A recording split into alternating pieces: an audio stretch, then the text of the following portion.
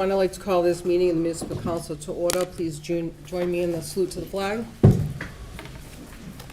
I pledge allegiance to the flag of the United States of America and to the republic for which it stands, one nation, under God, indivisible, with liberty and justice for all. Madam Clerk, are all councilors present? Madam Vice President, we are missing President Council Kobus. Thank you.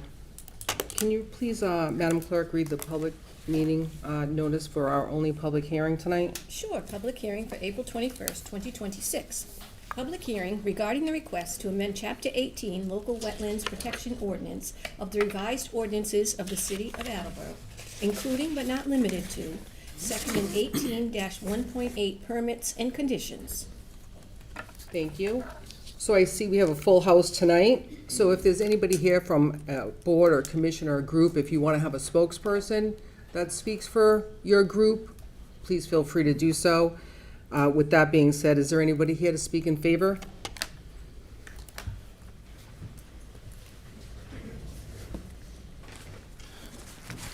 Good evening, Vice President Dolan, members of the Municipal Council. For the record, my name is Gary Erasian. I am the city's Director of Planning and Development. I am, however, standing before you to speak on behalf of the mayor. The mayor is attending at this time a meeting with the Friends of Capron Zoo, and she asked me earlier in the day, she has a written statement. She asked me to read that into the record on her behalf. And we've also distributed this to members of the council.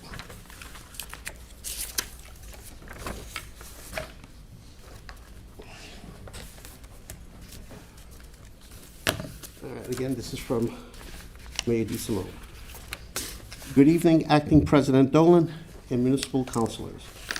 I apologize for not attending this public hearing in person, but I was asked to attend tonight's meeting of the Friends of Capron Park Zoo regarding a license agreement.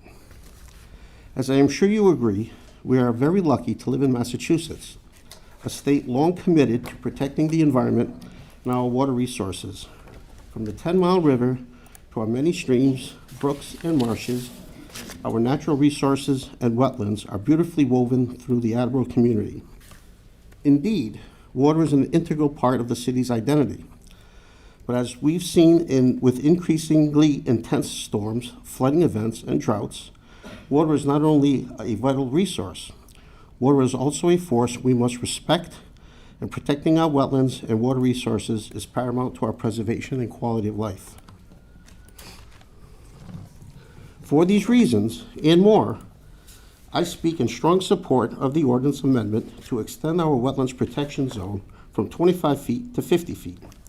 Extending the protection zone from 25 to 50 feet is something I originally proposed a few years ago as a member of the Municipal Council, and it is a matter that has only become more important since. Wetlands operate like natural kidneys. They filter out the road salt, fertilizers, and other pollutants before they can reach our water supply. A 50-foot wetlands protection area will help catch more pollutants before they enter the water supply and will help reduce costs of our water treatment facility. Adding the additional 25 extra feet of protection can be the difference between a flooded basement and a dry one. It also can mean the difference between clean drinking water and a more costly filtration process. By extending the wetlands protection zone from 25 to 50 feet, we aren't just doubling the distance, we are significantly increasing nature's efficiency. At 50 feet, the soil has more time to actually absorb and neutralize those pollutants.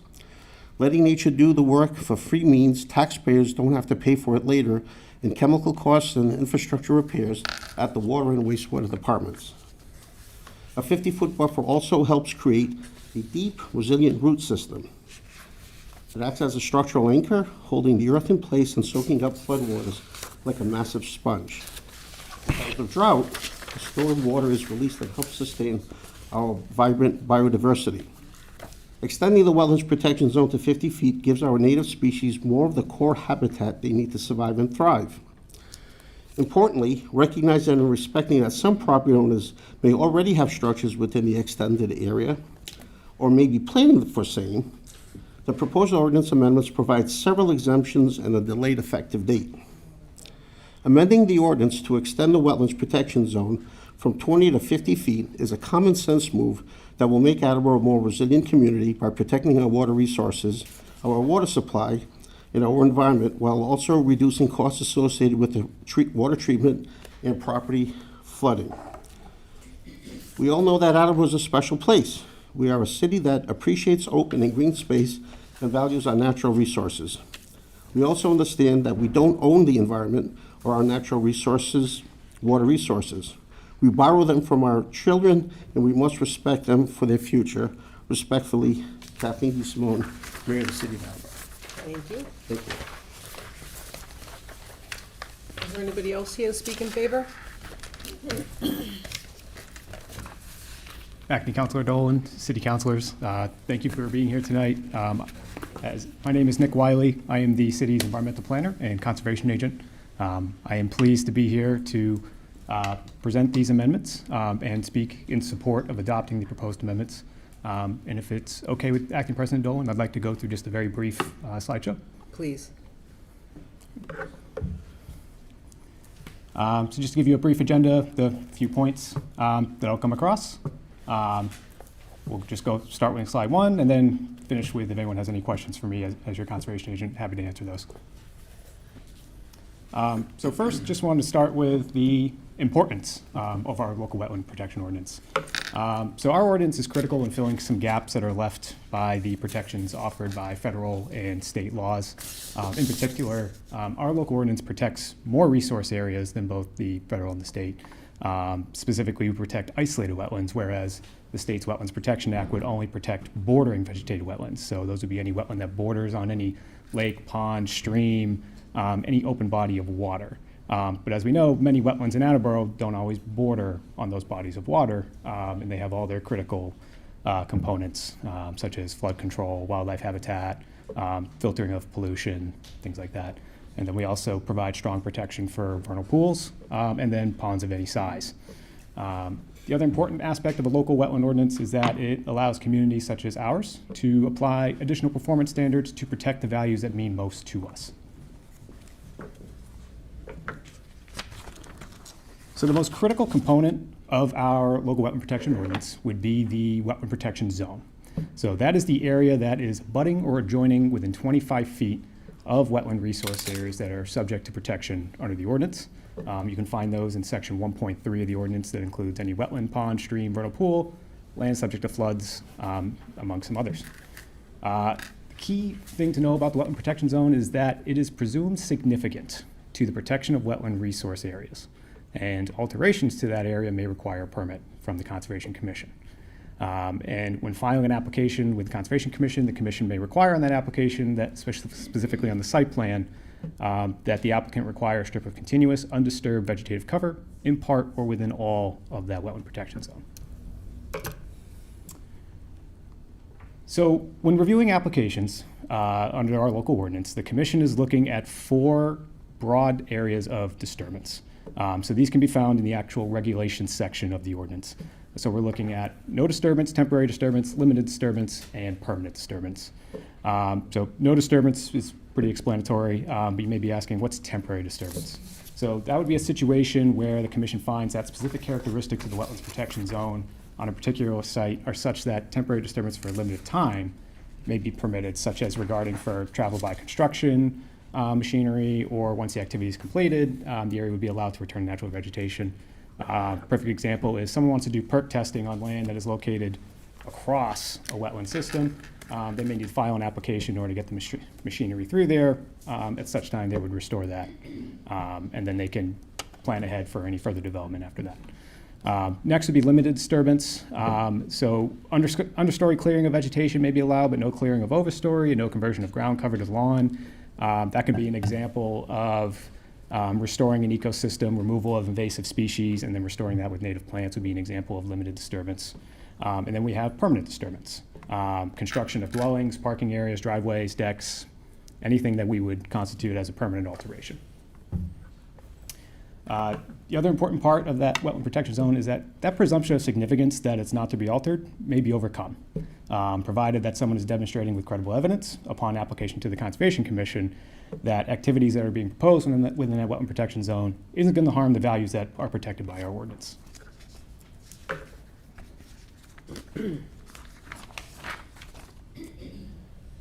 So 4 key components of these proposed amendments.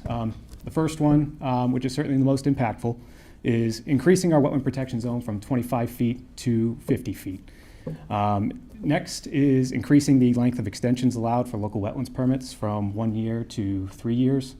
As some of you may know, under the state's Wetlands Protection Act, the type of permit that would be issued under that is called an order of conditions. That's valid for 3 years. You may apply to the Conservation Commission to extend that up to 3 years. By allowing extensions of our local wetlands permit to go from 1 year to 3 years, we would provide some parity. So projects that have to get permits under both laws, it does now make it easier to extend those. Typically, something that needs more than 3 years of permitting typically are large infrastructure projects, ecological restoration projects. So it helps bring a little parity between both laws as far as the permits and the effective length of extensions that we could apply for. Next is a minor activity section that includes allowable activities under section 18-1.8 of the ordinance. Right now, some of those allowable activities are providing access to an upland area if you have to cross a wetland protection zone or a wetland resource area. So, your driveway, wetland crossing, or even a new roadway, that's something that we can allow through a wetland or wetland protection zone with proper mitigation. Next is the exemption section. This one required a substantial amount of time and thought working with the administration and the staff here of, how can we, increase our protection, but also working with existing landowners here in the city of trying to, alleviate some of their concerns regarding this ordinance and the proposed increase of 25 feet to 50 feet. I'm happy to go through those exemptions if the council would like one by one, or has everyone already seen a copy of them and understands on them for the most I part? think he should say, he should. Sure, go right ahead. All right.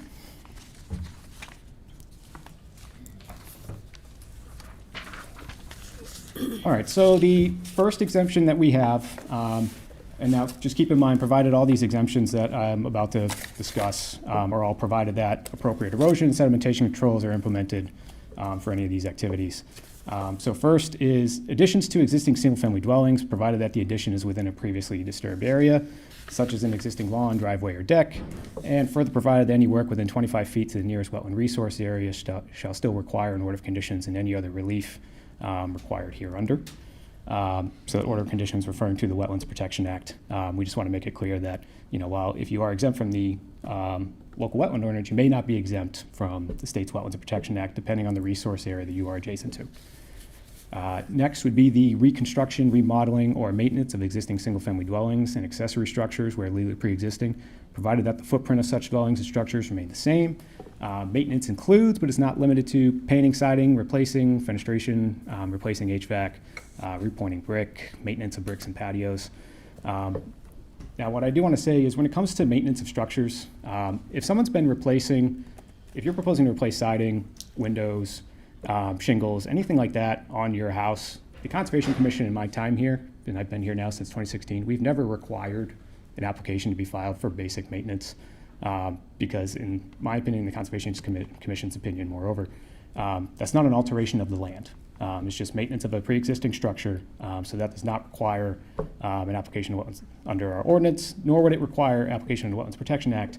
But unfortunately, in the current iteration of the ordinance, that was never explicitly stated as an exempt activity. It's more of a, you have to interpret what is an alteration. So I can see how there's been some confusion in the past on, that needed a permit, but that's not the case. But with this exemption, it's explicitly stated now. Next, we have converting existing lawn to decks, sheds, patios, above-ground swimming pools, replacement of bulkheads, installing a handicap ramp for ADA compliance purposes and other reasonably similar uses, provided that any work within 25 feet to the nearest wetland resource area shall still require an order of conditions and any other relief hereunder. Some of those are already classified as what you call minor activities under the Wetlands Protection Act. where if they're in existing lawn more than 50 feet away, you wouldn't need a permit under the act anyway.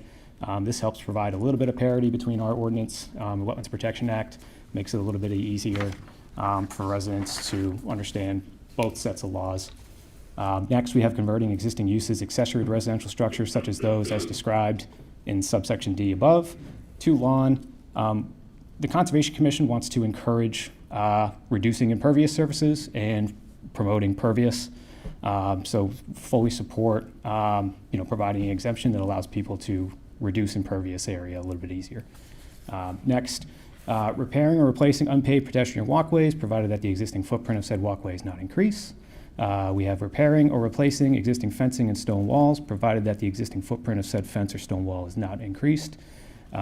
Mowing existing lawns and maintaining existing landscaped areas, provided that no yard waste and cut grass clippings are disposed of in the Wetlands Protection Zone or resource areas.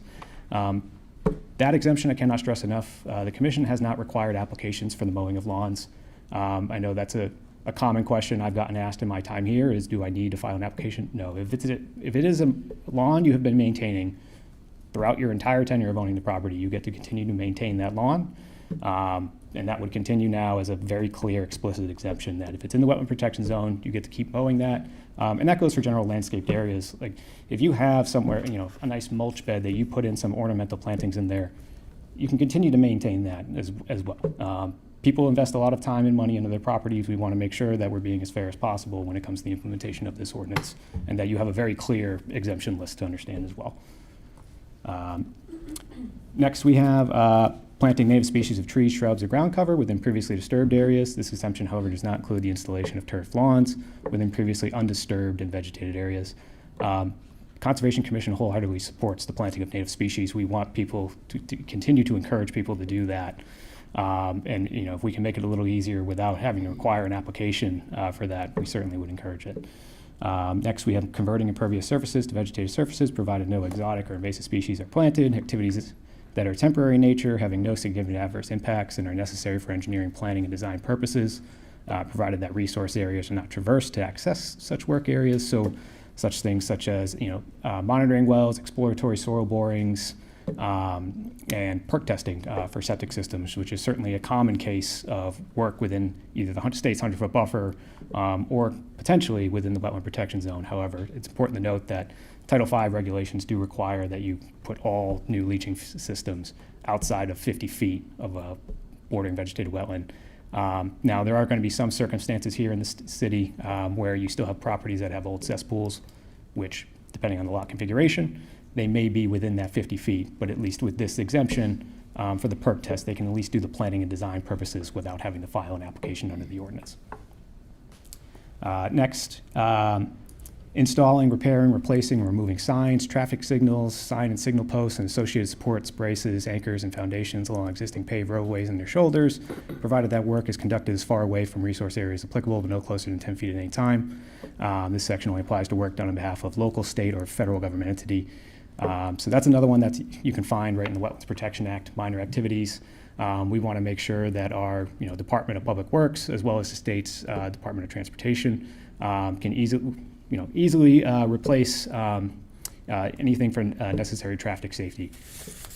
Next, we have pavement repair, resurfacing, and reclamation of existing roadways within the right-of-way layout, provided that the roadway and shoulders are not widened and all surfaces are permanently stabilized within 14 days of completion of work. And then last exemption we have is repairing, resurfacing, and replacing existing driveway, provided that all work remains within the existing footprint of the driveway and all surfaces are permanently stabilized within 14 days.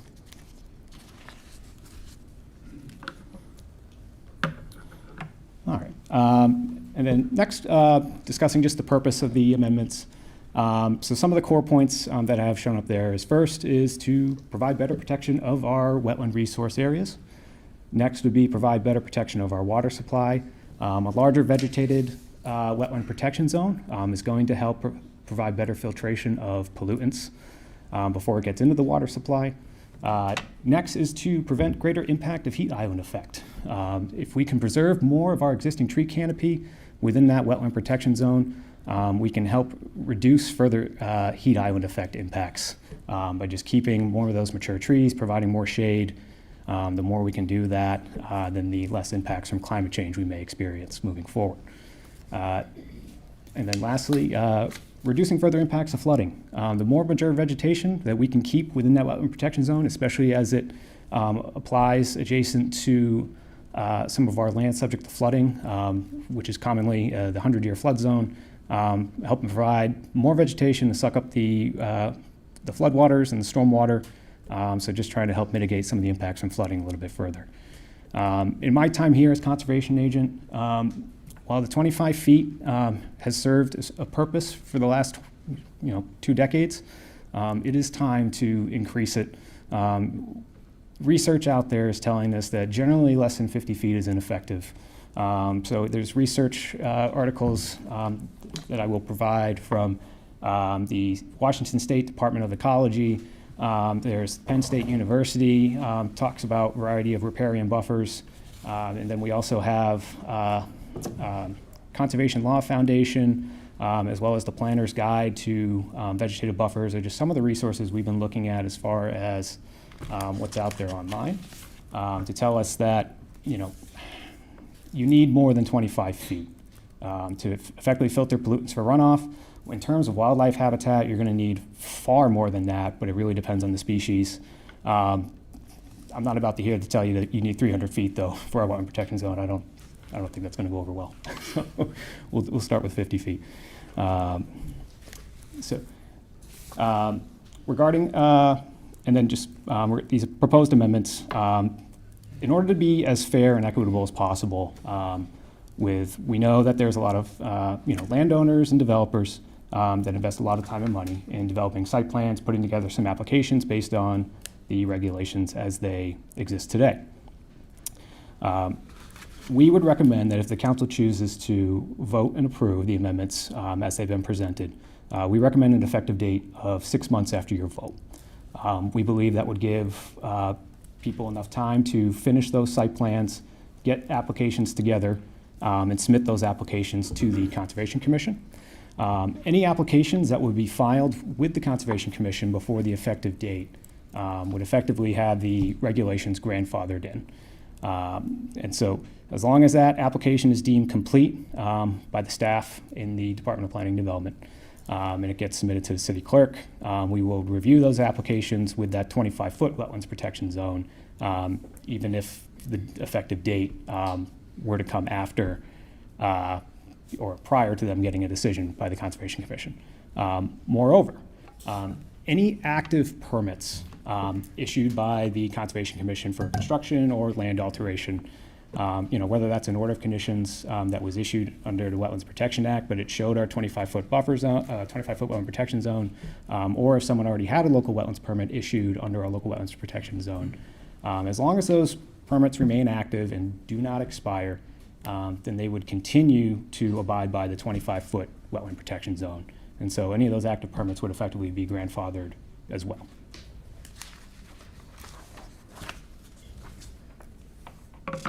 With that, does anyone on the council have any questions for me? Does anyone have questions for Nick? I do, Reynolds? Nick. So Nick, I know you said here that the purpose of it is the amendments you had on there, and the hope is to kind of support some of these preventative efforts and maybe the impact that things may be. But my question to you is, there was 100 feet by the state and the feds, and then we added 25 feet, and what has gone wrong with the 125 feet? Where has it shown any effect here? Not on AI or on the internet. What has the effect been here that's been negative? So our 25-foot wetland protection zone is contained within the state's 100-foot buffer zone. And the reason why our wetland protection zone is so critical is because it gives our community, being the city council and its designees on the Conservation Commission, a higher bar for setting performance standards for review under that ordinance in comparison to the state's Wetlands Protection Act. So if you look at the state's Wetlands Protection Act, there's not a set list of performance standards for work in the buffer zone. Now, what it says is that may require regulatory review with the local Conservation Commission, but without set performance standards that your local Conservation Commission can refer to, it leaves a lot up for interpretation as far as what's allowed within that buffer zone. So having our wetlands protection zone and the ordinance as a whole allows us to set performance standards such as, so no significant adverse impact on, wildlife habitat, no loss of flood control, or moreover, whereas the Wetland Protection Act requires 1-to-1 mitigation of alteration of a wetland, we require 1 to 1.5. So we can provide higher standards to protect the interests of the ordinance that we value. Additionally, because our ordinance protects isolated wetland areas, we're protecting a significant more amount of our natural resources here within the city. Because there are significantly large wetland ecosystems that they may, even though they don't border on a river, stream, or lake, they are very significant for flood control, which has certainly been a critical interest that we want to protect under our local ordinance, especially in the last years. I know we all still remember the September 11, 2023 storm that flooded a variety of areas all across the city. So with that, we have the ability to prevent more flooding by protecting those isolated wetland areas, as well as isolated land subject to flooding, provided it meets the criteria that's listed in the ordinance. So I don't think you really answered my question, because my question is, what was affected right now at the 125? So effective at the 125. So I mean, why couldn't the standards be placed into that 125? If nothing really has gone wrong here in the city, why are we, you even said yourself, we'll start with 50 feet, we'll start with 50 Yeah. feet. I mean, we started with 25. Now we're at 50. We said no to 75. We said no to what was going to be 100 at one time. And so if people have already had this land in their family for God knows how many years, and we're basically taking their land. We're basically saying to people that own 6 acres, 10 acres, 20, 100 acres, whatever they might have paid for it, we're saying, excuse me, we're basically saying to them, it may be working now, but we're going to increase it because we think these things might be prevented. And, I don't want to count the flood that happened recently because, that happened all over. It's happening all over the country. That could knock everybody right out. We're talking about the wetlands, and I'm asking you specifically what has gone wrong in Attleboro at the 125. So the only 125-foot regulatory area we have under the ordinance would be for vernal pools. So, are you asking about regarding both the buffer zone and the ordinance together? Both, yeah, both. What has really gone wrong in the zones that we have already? So regarding the 25-foot wetland protection zone, what happens over time, especially that I've observed in my 10 years here as the agent, is that over time there is a slow creep into that vegetated buffer. Whether it's intentional or non-intentional, there is a tendency to have that slow creep just from either lawn expansion or the cutting of trees, because what really tends to happen with that 25-foot is, even though we're blocking that off and say no disturbance if it's, for new construction, over time the trees start to grow out towards the house. And then eventually those start touching the house, they become a problem, and the tree has to be taken down. Other times I'm getting letters from the insurance, or I'm not getting the letters. The residents are getting letters from the home insurance company, and then they show me that they're about to lose their home insurance unless they get rid of said tree. So that's an example of where you have the 25 feet that over time, we're losing that tree canopy in there and the other natural vegetation just from the simple existence of people being there and nature just growing towards where there's an open path. Additionally, various forms of runoff, especially as it pertains to fertilizers on lawns, can have a negative impact on not just the wetland protection zone, but the actual wetland itself. 25 feet, you do not have a large amount of vegetated area that can filter that out.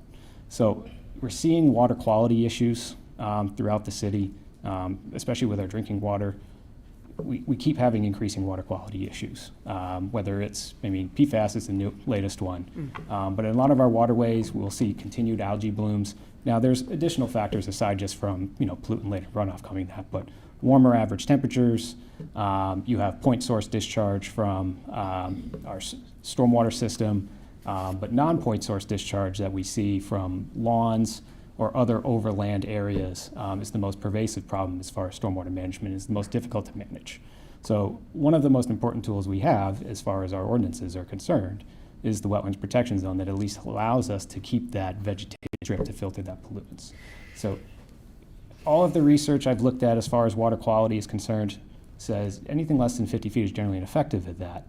Now, that's going to vary as well too, because I'm fully aware that depending on the type of vegetation you have, the density of the vegetation, and the slope that you have could dictate whether 50 feet is even effective either. But if you were to really get super technical and say, well, you know, why not have 75 or 100 to filter pollutants based on the characteristics? Well, we started with 25 back in the day because that was a good set distance that's easy for people to plan for and account for as far as, you know, complying with the law, but also developing site plans. And then if we were to choose to do 50 feet now, that still gives people a nice set distance to easily abide by and, you know, develop site plans for. But circling back to the beginning of your question, it's because in my experience, I'm seeing this happen not in just one area of the city as far as that slope creep and encroachment.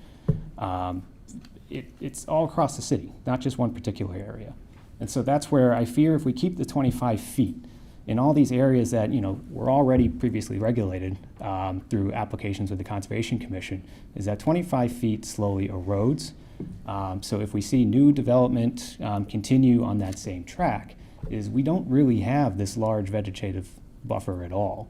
Now, if you have 50 feet that applies to some of these new developments, you're building in a little bit more wiggle room as far as that creep that's going to happen. Because it's not a matter of if, it's more of a matter of when, even with proper signage. Now, not to say we don't, you know, we're not enforcing the ordinance, because I've issued plenty of violations in my time for enforcement of encroachment, but I'm not able to see every single violation that goes on.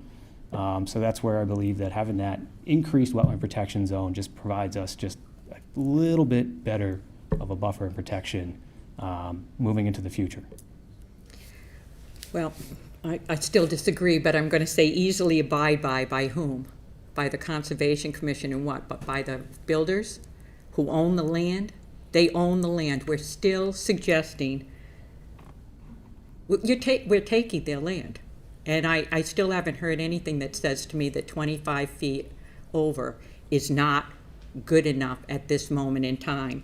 And there's a lot of people that land means something to, that means something to them. And I just say, hey, if we have to pay, we should be paying people for taking their land. And that's all my comments. Does anybody else have any questions? Council Sawyer? Thank you, Nick, for coming and speaking. Can you tell us about other communities who have expanded their wetlands and what it's done to help their environment? Sure, yeah, I mean, there's at least 50 other communities throughout the Commonwealth that have a 50-foot wetlands protection zone.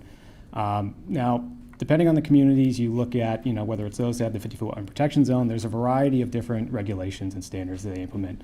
Some do a combination of wetlands protection zone and no-build zone. So 25-foot wetland protection zone, 50-foot no-build zone, so you can have, say, a yard within 25 to 50, but you can't have a structure there. There are some limited communities that have 75 feet and 100 feet. That's not the norm, but right now, what I can tell you is that we have at least 50 feet with a 50-foot wetland protection zone. As far as what they've seen and their effectiveness, I have not spoken with them directly, so I can only speak to just what their distance is that they have set. But I don't have specific research, say, from all 50 communities at this time. Most of these municipalities aren't conducting these types of studies themselves. At best, they're working with maybe a local university or someone who can do some type of long multi-year study. So I wish I had the studies to give you. But that's where, if I referred you back to, I mentioned there was a study from the Department of Ecology from Washington State. They had an extensive study that reviewed various local wetland ordinances within Washington State. And that is when I'm saying 50 feet is generally ineffective, that's coming from that study based on that research and that review. They looked at a host of things, not just, water quality and flooding, wildlife habitat, and looking at, well, when people are deciding a wetland ordinance, what should they be looking for as far as setting that distance?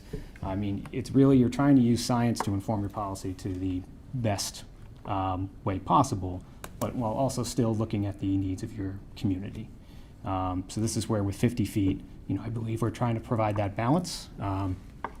Conservation Commission's job is to try and provide a balance between development and protection of our natural resources. And I believe 50 feet provides the most fair and equitable way to do that at this time.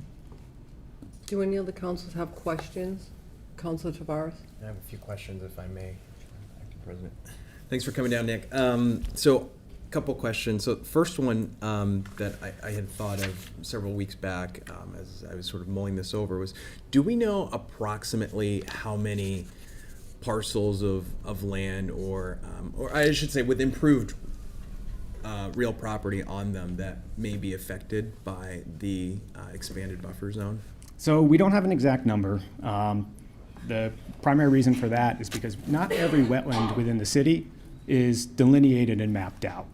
I mean, when I'm reviewing wetlands, I use a combination of, or as far as doing a desktop review, I use a combination of the state's GIS service, Mass Mapper, which has a good portion of them mapped out, and then any of our previous records that we have in the Department of Planning and Development. And then, of course, there's many cases where GIS doesn't show a wetland. We don't have any records, but we get an application that nonetheless, they've had a professional wetland scientist go out there and it delineates wetlands.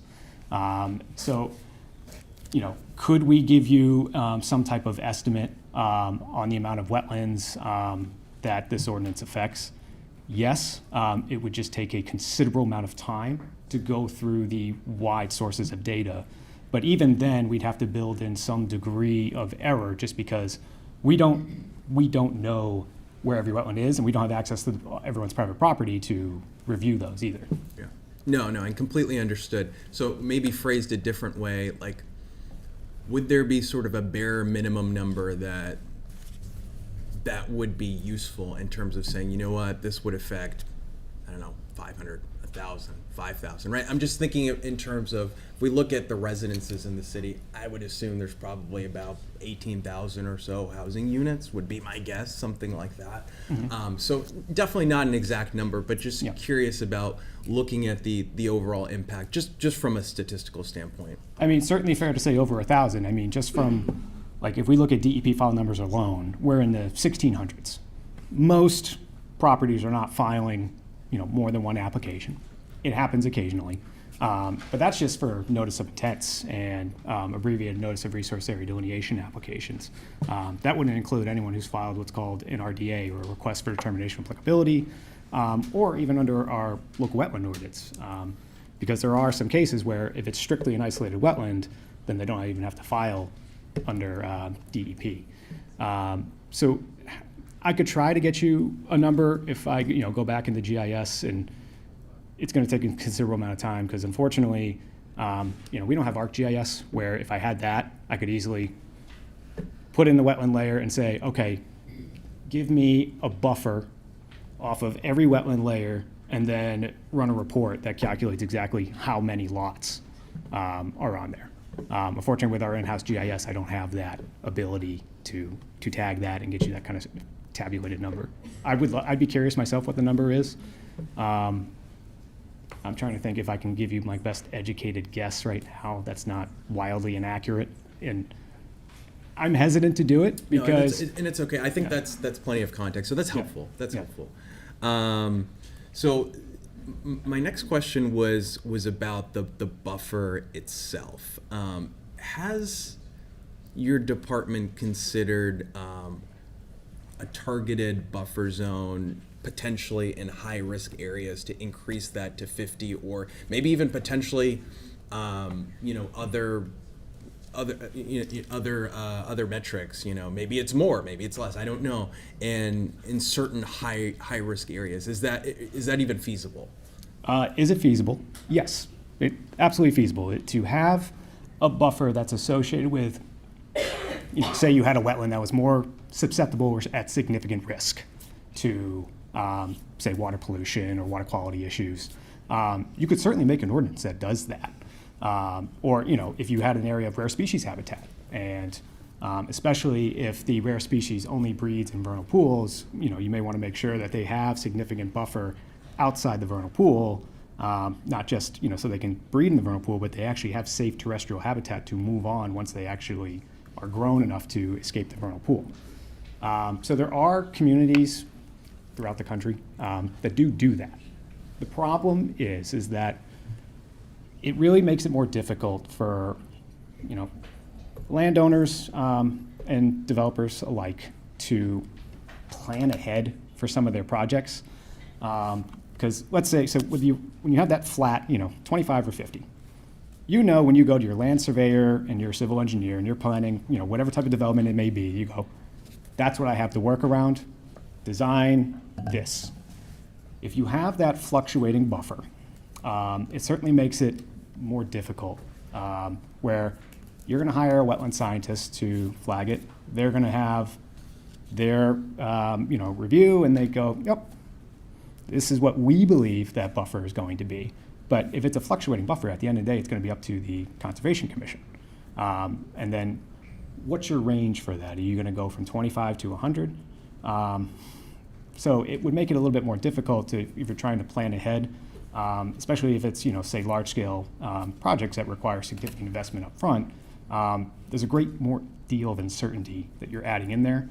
So we believe that if you have that set standard of 25 or 50, it's just easier for people that are either living adjacent to wetlands or prospective developers to plan ahead, where they go, okay, that's my my wetland protection zone over there.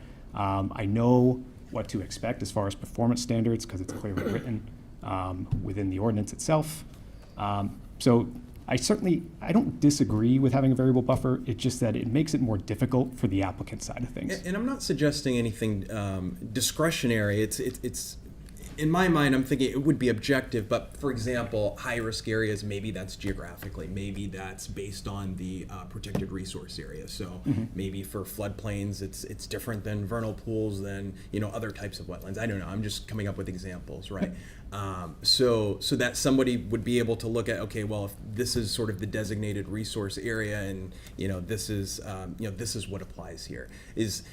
And I'm just asking off the cuff. To see if that's a possibility to prevent sort of unintended consequences. I can see, in different parts of the city, the extension of 25 to 50 feet means something very different, right? In some places, it might have very minimal practical effect. In other areas with smaller lots, maybe it does make a difference, right? I'm just sort of thinking through that. Being our city's pretty diverse in terms of the various zones that we have, and the landscape sort of throughout. But. So, Jonathan, if I may, I will say our ordinance does allow that to some degree. So there's already language currently in the ordinance that says if the commission finds that either a portion or all of the wetlands protection zone is not significant to the interests of the ordinance, they may reduce that wetland protection zone size. So, for instance, like if someone has, a parking lot or some other very impervious area that encumbers the vast majority of the wetlands protection zone, then that's certainly going to be an area where the commission is going to deem, okay, this is not significant, for flood control or wildlife, especially wildlife habitat, if it's impervious area, because it's actively inhibiting both of those in its current form. So we have that latitude to some degree, but the way you originally proposed that question, I was thinking, because I've been looking at a lot of the research articles that talk about variable buffers, and is that where you're getting as far as okay, the wetland protection zone may be variable based on a set list of conditions, right? Yeah.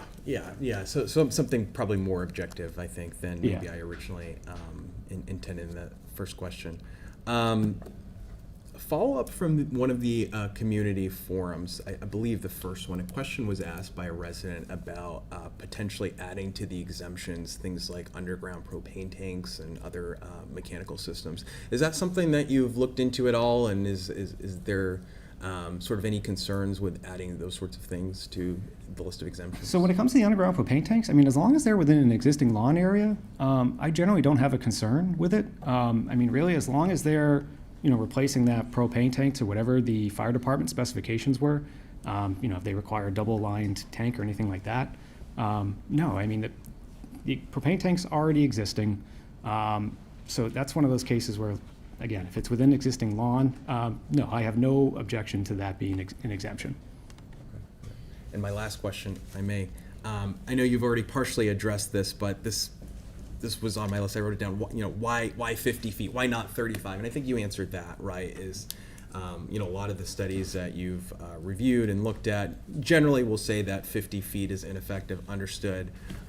And it sounds like in terms of going greater, correct me if I'm wrong, but my understanding in distilling sort of your comments earlier were, hey, well, we didn't go for 100 feet or whatever the number is, plug it in for purposes of it being digestible, for lack of another term. I mean, that's what it sounds like, right? Like that seems like what's digestible at this point in terms of a proposal.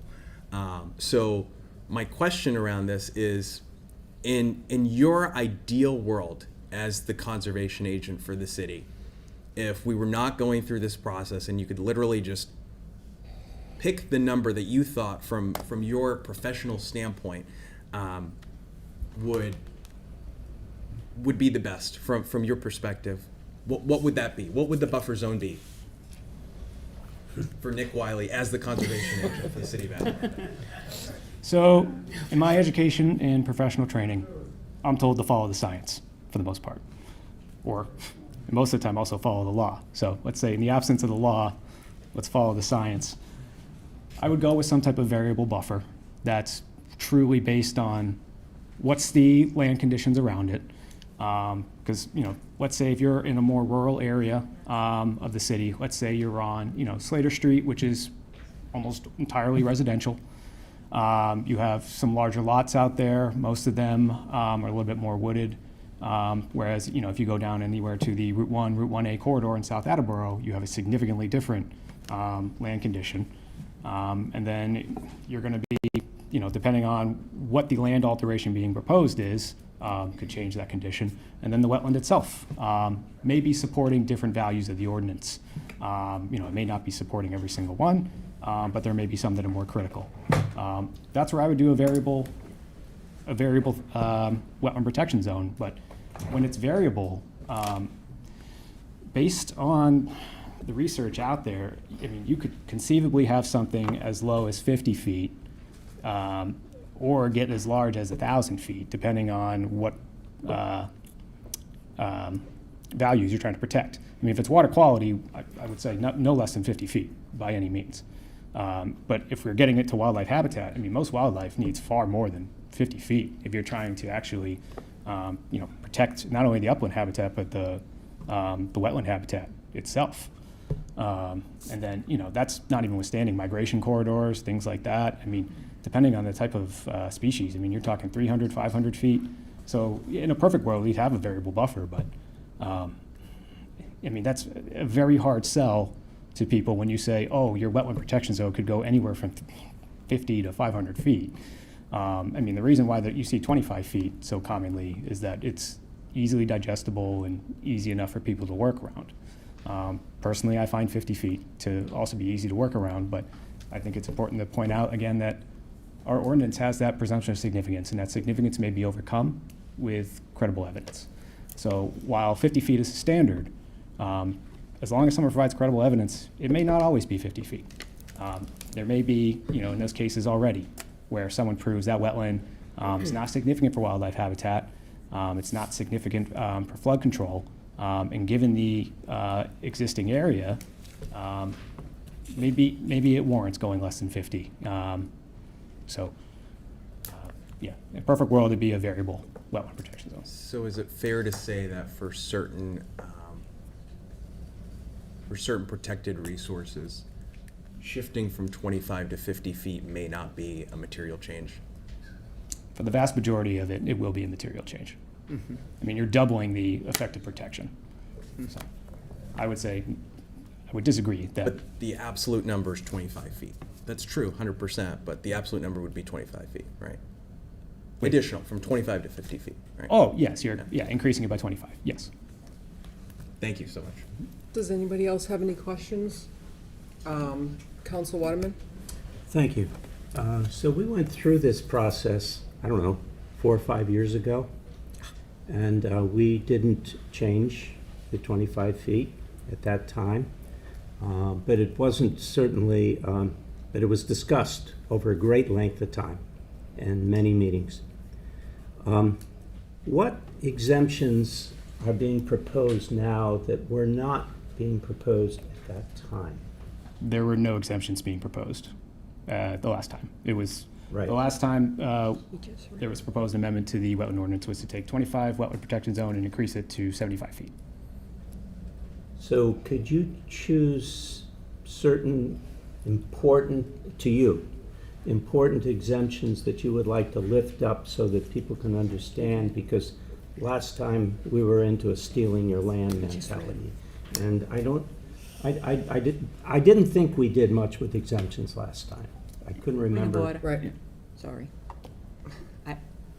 He just read all the exemptions, the new one. Thank you. Council Waterman, so Nick did Yeah. go over all the exemptions? I know he did. What I'm asking is, could you lift up a few of those exemptions that you think are most important that were not discussed before? Is that okay? Is there a certain exemption that you feel is most important, Nick, or all of them? Honestly, one of the biggest ones I think is additions onto single-family homes, especially with the housing crisis we face and the affordability of homes continues. Well, the affordability isn't, the price is going up. The affordability gets worse and worse to deal with. I would say, included into additions, we are also including ADUs, or accessory dwelling units. We want to ensure that, people that are proposing ADUs, trying to increase their density on those lots, that, won't be running into, additional permitting as much as we can with the proposed changes to the wetland ordinance. Now, the exemption, still lists, they have to be more than 25 because we still want to ensure that they're not going to, get too close to the wetlands, so we can still protect those to some degree. But that's where I think the additions on the single-family homes is certainly one of the most impactful for homeowners. And then, you have those other ones regarding, accessory structures. So if they want to put, pools on there, patios, decks, sheds, I think most people, when they buy their property, have a general vision of how they want to improve upon it, whether they're living there for 10 years, 20 years, 40 or 50 years. They want to be able to have a vision and see that vision through. So in my mind, the additions on the single-family homes is, I think, one of the most impactful. Thank you. Thank you. Council Morrissey, did you have a question? I did. Bear with me. I got a phone call from someone, and they were questioning how something like this gets handled. They were talking about a specific piece of land, and they were stopped from doing something because there was a temporary vernal pool. So I'm looking for clarification, and at what point does it not become temporary and that they could proceed? So vernal pools under our ordinance, so you have potential vernal pools and then certified vernal pools. So what I mean by certified vernal pools is they have to be certified by the state's Natural Heritage and Endangered Species Program. To certify them, they have to meet certain biological criteria. Now, in Attleboro, because we have that strong vernal pool protection, we're allowed to deem certain areas that meet the physical criteria of a vernal pool as defined in our ordinance, and give it protection until you get into the spring breeding season. And so to define that, it has to be a closed basin with no permanently flowing outlet that clearly exhibits signs of confining water for an extended period of time. Most common way to identify that is through the staining of leaves that you would find at the bottom of the pool. The staining of the leaves, going from a gray, different shades of gray, especially as it gets to a lighter gray, is indicative that you're having water pool there for a long period of time and slowly percolate into the ground. So we classify, if it meets that physical criteria, we'll deem it a potential vernal pool. It gets 125 feet of protection under our local ordinance. And then the property owner, if they want to try and overturn the designation, would wait until the spring, where we do a biological survey, which we're going out there, and the most common biological criteria is finding 5 egg masses of either wood frogs or spotted salamanders in the egg. But it's because for vernal pools, that is the only time that the breeding season is active, is during the spring, is that there is no other time to check for that biological criteria. Now, there's certain, even with the physical criteria though, there's certain calls that the commission can make. Like if someone has a small pool that's, 10 square feet, it's likely not large enough to be deemed a potential vernal pool, even if it is a confined, closed basin that shows standing of leaves. We know, especially from my own professional experience, that something that small is not going to last long enough through those spring months to harbor those species. Moreover, a small pool like that's going to be so much more susceptible to predators as well, attacking the eggs, and even some of the larvae that hatch from them as well. Okay, so following that up, would that fall under, would it be their responsibility to get credible evidence that they could proceed, or would you come back out in the spring to do an examination? So usually it is up to the landowner. So they have the burden of proof to provide the credible evidence. Even for a temporary? Even for a potential vernal pool, yes. Okay. And then what they would do is they would either submit the evidence to the Conservation Commission, or they schedule a site visit with me, and I meet their wetland scientist or consultant to review that pool. So the homeowner's on the hook for the money, even though, okay, that's, all right, thank you. Do any other councilors have any questions for Nick? I have Question? one more, just a clarification, if you don't mind it. Councilor Sawyer asked you if you knew of any communities that had 50 or over, and I believe you said that there were 50 approximately. At least that you 50. knew. Did you mean in Massachusetts? Yes, I did. So if I'm not mistaken, if my memory is correct, there's about 352 communities in Massachusetts. So there's 300 communities at least that have the same as us, less than us, or some not at all, correct? So not every community in the Commonwealth has a wetland bylaw or Correct. ordinance. Okay. So I would tell you the vast majority of them that currently have a wetland bylaw ordinance have a 25-foot wetland protection zone. Now, whatever their reasons to implement 25 feet and not more or less, I don't know. Okay. I don't know what their reasons are. I don't either. All I'm saying is there's at least 300 that are similar to us or less. That's all. Thank you. Do any other councilors have any questions for Nick? Thank you, Nick. Thank you all.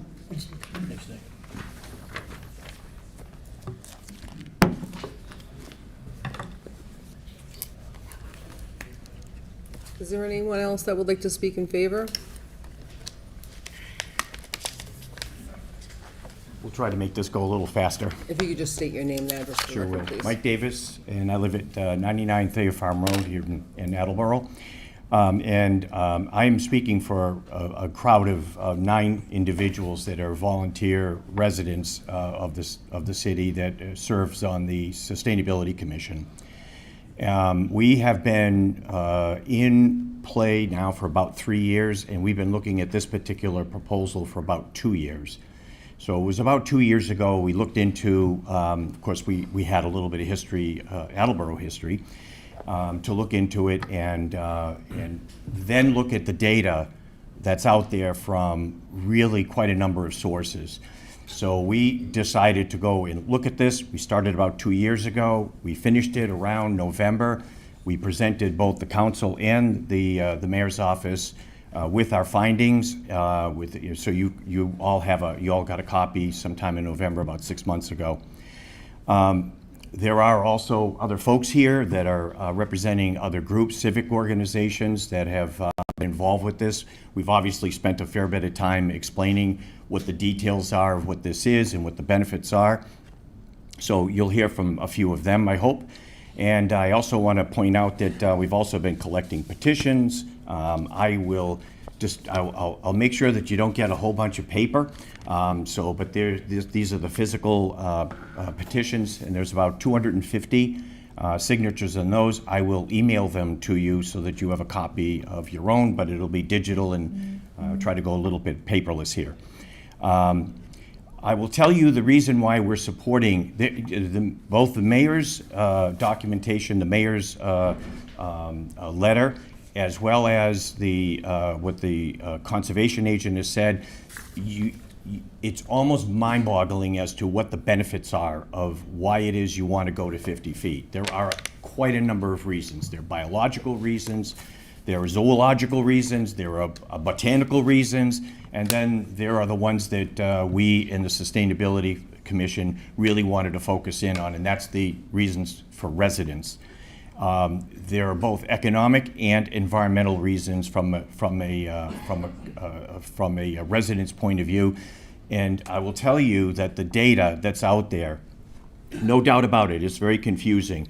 You know, the variable buffers and what is exactly the right number. There is no exactly right number. Each and every wetland has its own. Would have its own protection zone. But I will tell you categorically, all of the data from universities, from the federal government, from state government, from universities, from many municipal governments, they've determined that 25 feet is ineffective. It doesn't work. It's not that it's marginally effective or it maybe be effective, maybe in this one and not in that one. Every piece of data suggests that it is ineffective at 25 feet. The second piece of data that is there is the 50-foot buffer. That 50-foot buffer is referred to as being minimally effective. So at least we are somewhat effective at that point. So the number that we have right now is ineffective, and what we're proposing is something that is at least minimally effective. So there may be a wetland out there where that should be more of a variable, but that would be virtually impossible to try to manage and have people going out there and trying to figure out the slope and the sheet flow and a lot of other data that would be involved here.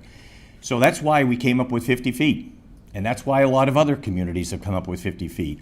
And those 51 are fairly recent because of the data that we've been collecting. And what you're finding is that there's a number of communities out there that are actually going through what we're going through, realizing that something is ineffective and they need to get to something that's effective.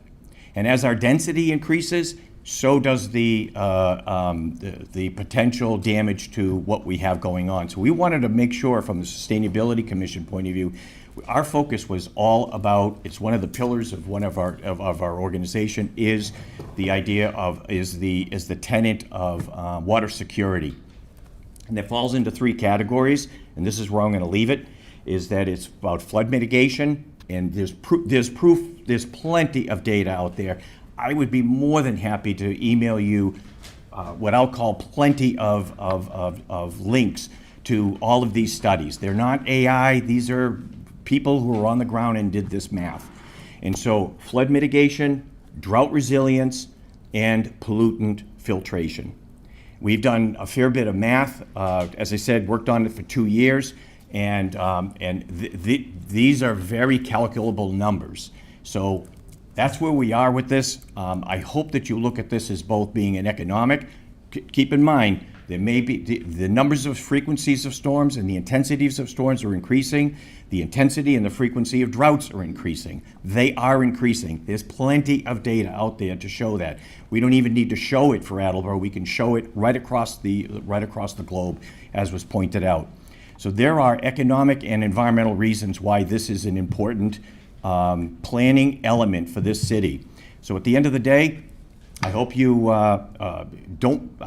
we just can't afford to do this any longer. We need to start to move on these things. So at least let's go to something from that's not effective to something that is at least minimally effective. So, any questions? Does anybody have any questions for the speaker? No, thank you. Thank you very much. I appreciate your time. Thanks, Mike. Is this, hold on one second, is this a line over here of people to speak, or are you just not having anywhere to sit? They said yes. Do you mind if I go, because I have to go to the hospital for 9? Sorry. Okay. I'm going to be really fast. Heather Whitehead, 1350 Park Street. I'm also the chair for the planning board. I'm here tonight just to make sure you saw our support and endorsement letter that was sent on to the mayor. We did have a unanimous vote at the planning board. Our most important things were that it was going to enhance the flood management and habitats, and that we felt the exemptions were fair and equitable to all homeowners. Just wanted to make sure that you saw it and that we were here to support. Thank you. Does anybody have any questions for the speaker? Thank you. Thank you, Heather. Thank you so much. Thank you. Is there anybody else here to speak in favor over, is anybody in line? I'm gonna let Kathy go next. Okay. Hello, my name is Kathy Garapi, 1077 Pleasant Street. I'm chair of the Attleboro Conservation Commission. I have a letter to read to you.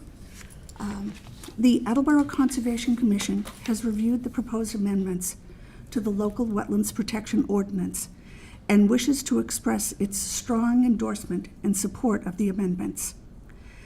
At the Conservation Commission meeting on January 21st, 2026, the Commission voted unanimously in the affirmative to support the proposed amendments.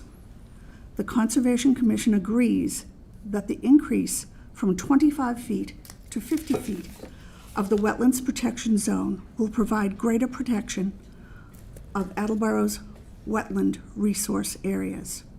The Wetland Protection Zone serves as the cornerstone of the local Wetlands Protection Ordinance, and this area is critical to protecting the interests of the ordinance. Based off the Commission's experience and research we have reviewed on vegetative buffers, we strongly believe that the Wetlands Protection Zone needs to be expanded to ensure that our wetland resource areas are effectively protected. The Commission agrees with the proposed exemptions and minor activities, and we believe that these exemptions will not harm the interests of the ordinance. Additionally, the proposed amendment to grant permit extensions beyond 1 year is a needed change that will provide the Commission some additional discretion when reviewing long-term projects such as wetland restoration and major infrastructure projects. The Commission appreciates the opportunity to review the proposed amendments, and we sincerely appreciate your commitment to protecting Attleboro's critical wetland resource areas. We look forward to working with the implementation of these amendments and further protecting our wetland resource areas for the benefit of Attleboro and for future generations to come. Thank you very much. Thank you. Does anybody have any questions for the speaker? Thank you. Thank you. Is there anybody else here to speak in favor? Good evening. My name is Chris Hitchner. I live in Providence, Rhode Island at 54 Pittman Street. But I've been working in Attleboro for the last 12 years at Mass Audubon's Oak Knoll Wildlife Sanctuary and Attleboro Spring Sanctuary doing school programming and camps. I am here to speak in support of the proposal to expand the wetland protection buffer from 25 to 50 feet. I believe this proposal is practical and a forward-looking step to better protect our community. Wetlands play a critical role in managing stormwater by absorbing stormwater and slowing runoff. They're one of the crucial habitats in our community for reducing flood risks to homes, businesses, roads, and public infrastructure. Stronger buffers today mean fewer flooded basements and damaged roads tomorrow. Wider buffers improve our own water quality, as wetland vegetation is designed to naturally filter water and capture pollutants before entering our rivers and aquifers. Our drinking water is also protected by this vegetation. This will help protect public health and help reduce the long-term costs associated with water treatment and remediation in the future. Preventing pollution is cheaper and more effective than cleaning it up later. Wetlands are essential habitat for wildlife that benefit us, like birds, amphibians, and pollinators. Birds like hawks and owls that help keep the rodent populations down. Amphibians that help keep our mosquito populations down, and pollinators that help grow our food. Expanding from 25 feet to 50 feet, I believe, is a balanced and approach that ensures the growth of our community plans and for risk management and sustainability in the future. By preserving natural systems, the city can reduce reliance of costly engineering solutions for stormwater management and help avoid future expenses related to flood damage and environmental degradation. For these reasons, I respectfully urge the council to adopt this ordinance. Thank you. Thank you. Does anybody have any questions for the speaker? Council Sawyer?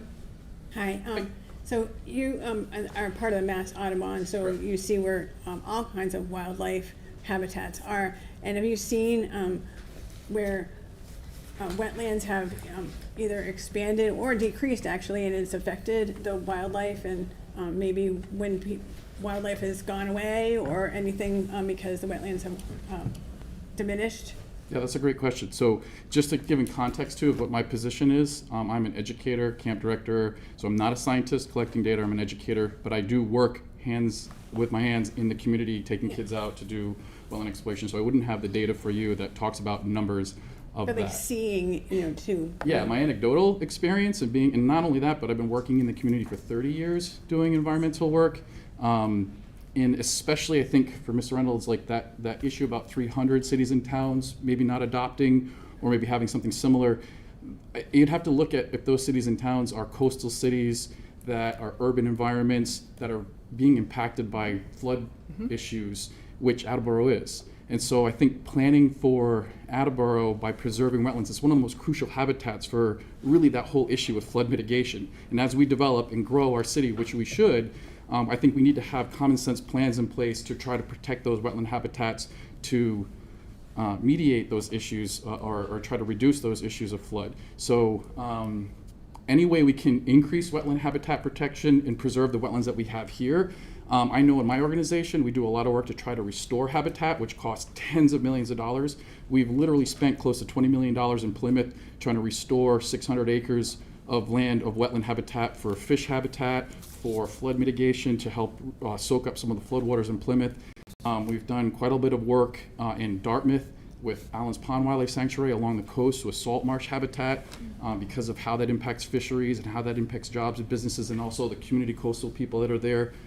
So I think from my experience, we are taking efforts, or a lot of environmental organizations that take efforts to try to increase wetland habitat, but filling them in or damaging like those little tiny things that happen all over the place, I feel outweighs the people trying to bring it back. So I would feel that this step of going from 25 feet to 50 feet would be a win for trying to help keep our city and town in check with its growth and development while having natural-based solutions helping to protect from that flood issue that's happening, which is a major issue here in Attleboro. I hope that answers your question. Yeah, thank you. Okay. Thank you. Thank you. Anybody else to speak in favor? Come on up. Good evening, everybody. Thank you so much for giving me the opportunity to speak to you tonight. My name is Ben Cody. I'm president of Friends of the 10 Mile River Watershed. We are a recognized nonprofit organization dedicated to protecting and preserving the 10 Mile River in the state of Massachusetts. Our roots go back to 1990. Originally, we were called the 10 Mile River Watershed Alliance, which was formed by a great friend of mine named Don Doucette, among other people. I would bet that most people that grow up in Attleboro have some kind of connection with the 10 Mile River or some part of its watershed through childhood, adulthood, what have you. And our mission is to just protect it. And in order to protect the 10 Mile River, we have to protect the smallest tributary and the furthest wetland of the 10 Mile River watershed. So I speak on behalf of Friends of the 10 Mile River Watershed, and I speak in memory of my friend Don when I say that we are unanimously in favor of expanding the wetland protection zone from 25 to 50 feet. Thank you. Thank you. Do we have any questions for the speaker? Thank you so much. Thank you. Is there anybody else here to speak in favor? My name is Gary Crofter. I live at 7 Prospect Street.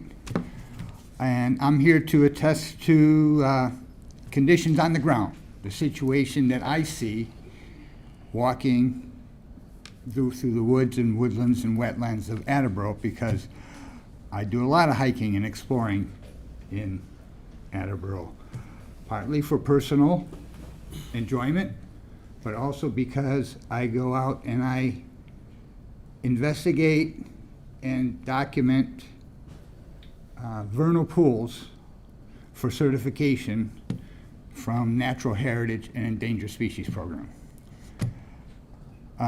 So I've been out there, and I've been certifying vernal pools since 2004, and I've got there are about 40 vernal pools in Attleboro that I personally have certified. So I'm very familiar with a lot of the woodlands and wetlands over the past few years. And over the years, I've been seeing a lot of development going in places that were once natural woodlands, and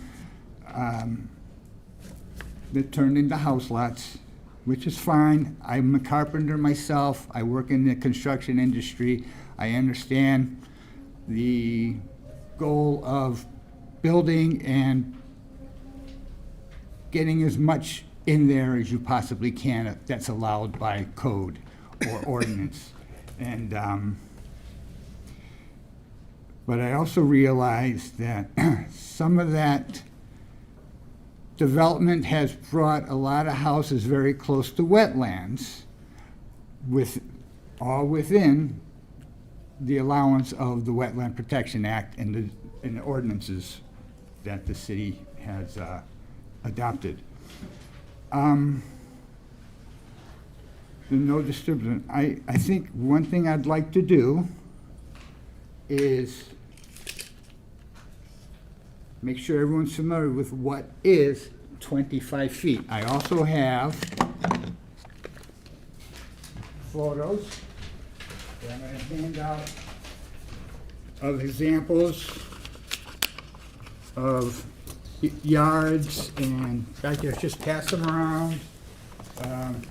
When you get done over here, just kind of, these are examples to look at as I'm explaining, and I'm not going to tell you exactly where everything is, but you'll get an idea of what you're looking at Filled it in. when I talk about the no disturb zone. And back to this point, 25 feet, hold on to that. Yeah. I'm going to walk 25 feet. Be careful. Just 25 feet. So you are in your backyard. You can let it down. Just let it go. The guy All right. That's why I'm very cynical, because I've seen too much. Compare that, Conservation, let's what you see there, to the pictures that you're seeing what you're seeing in the photos.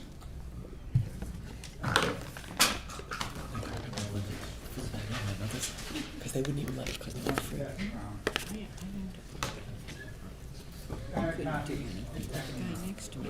And I want to pass it, put them on the desk back there. All right, so I hike around. In my excursions, I see a lot of places where the 25-foot no disturb zone is not operating correctly. Pictures are examples of many of those. I'll see fertilizers, lawn runoff with fertilizers and herbicides going into ponds and pools behind houses, and algae blooms as a result of that. This is what I'm seeing. I see not enough space for there's not enough space for wildlife passage going through or following the edge of the pond. They don't feel safe with this short of a distance. When that contractor comes around to spray for mosquitoes and ticks and whatever, that's not that far of a distance for that spray to get falling into the water and harming the aquatic animals that are there. Now, sometimes it's the 25-foot zone that's not big, that doesn't do the job.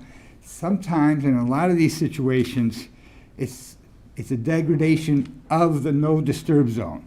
The natural vegetation is not there in that amount as it should be. It's been degraded. Well, in the back of the houses where they're, of course, the homeowners would want to make a bigger lawn if they can, so they make it bigger. Sometimes it's a deck is added or a backyard shed. I think Nick Wiley talked about a little bit of this degradation of a no disturb zone back behind the house. You know, you're standing at the edge of your yard there, and this is supposed to be all woodlands or natural vegetation. Is it really in a lot of these cases? The result, okay, so you had a deck, a shed in the backyard, or an above ground pool. That happens. And as a result, there's little left for a natural vegetation to protect the water's edge. So you're reducing your natural protection zone, your natural protection of vegetation to what, 20 feet, 15 feet. Now you can come all the way to here. This is 10 feet, 10 feet. You can come to here. And in some of those situations, that's as far as we're going. Sir, can you just step up Sometimes to the the whole mic? thing, sometimes the whole no disturb zone is gone completely. It's been taken out. Now, I understand it's tough for the conservation agent to get out there and enforce every last violation. He's not going to do that.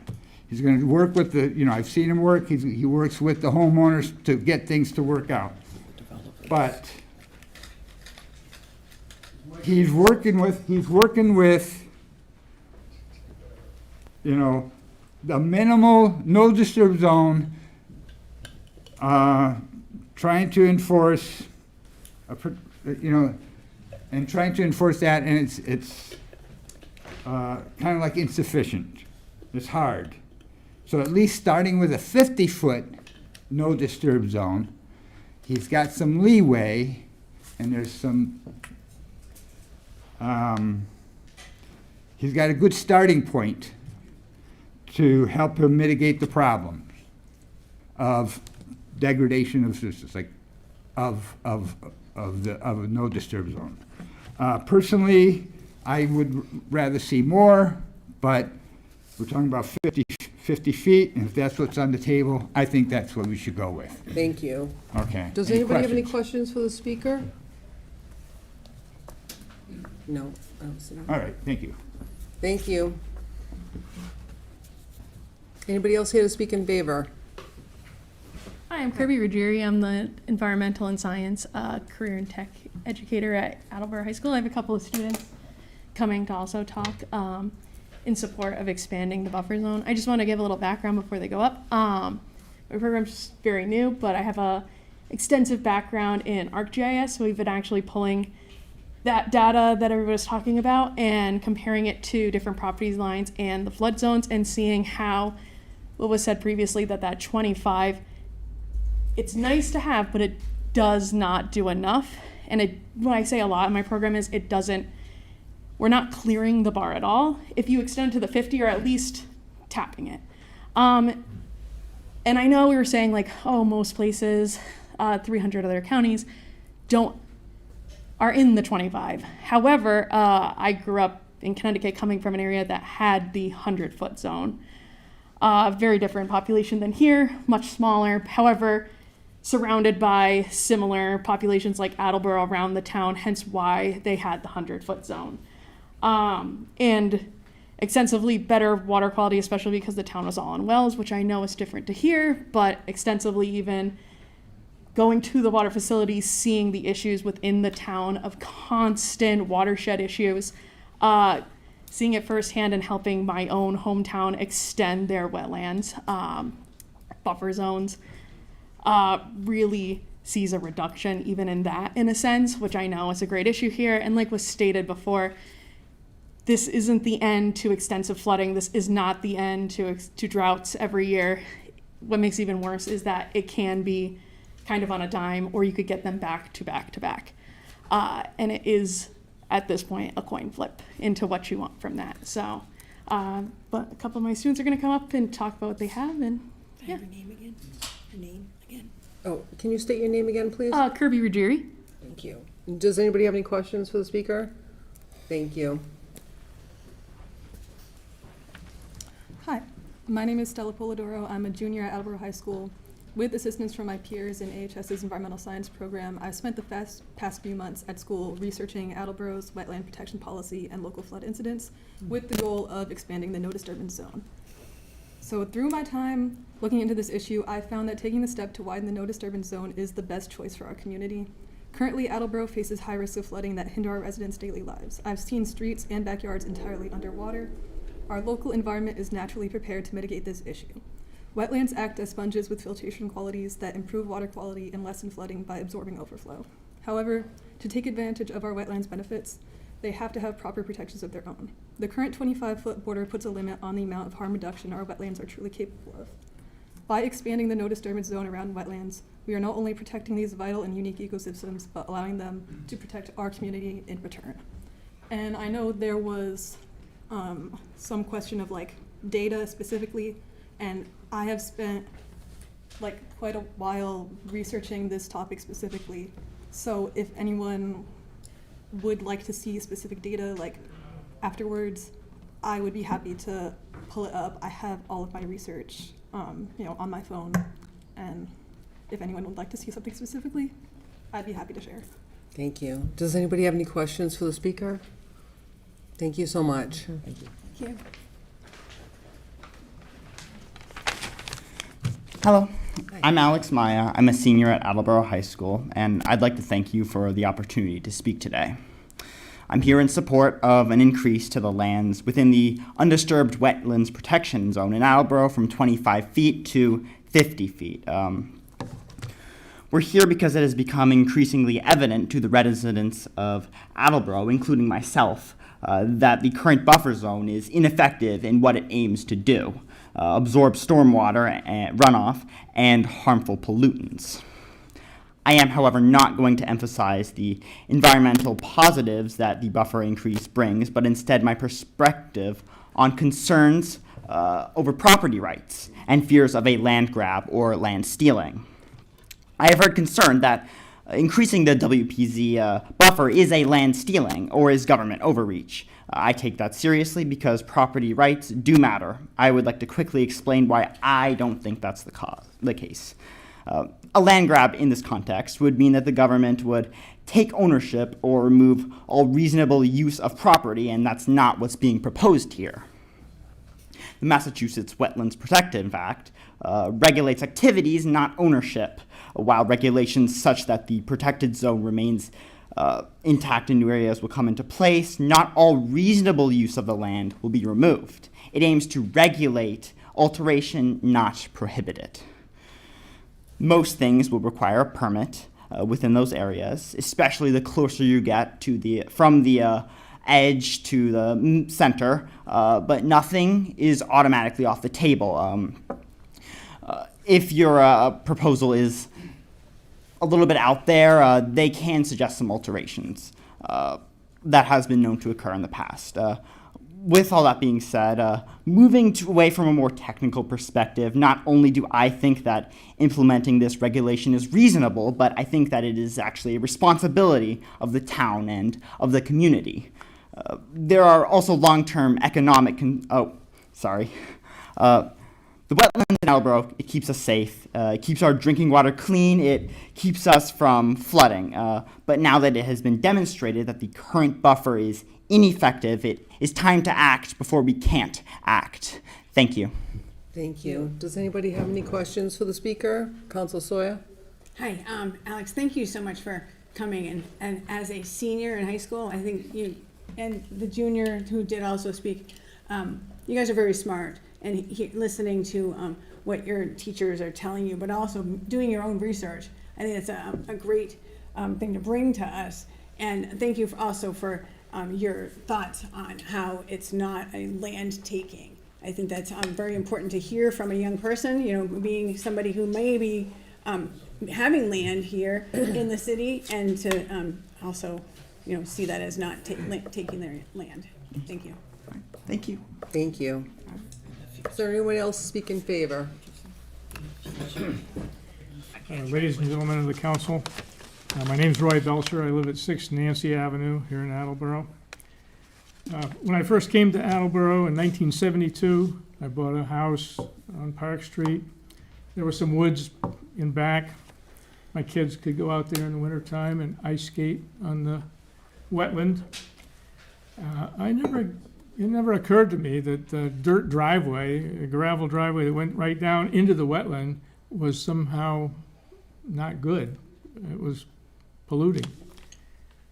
Well, fast forward 50 years, in 2022, I was asked to join an effort to create an environmental master plan for the city. And that group included several members with much more expertise than I have, because they had worked in the environmental sciences for quite a few years. It took about 18 months to create that master plan. And in it, that group recommended the creation of the Sustainability Commission, which later the city adopted and is now in effect. Among the 150 recommendations of the environmental master plan was expansion of the no disturb zone from 25 to 50 feet, the item under consideration tonight. The action would significantly increase the effectiveness of the wetland protection ordinance. It will enhance drought resistance. It will enhance mitigation of flooding. It'll protect the water quality of the city. And I would point out that I think a significant amount of money was spent to add filtration to one of our treatment plants in order to meet the PFAS standards. So how did the PFAS get into the groundwater? Well, I think we all know it's because runoff and pollution. And finally, this ordinance, if amended, would enhance the wildlife habitat, which is one of my biggest concerns. I think it's long overdue, and I think it's a moderate step. It's not the most extreme step that could be taken. Thank you. Thank you. Does anybody have any questions for the speaker? Thank you. Thanks, Roy. Anyone else to speak in favor? Hi, my name is Gretchen Robinson. I live on Wood Street in the north end of town. And I've lived here for about 55 years and seen a lot of things happen to the environment that I care so much about, and nature. There is a street next to me now, and it has a vernal pool on it. And when that development was put in, somebody told me that that vernal pool was going to be dead. And that vernal pool is dead. There are no frogs, there are no turtles, there is nothing there. It is a silent spring every year. And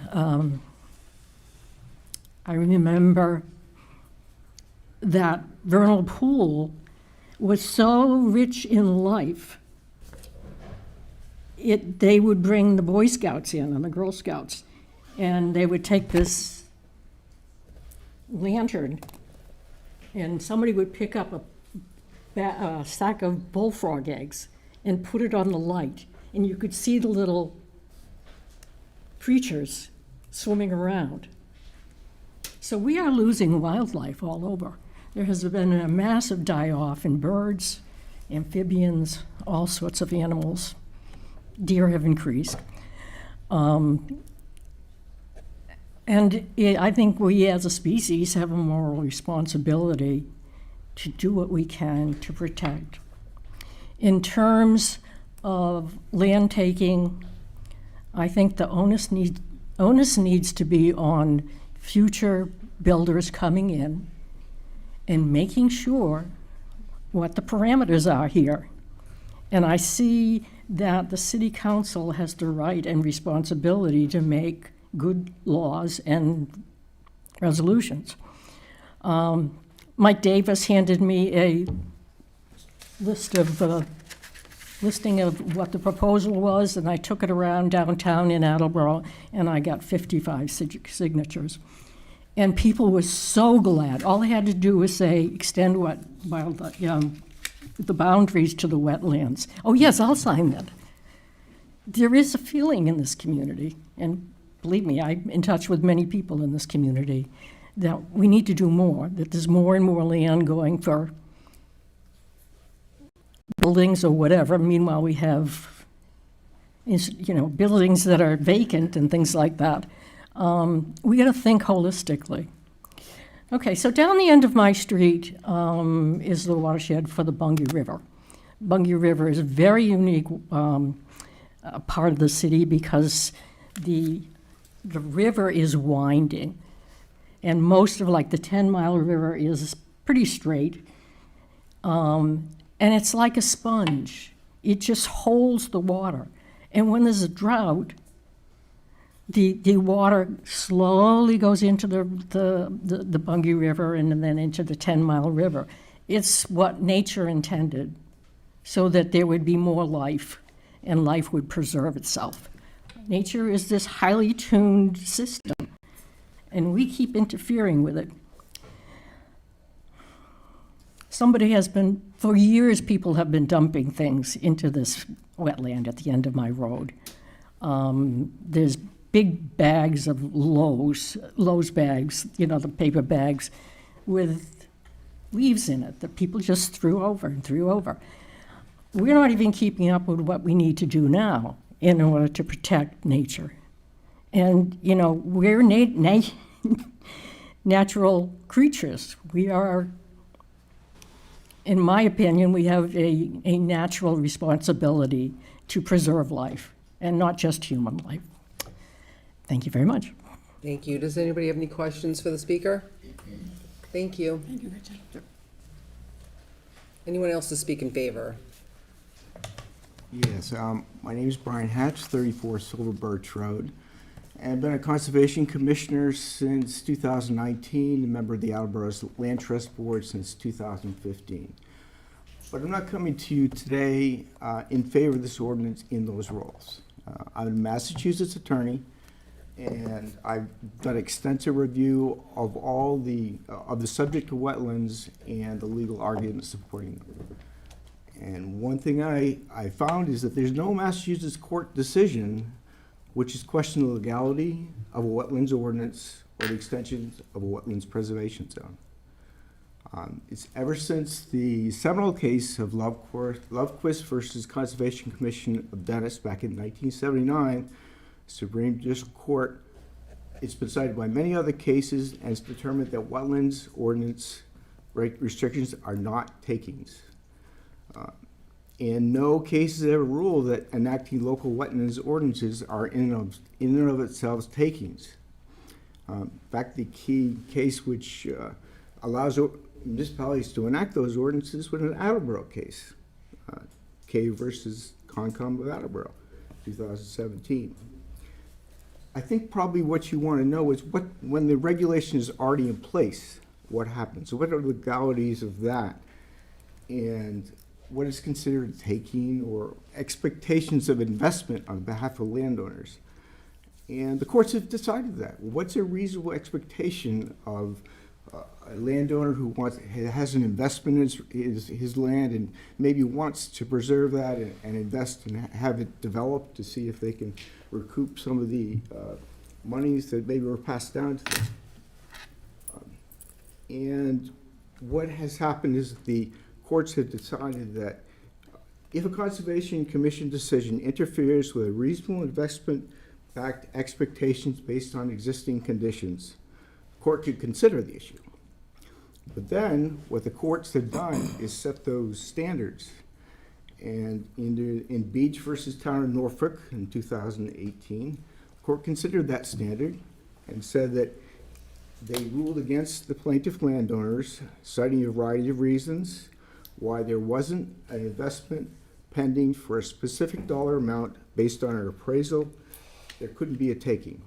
So basically what they're doing is the courts have recognized the investment-based decisions of landowners, and if there's an immediate investment that's pending, then the Conservation Commission can't overrule that or deny that. But as far as the general court feeling, it is that they will uphold the Conservation Commission decisions and wetlands ordinances.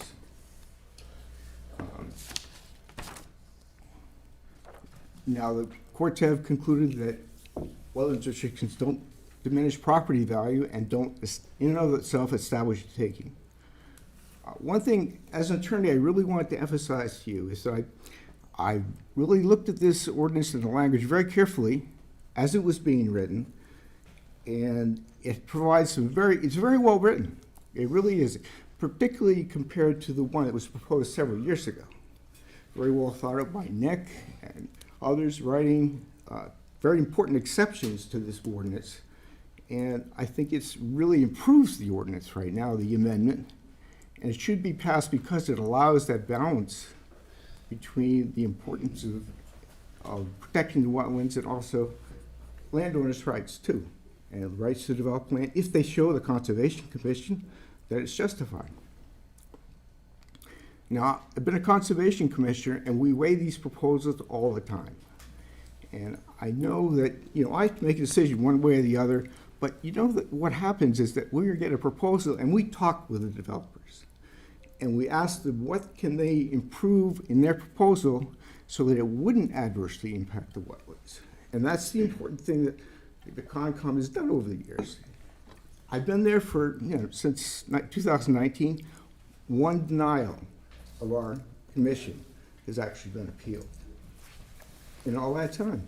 So we've worked with developers. And so if this is enacted, we can be sure that we'll work with whatever proposal comes before us and assure that the impact of the wetlands will not be negative, as well as there'll be proposals that will foster any development that's, it's justified, as long as there's not a negative impact. And so I'm proposing that you vote in favor of the ordinance. Thank you. Does anybody have any questions for the speaker? Thank you, Mr. Hatch. Anyone else speak in favor? Hello, my name is Caden Jordan. I'm a student at Attleboro High School, and I'm a part of the Environmental CTE program and the president of the Environmental Committee at my school. After personal research and a sturdy background of sustainability from the teachers and adults in my community, I found that expanding the buffer zone is beyond beneficial to Attleboro residents as a whole. The lack of protection of the wetlands does not only increase the risk of flooding and leakage of harmful pollutants into your water from runoff, but it also causes the loss of money. A larger barrier would have prevented damage that within the past few years residents could have benefited from, saving tons of businesses and homeowners from flood damage. Protecting your wetlands is the easiest way to prevent having to spend money in damages and in treatment plants, and approving pieces of legislation like this one would make it so that homeowners and businesses don't have to pay as much money in flood damages when it happens inevitably. Thank you. Thank you. Does anybody have any questions for the speaker? Thank you. Thank you. Next to speak in favor. Hello, my name is Kevin Malone, live on 58 Carpenter Street. I will be brief, just got my notes right here. I moved here in November of 2022. I grew up on Cape Cod. I have firsthand knowledge, experience of what happens when we don't protect the environment. Be it swimming in beaches filled with fertilizer or watching your neighbor's shellfish business go under because of poor environmental stewardship. Before coming here, when I was in the National Guard, I read an article about how the Department of Homeland Security is starting to take climate change seriously. And from an article from February 10th of 2022, they're now working towards climate change mitigation. So if it could be a national security issue, I believe we should take it seriously here as well. This is about our water. Every year there's a water discussion. Not enough water, too much water in the wrong places. When I was buying my now wife's engagement ring, walked down to the store, it was underwater. So I found that this was going to be a reoccurring theme, and we have an awesome opportunity to not wait till the next natural disaster, to be a little bit more proactive than, sometimes I wish other people did things. We have the opportunity now, and I don't want to find 10 years from now wishing we all did more. There's an old quote, I'll be brief. Only when the last river is poisoned will we realize we cannot eat money. Let's not wait that long. Vote yes on 50 feet. Thank you. Thank you. Does anybody have any questions for the speaker? Thank you, Mr. Malone. Thanks, Ken. Anyone else to speak in favor? Ken Salami, 84 Sentinel Hill Road in Attleboro, Mass. And first of all, I just want to thank you for having this hearing tonight and everything else you do. I don't know how you do it. I don't have it in me to do what you do. Jonathan had mentioned that somebody asked the question about why the 50-foot buffer, why wasn't it something else? I was the one that asked that question. And the answers I got were numerous. But the one that struck me the most was the filtration, the pollution filtration. There is not one of us in this room tonight that can survive without 3 days of clean water. And I'm not here to suggest that if you don't pass this, that 3 days later you're going to die. No, that's not my point. The point is this is a critical resource we're talking about. And we've only got one chance on doing this correctly. All of our drinking water in Attleboro is surface water. Everything that we drink comes from rainfall that percolates into our reservoir. If 50 feet is the actual figure, which I'm taking as gospel at this point because people more knowledgeable than me have documented it, then we are doing the bare minimum for such a critical resource. And if I was sitting there, and I know I can't sit there, I wouldn't be asking the question as to whether or not we should be passing this. I would be asking the question, how come we're not doing more? And if anybody knows about how much it costs to clean water, it's this council. I know last year there was a expenditures report that was talking in the hundreds of millions of dollars to upgrade our system. Now again, I'm not here to say if you don't do this, it's going to cost us millions of dollars. All I'm going to say is it's a free filter. If we can take advantage of it, let's take advantage of it. And the only other thing I can say is on property owners, if you go on to Zillow or Redfin or any other real estate sites, you will see an environmental score. And big one is flooding. You're protecting personal property when you say yes to this measure. Thank you. Does anybody have any questions for the speaker? Thank you, Ms. Solomon. Thank you. Next to speak in favor? John Cameron, 562 South Main Street. I come to you as representative of the Comprehensive Steering Committee. We've worked over 2 years to put that together in a draft form so that it can be presented to the planning board and to this body. And if you look at all the things that we did, we talked to everybody that would talk to us, and some of the people that wouldn't talk to us, we still talked to them, to make sure that we had everybody's point of view on this issue. And it came down to when the draft came out, Section 4 was key issues. Point 4 under Section 4 was the wetlands And they're going from, the 100, the 25 foot, and the 50 foot. And it gives you some insight of how we got there. I was very impressed when I went into the room, because I went into the annex room here and I saw all these people. I didn't know who most of them were. We were able to work together, and with the help of Gary and his team and the person we brought in from outside that actually does this for a living throughout everywhere. And they probably forgot more than I know about it. It came out that was the biggest thing. We've had, as you see tonight, the amount of people that are here of all different groups and ages. We talked to everybody, the schools, all the departments.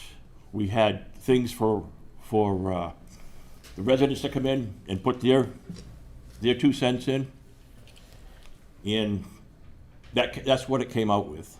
It came out under the Section 4, that it was very important to the people that work here, that live here. I thought I knew a lot about how some of the boards and commissions work in the city. Because I go back to when we had cardboard that we recycled behind the YMCA. And that developed, as time developed, as things changed, it came to the recycling program that we have today. I served on the planning board, and I was the chair, and we had some, between that and the Conservation Commission, we had some very interesting plans come to us. I remember when the 25 foot went in, because I've been around a while, you can tell by the hair color. I heard the same things then that we hear now. They're taking our land. Why are we doing this? When people were explained what's going on, they understood it.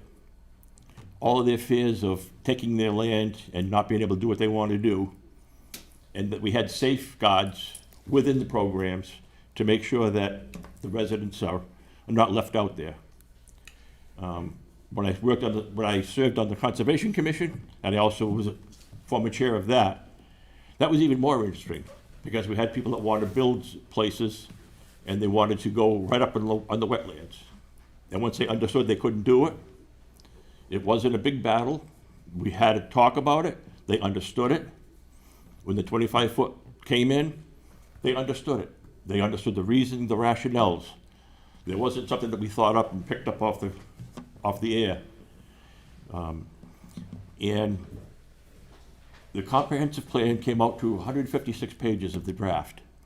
On page 126, it talks about the rules and the issues, major issues. And it goes into what we're here tonight for. All I can say is we were able to work with the residents. We were able to work with the contractors. We were able to work with the city representatives. And those questions went away because they understood it. And it wasn't a big problem. If they had something that was right near the wetlands, they would come in, we'd have a discussion with them, we'd talk about it, figure out what's going on, why they want to do it. They'd present to every board or commission, and we'd go through it. And in 10 years, we've only denied 3 permits with all of the ones that we had going through Concom. And I think that's pretty good, because we had a lot of things going on, and like I said, a lot of interesting plans that came to us. And they were very ingenious on how they got there. But that's how we got to where we are now. And I mean, we talked to everybody, other municipalities, on what their wetlands are, how they got there, why they got there. And the same thing is what they're telling us, what we're telling you folks, is that the only thing that's constant over time is change. And as change comes about, we have to be up there and make sure that we are changing with it. Because once we lose our resources, they don't come back. Thank you. Does anybody have any questions for the speaker? Thank you. Anyone else to speak in favor? Good evening. My name is Judy Johnson. I live excuse me, I live at 28 Brookwood Road in Attleboro, and I'm here tonight to advocate for the increase in the wetland protection zone to 50 feet. I'm speaking in favor of this proposed ordinance on behalf of the board of the Attleboro Land Trust, which voted unanimously to support this. I'd first like to share a little bit about my background. I spent 39 years working as a wildlife biologist with the U.S. Forest Service, the U.S. Soil Conservation Service, and then with the Army Corps of Engineers. I also served for 20 years on the Foxborough Conservation Commission. I was serving as vice chair for approximately 5 years prior to moving to Attleboro.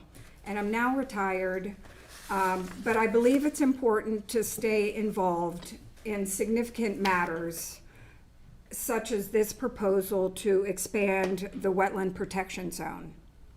Maintaining healthy ecosystems and promoting sustainable development are quality of life issues that affect all city residents. So wetlands and buffers provide crucial functions we've all talked about tonight: natural filters, trapping sediments, also flood storage capacity, reducing potential impacts downstream during a flood, and furthermore, water-soaked wetlands provide drought resiliency during periodic droughts, which are expected to increase in the future. These benefits are well documented in scientific literature. The Army Corps of Engineers recommends a 50-foot buffer zone be established at a minimum to help achieve this range of water security benefits. To be clear, these are economic and environmental benefits, ones that don't require us to build expensive infrastructure, but merely to maintain an area in its natural state. There are broader environmental interests, which I, being a wildlife biologist, have, and that is the wetland protection zone will most assuredly benefit wildlife as well. The additional area could be used for food, cover, travel, noise attenuation for species that are less tolerant to humans, human disturbances. It's also important to appreciate that riparian zones, that's the transition zone between aquatic habitats and upland habitats, often host more species and support greater biodiversity due to this overlapping of habitats. Therefore, increasing this buffer with the 50 to 50 feet in this highly functioning zone will provide even greater ecological benefits to local wildlife. So I spent a bit of time in the field during my working career and on the Conservation Commission, and over the years I saw numerous examples of harm caused to wetlands due to insufficient wetland buffers and protections. The damage was preventable. And unfortunately, once wetlands, rivers, and lakes are degraded, their flood storage capacity is altered. Restoring them, these functions can be costly and very difficult. So in summary, adoption of this proposed ordinance will put our city in a position to take advantage of many ecosystem services that nature has to offer, as well as providing a path to development that is sustainable. Taking proactive steps to safeguard our natural resources now may reduce the need for expensive pollution treatment systems and or restoration measures in the future. So I would encourage the board's approval of this ordinance. Thank you. Thank you. Does anybody have any questions for the speaker? Thank you. Yep. Anyone else to speak in favor? Good evening, members of the City Council. My name is Tiffany Foster, and I live at 55 Maple Street. I speak to you tonight representing many roles within our community: planning board member, community member on the city's comprehensive plan steering committee, volunteer, but most importantly, as a mother. I'm raising 4 kids, and it has been important to me to instill a love and respect for our environment in them. A large part of how I teach is by example. That is what brings me here to speak tonight. There are many reasons why expanding the wetlands protection zone from 25 feet to 50 feet is important. Many of those reasons have already been mentioned: climate resilience, flooding mitigation, water quality, and water supply. They're all important. And it also allows us to resupply our groundwater. The more surface area that is permeable, the more groundwater that can be restored. And I know the city uses surface water, but many of its residents and even some of the city departments use well water, which needs to be replenished. We are running out of groundwater around the world. Extending the buffer zone will increase the amount of restoration to that groundwater and makes it long-term sustainable. At some point, we might need to, as a city, return to groundwater. And so giving a better buffer zone, allowing more space for the water to permeate into the ground, where we can use it later. It's basically like a great big storage unit under the ground. And it's great, but it's not great if we use it all or if we don't resupply what's there. So I'm here to speak in favor of expanding the protection zone. Thank you. Thank you. Does anybody have any questions for the speaker? Thank you. Thank you. Anybody else to speak in favor? Hello, my name is Ben Foster. I live on Maple Street. I would like to speak about the why this helps, particularly in reference to why expanding this buffer helps with flood prevention, as previously mentioned. So when you put down concrete, you're blocking the water from getting in there. As previously mentioned, this prevents groundwater from being replenished. When you leave the natural wetlands and the plants are able to create the spaces in the ground that allow the water to come in and replenish our groundwater, that is also taking water from the surface, which would not be being pulled underground when you have these sheets of concrete, these sheets of asphalt. So having this expanded buffer creates an expanded space for this water infiltration to take place. And without it, you have these larger floods, and these floods that have larger impacts. When you have this larger space, you have more water coming into the ground, and the water in the ground is not able to flood your basement. So by expanding this space, you are helping to prevent flooding from happening, which I think is a very important thing to have, as, I mean, I really don't want a flooded basement. So that's kind of what I have to say. Thank you. Does anybody have any questions for the speaker? Thank you so much. Thank you. Thank you. Anyone else to speak in favor? Hello, my name is Tucker McNulty, and I live at 50 Thayer Farm Road. I'd like to speak to you today not just as a landowner in Attleboro, but as someone who has spent 19 years watching that land change, sometimes slowly, sometimes all at once, for example, on Pike Avenue. According to the assessor's office, we own 2.219137 acres of land in Attleboro. We purposely purchased the property knowing wetlands were located on the parcel because we understand the value and importance and privacy wetlands provide. I've seen firsthand how wetlands act as natural sponges. During heavy rains, areas with strong buffers stay more stable, while unprotected land is far more likely to flood or erode. That matters to me as a landowner. Protecting the wetland ultimately protects my property value, my home, and my peace of mind. There's also the issue of water quality. What happens on my land doesn't stay confined to these invisible property lines we all come to. The fertilizer, runoff, and pollutants can easily make their way into nearby water systems when developments are constructed on uplands. The larger buffer helps filter those before they become a bigger problem downstream. Wetlands are a quiet, natural solution that works around the clock for free.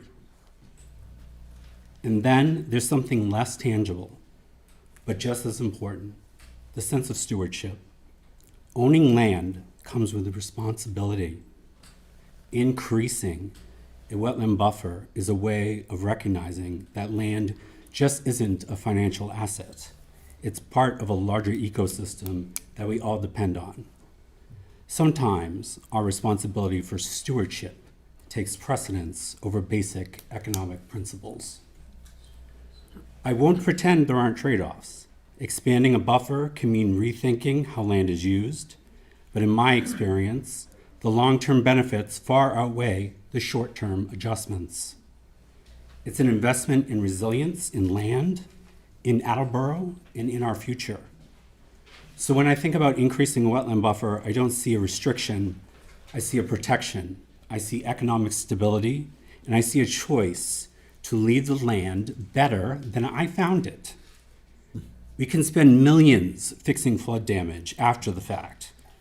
We can show the wisdom and the courage now to prevent it for the free today by simply giving our wetlands the space they need now to do their job. I wish you all a happy early Earth Day. Thank you. Thank you. Does anybody have any questions for the speaker? Thank you. Thank you very much. Anybody else to speak in favor? Good evening. My name is Roxanne Houghton. I live at 13 Eisenhower Drive in the city. And I'm here to speak in favor of this. I've been speaking in favor of this for 20 years. I brought this in about 20 years ago. And we had a speaker that night that I brought it in from the EPA, came to our council meeting.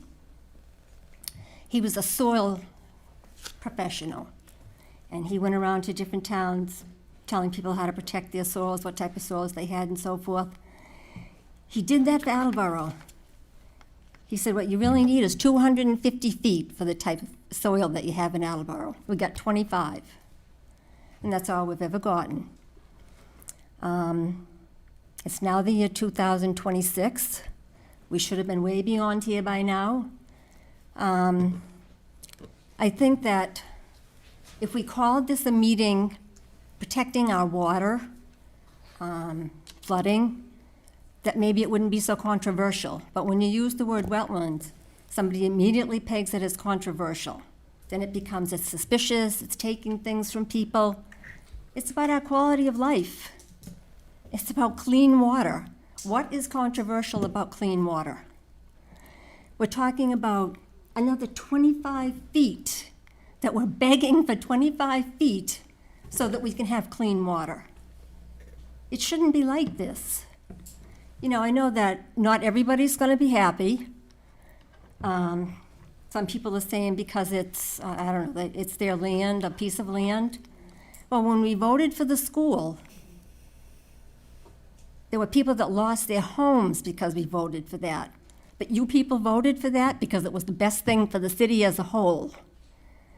Just like there are people that aren't going to like this for whatever reasons, but voting for it is the best thing for the city as a whole.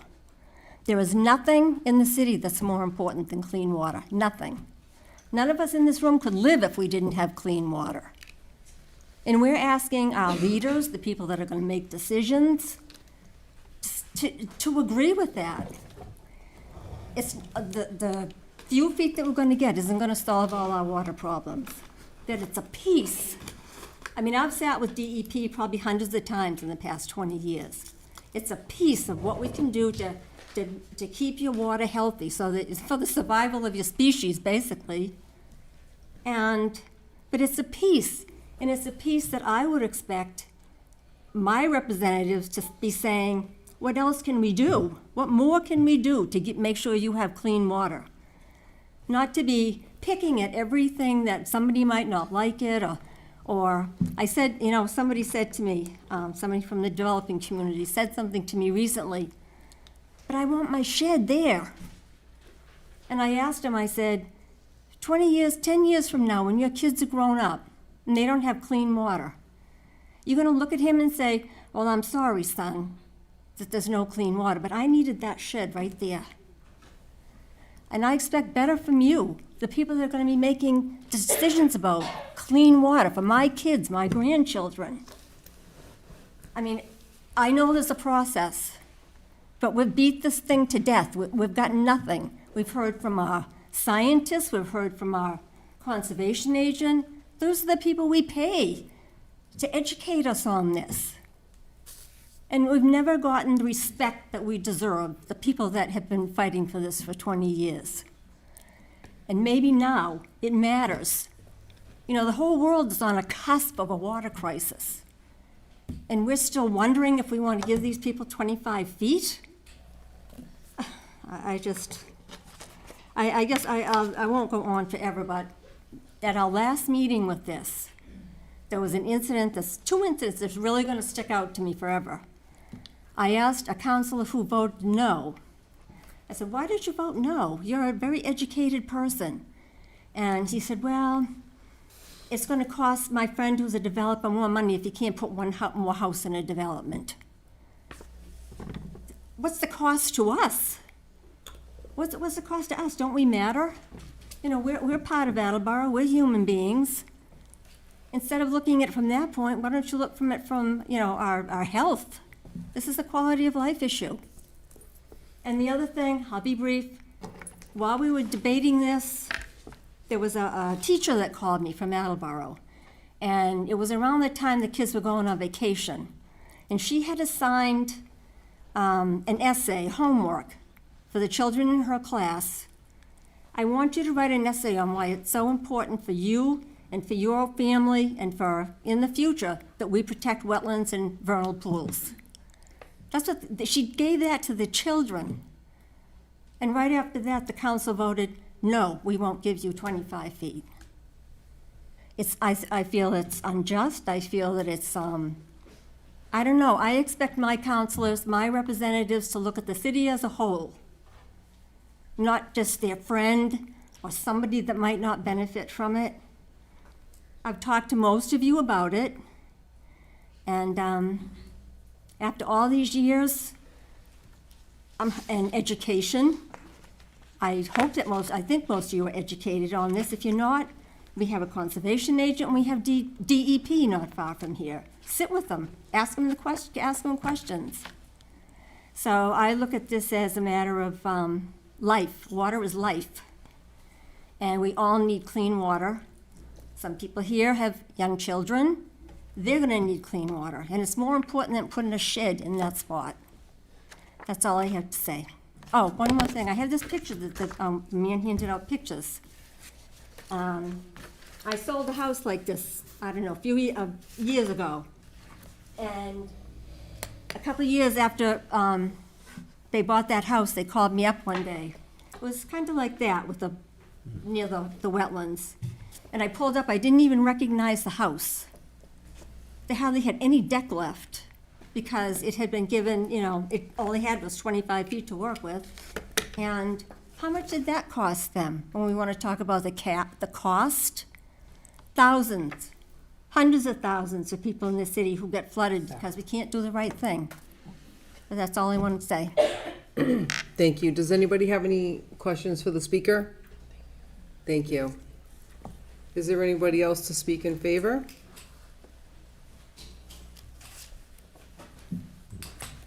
Good evening, members.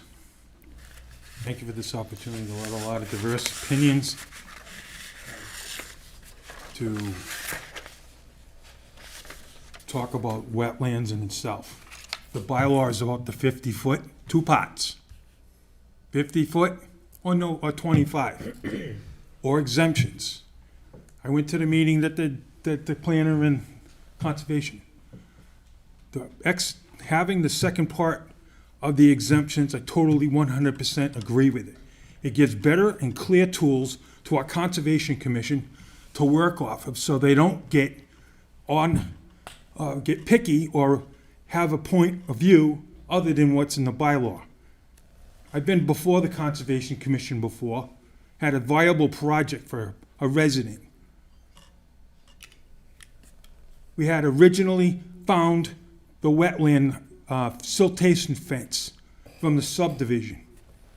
We had it looked at, potentially on the map showed up as a potential vernal pool, but never got tested. My wetland scientist showed to them, it only had one faculty matter, it didn't work. Conservation Commission, I know there was another speaker at the other hearing that had the same exact thing. Customer wanted to add on his home, sounded reasonable. He understood he was within 100-foot area of wetland jurisdiction. Had to go in front of the board. But they turned around, approved the wetlands permit, but had the gall to say no to my customer. He wasted $38,000 to $40,000 worth of the engineering that went in there because they were not educated. They had their own personal opinions. I found another engineer that was there that night told me, you did a great job and you and wetlands mine, but you just got whacked because of petty, uneducated people making decisions. So I'm targeting on this one particular item with a passion. The exemptions work for it. Nobody's been talking about those. They work. I know they do. It's clear cut. They can't put their own, doesn't allow them the room to put in their own personal prejudice, because that's what happened to me that night when I was before the Conservation Commission. My customer said, what am I gonna do if I want to fight? Can't fight. You got an extra $5,000, $6,000, $7,000, $8,000 to prove it? He said, no. Now, enough said on that part. Now, getting back to the 50-foot. Only one speaker tonight gave a valid reason to increase the 50-foot. The lady from the Land Trust. That buffer zone around a wetland provides an avenue for any type of creature to move freely, unabated, to have families, to procreate. On the same thing, birds can get over there. Hey, I'm going to have lunch. They have to have lunch too. They go in there, they get whatever's in the meal of the day. That's the nature of our lifestyle. The 50-foot bus, I don't agree with it personally, but when I listen to that one particular comment, there's nothing against all the young folks in here and everybody else. What is the 50-foot about? What is it really there for? Has nothing to do about runoff, has nothing to do about soils. Already the past speaker said, talk about, you need 250 feet away from it. I know about that. The nitrates running off. We could stop. Several areas in this community are not on sewer. They can't recapture the outflow from their septic systems. It's a natural, reoccurring situation. Until the city gets around to put sewers in those other areas in the town, they're going to have to live with that particular situation no matter what. Okay? But I remember the name that said about the need or for what that buffer really is. That's the only thing it's for. If you think in your minds that 25 feet is sufficient for the wildlife to move around, to get a drink of water, and get out of town without getting picked on by another animal, so be it. That's what it's all about. Everything else, it sounds nice, but that's what we're here tonight. Is it going to be 25 or 50? Originally, the thing from the history was, the DEP's goal was no loss of wetlands. They created a special regulatory component for the communities. Attleboro being an industrial environment that we had when this was created. They were closer to the 40,000 people anyway. They were using 50,000 as a benchmark at about 25 feet. The forefathers chose 25 feet because we are a developed town.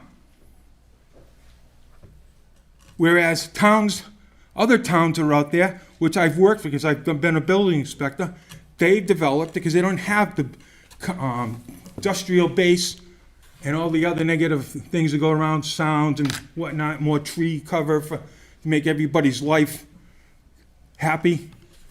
They chose to do the 50, but it's a special regulatory zone. is nowhere does it say in the state act it's a no-touch. It's up to the Conservation Commission to determine if it's positive or negative effect, or it's before them on an application. I know recently, most of the commissions around have been putting these posts right at the wetland line. And it says them, there's different methods. I've seen posts with signs, I've seen posts with chains. I think they're excellent tools. They're permanently on it, shows on a plan, and they protect the wetlands. Because it shows people, hey, I gotta take care of my neighbors, my frogs, if it's a wetland that's got frogs, or the ducks, or other birds, the rabbits, the squirrels, you name it. We gotta coexist. That's what the message for started the people in here tonight, about coexistence. But you gotta think about what was chosen a long time ago, where Attleboro was an industrial community, from it, and it was chosen to 25 feet. So when you go ahead and go on to do your debating, that's the thing you really need to take a look at. Is the 25 feet gonna be better for the wildlife they move around? Then so be it. Then that should be your vote. If you think the 25 feet was sufficient, then don't beat yourself in the head. 25 feet it is, call it a day. Other than that, that's all I have to say. I'm 67 years old, lifelong member of Attleboro. I've seen change, seen growth, seen a lot of people come and a lot of people go. Hopefully everybody hears some of the stuff that I said. The 50-foot buffer zone is important for certain people, but it's what's going to use the wetland for. So I think it's the crux of what you need to do when you go to vote. Thank you. Keep it as is, or, more's better for the people, the animals and the creatures. Thank End you. of story. Can you state your name and address for the My record? name is Paul Stringham. I live at 7 Essex Street, Attleboro. Thank you. Does anybody have any questions for the speaker? Thank you. Anybody else here to speak in favor?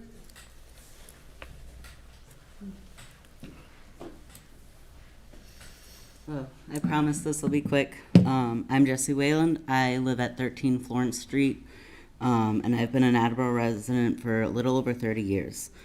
While I work in medical devices, my education is in hydrology and water security and water quality. The most important thing in an environmentally safe community is water quality, and for our little corner of the Commonwealth, it is our wetlands. Wetlands are the most important natural part of keeping our water clean. This costs nothing to just leave our wetlands alone, to give them more space to thrive. Yes, there are more things that we can do to protect them that do cost money. Just letting them be natural, however, and letting their ecosystems live costs us nothing. One of the things I studied during school, during my master's degree in hydrology, was looking at paleohydroclimatology, and that looking way back before humans, it's a steady, this year's our droughts, this year's our excess, this year's our droughts, and our wetlands were there to support that. As humans come in, that pattern gets a little bit more wonky. But then as we start to introduce more laws and regulations in the 70s, it kind of calms down and we got back to a pattern that made sense. So to the earlier questions of how would this improve, it could more stabilize that original pattern that our area had. Like I said, that was quick. Thank you.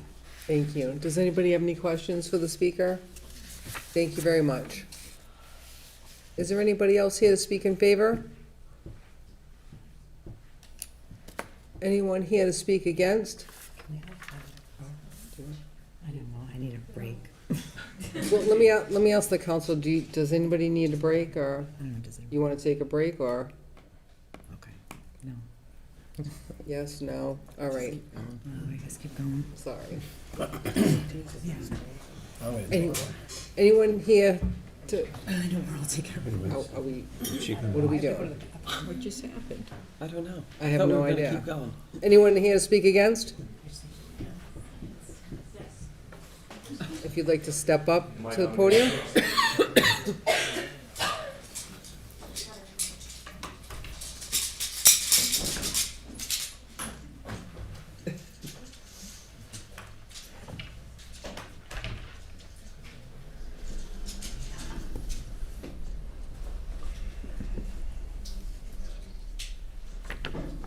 I guess they picked a good time.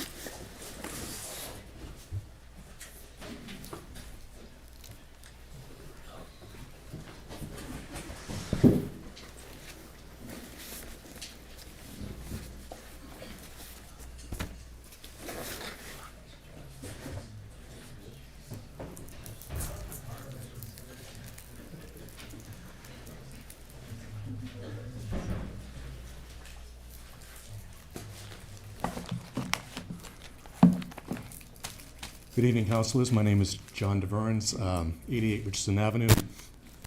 I'm here to speak against the expansion of the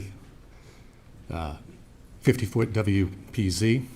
I've brought a few visuals tonight. I'll try not to be redundant. There was a lot of things discussed. I'll try to dispel some of the fact from the fiction. Some of the speakers talked about the expansion will improve our drinking water. And I'm not sure if the councilors are aware, but our drinking water sources come from Manchester Reservoir, Luther Reservoir, Orrs Pond, Wading River. Those surface containment areas already have a 400-foot buffer. And adding 50 feet, which they're not intending to do, to the Zone A district will do nothing to improve our drinking water quality. So I think that's a very critical thing, because there's a lot of emphasis that this is going to improve our drinking water. We have that pretty well covered. If anything, looking at the reservoir along 95, there's more likelihood that a tanker could flip over and dispel its contents into the reservoir and contaminate the water source. So maybe you might want to consider putting a berm along 95 to protect that water resource. I don't know what protecting 50 feet in any of our backyards is really going to accomplish.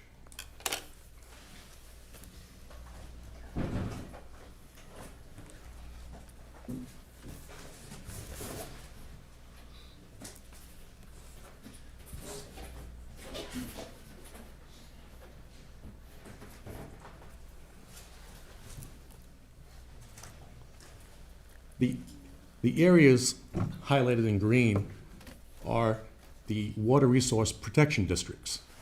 Those areas already get special protection. You have to go to the planning board, you have to get a special permit to do certain activities within those areas. They tell you what type of oil tank you're supposed to have, they tell you what type of fertilizers you can and can't use. So it's another layer of protection on our drinking water.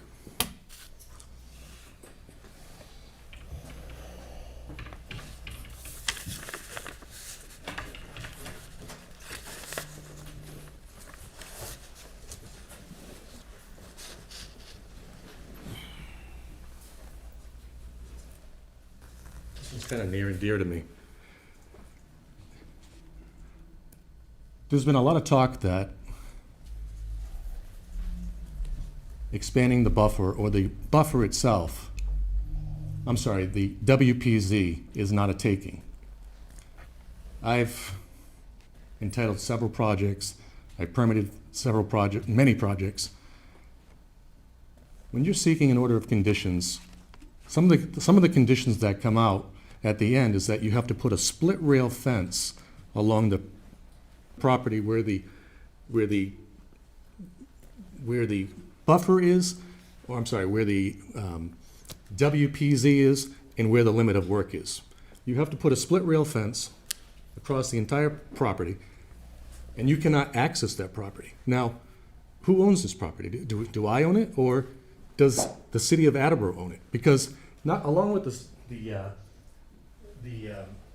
fence, you also have to put these special signs that say protected wetlands, Attleboro Conservation Area. Is it the city of Attleboro's property, or is it mine? And I think the city gets itself in trouble when they want to argue that this is only just to protect the environment, but it's at the expense of the property owner.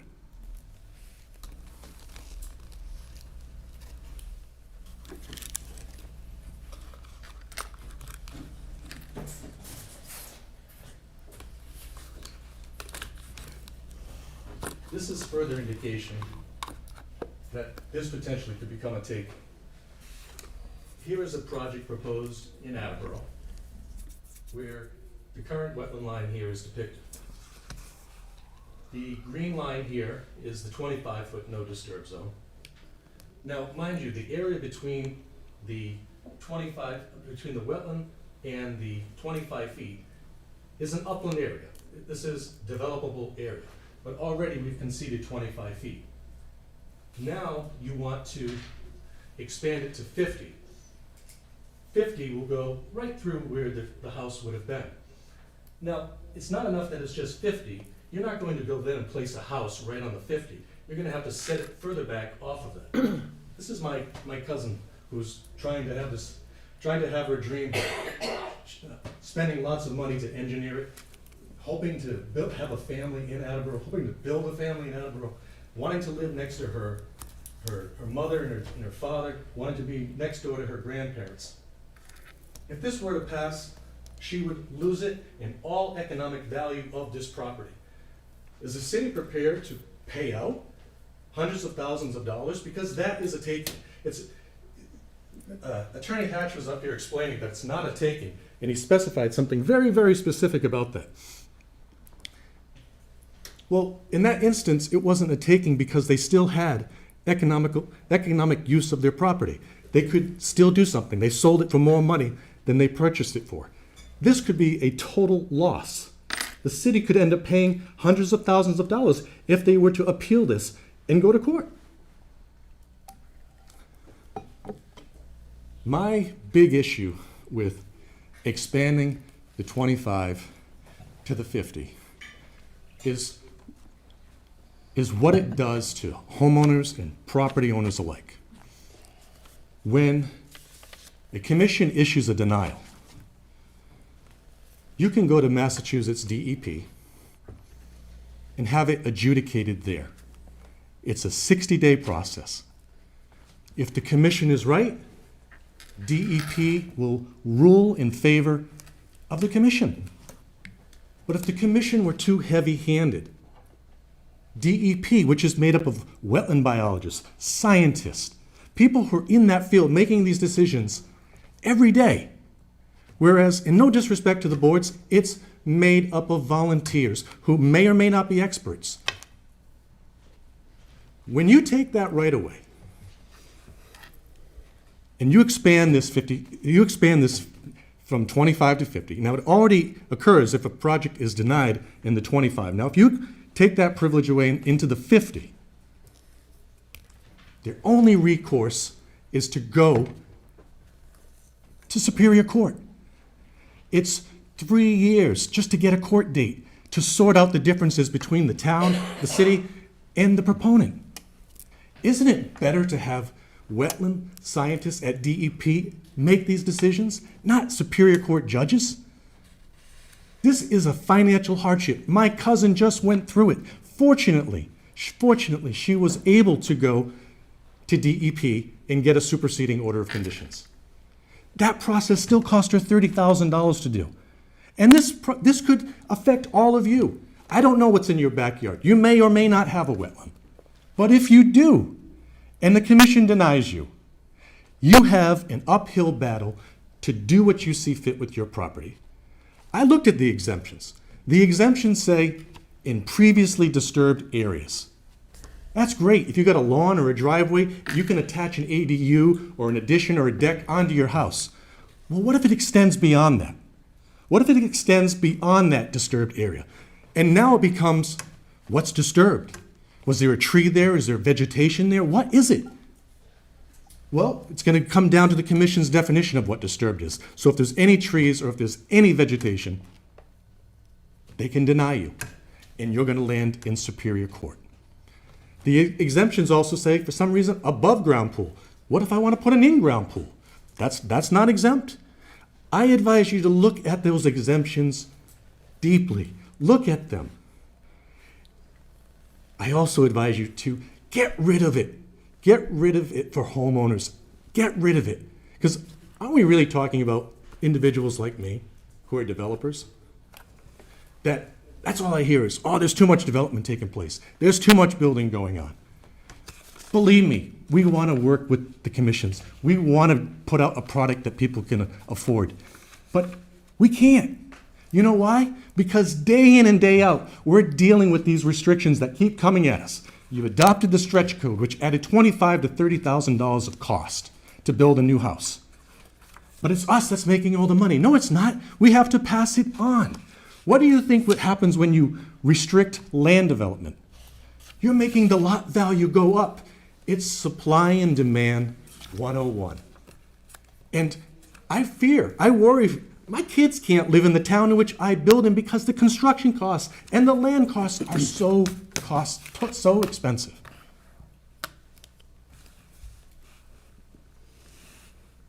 I'm not going to be redundant, but there's also one other issue that I haven't heard anyone touch upon. Because as a property owner, I'm acutely aware of what I will do if this passes.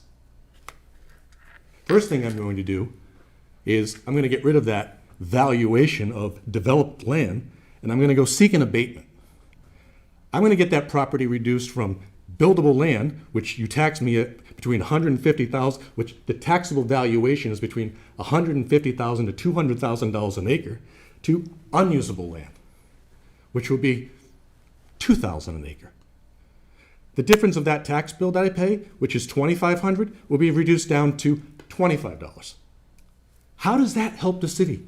You're sitting here with the budget deficit. The ARPA funds have run out.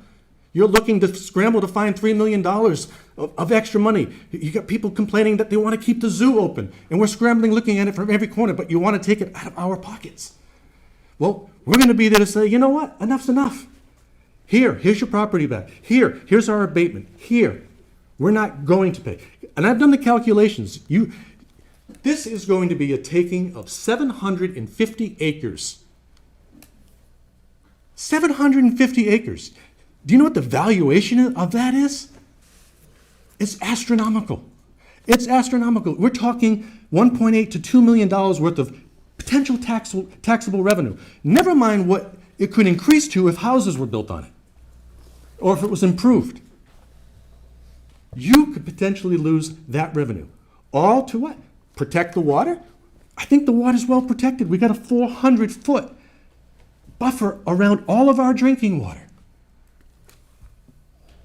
I think the losses maybe you don't hear me today, but one day when you're filing or applying for that building permit, you're going to be like, oh my God, what did I get myself into? Because just to go work within that buffer is a $1,000, multiple thousands of dollars proposition.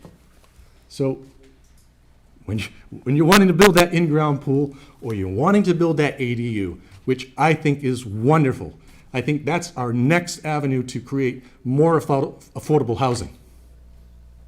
Where are we going to put it? You want to take away the land for which we can put it in our backyard? You want to regulate that even further than that you already have? I've listened to everyone tonight. I hear talk, but talk is cheap. Show me where the 25 is failing. Show me the images. Show me the data. Because I know when I build, I have to put an erosion control barrier, and that thing is monitored, and I can't have a flick of silk go on the other side of that, or I will have an enforcement order on my property, and they will shut me down. Please, don't expand this. You're going to regret it later. Just know that I warned everyone. And look in your backyard. Some of the proponents that are here, they don't even know how their backyard will be affected, because you know why? They think, I'm exempt. No, you're not. Not when you have a river running through your yard. Not when your driveway crosses a wetland buffer. Not when you have an impact that you already are doing that you don't know that you could potentially be subjected to an enforcement order yourself. So think about it long and hard when you think about that you're maybe trying to just shut us down from developing. I've said my piece. Thank you. Thank you. Does anybody have any questions for the speaker?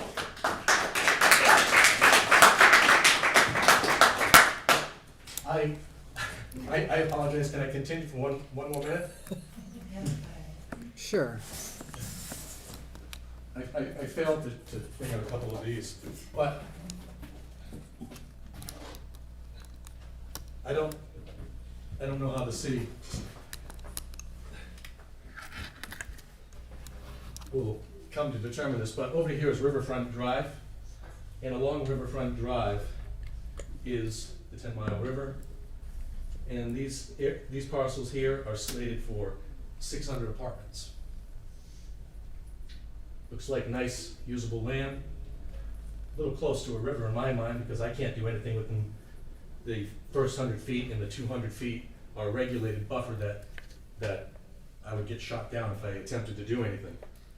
But when you take that area and you show what really is along Riverfront Drive, you have floodplain.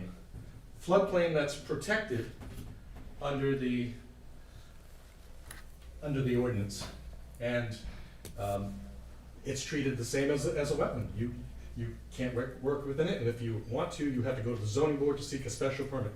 I am curious to know if the city will be seeking variances to work within this floodplain, because I know I have a sister that's been shot down twice attempting to work in the floodplain and has spent hundreds of thousands of dollars trying to fight it, because and it's a redevelopment project, so you're probably going to hear from proponents that, oh, this is redevelopment.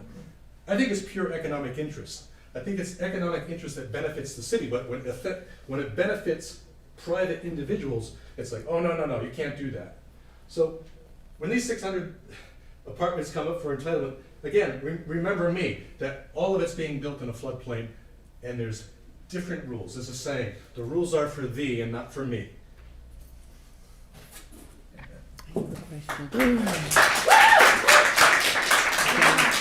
Thank you. We have a question for you, please, Councilor Reynolds. Is it possible to make, photos of those that can be emailed to? Sure. Yes. That would be great if you could do that, and you could send it to the main office here, and she'll send it to all of us. That would be wonderful. I will do that. Thank you so much. Anybody else have questions for the speaker? Thank you. Thank you. Thank you. Is there anyone else here to speak against? Ms. Dolan, I would like to speak.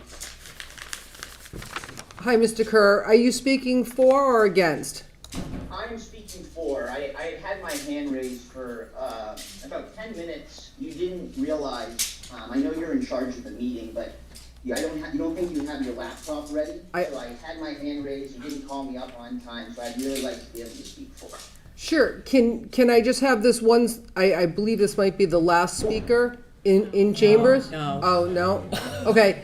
Yeah, I would definitely like, I think I've kind of waited long enough, and to be quite fair, you are in charge. Right now, we're currently engaged in litigation for this exact thing, and the one time that you're in charge, Chief, you just absolutely blow it. You don't have your laptop. I'm literally suing you right now in federal court for this exact thing. and you can't even get it right, Ms. Dolan? Mr. Larson, would you like for us to be able to hear from Mr. Kerr for his, to speak in favor? Would you mind? Madam President, this is your chamber. You can do what you'd like. I Absolutely. appreciate it. Thank you very much. Go right ahead, Mr. Kerr.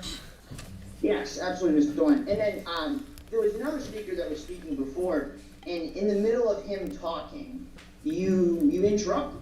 You were like, okay, all right, great.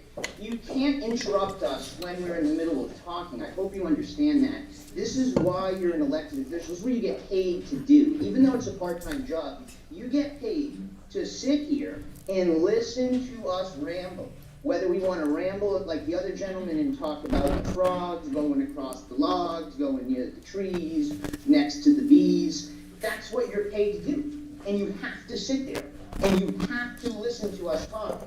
And that's why I've sued you guys twice in federal court. I'm suing you right now. You've got attorneys because I have a right to talk. And you just, the one time, boss, the one time that you get in charge, you can't even get it right. You can't get it right. You can't have your laptop available. You just, it's honestly disgraceful. I would love for you, when I notify the court on tomorrow, I would love for how you're going to explain this to His Honor Gordon. You're actively being sued. You know about it. I talk about it every time I speak, and then you still mess it up. It's disgraceful. It's disgraceful, Ms. Nolan. You should never be interrupting speakers. If someone wants to speak about the birds, the bees, the frogs, the leaves, you do not have a right to interrupt them. You do not have a right to stop them in the middle of talking, try to hurry them along. We get to sit here, especially in this particularly public hearing moment, we get to talk for as long as you would like, right? I could talk for 30 minutes if I wanted to, correct? Because there's no rule about that. And to be quite fair, you kind of aggravated me, and I know it's getting late, but I think it might be fun if we sit here and talk about why we're in favor for 30 minutes. So I think we're going to start that. So I'm in favor of this proposal because I truly care about the wildlife.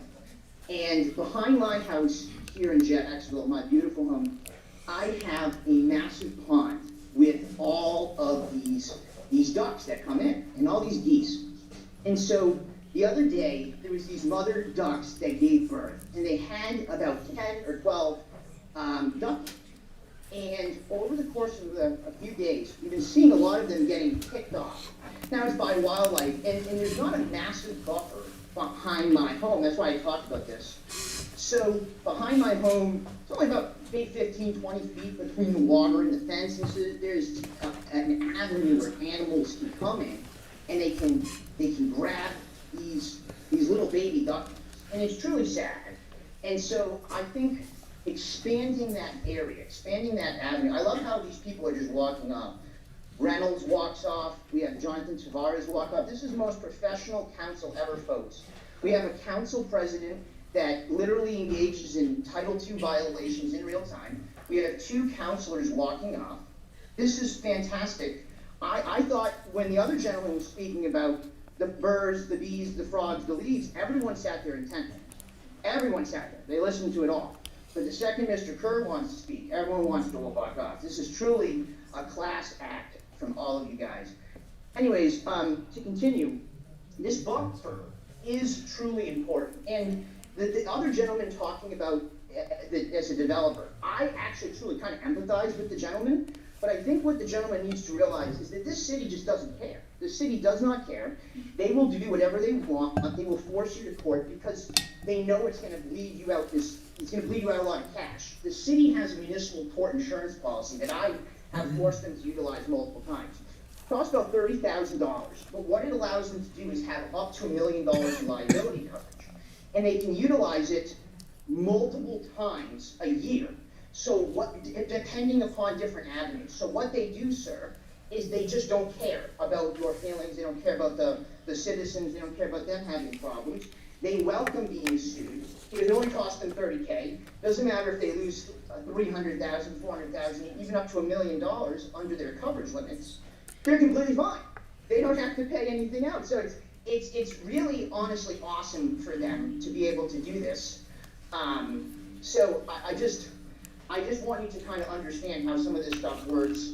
Wow, I'm getting getting Facebook messages. People are very upset at me for talking. Probably because I called out Jonathan Tavares and Sarah Reynolds for walking out.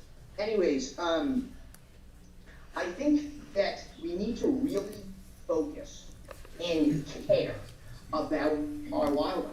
Oh, there's Mr. Tavares finally walking back. Great for you to join us, buddy. Great, thank you for joining us. Thank you for joining us, sir. Thank you. So I think we need to care about our wildlife.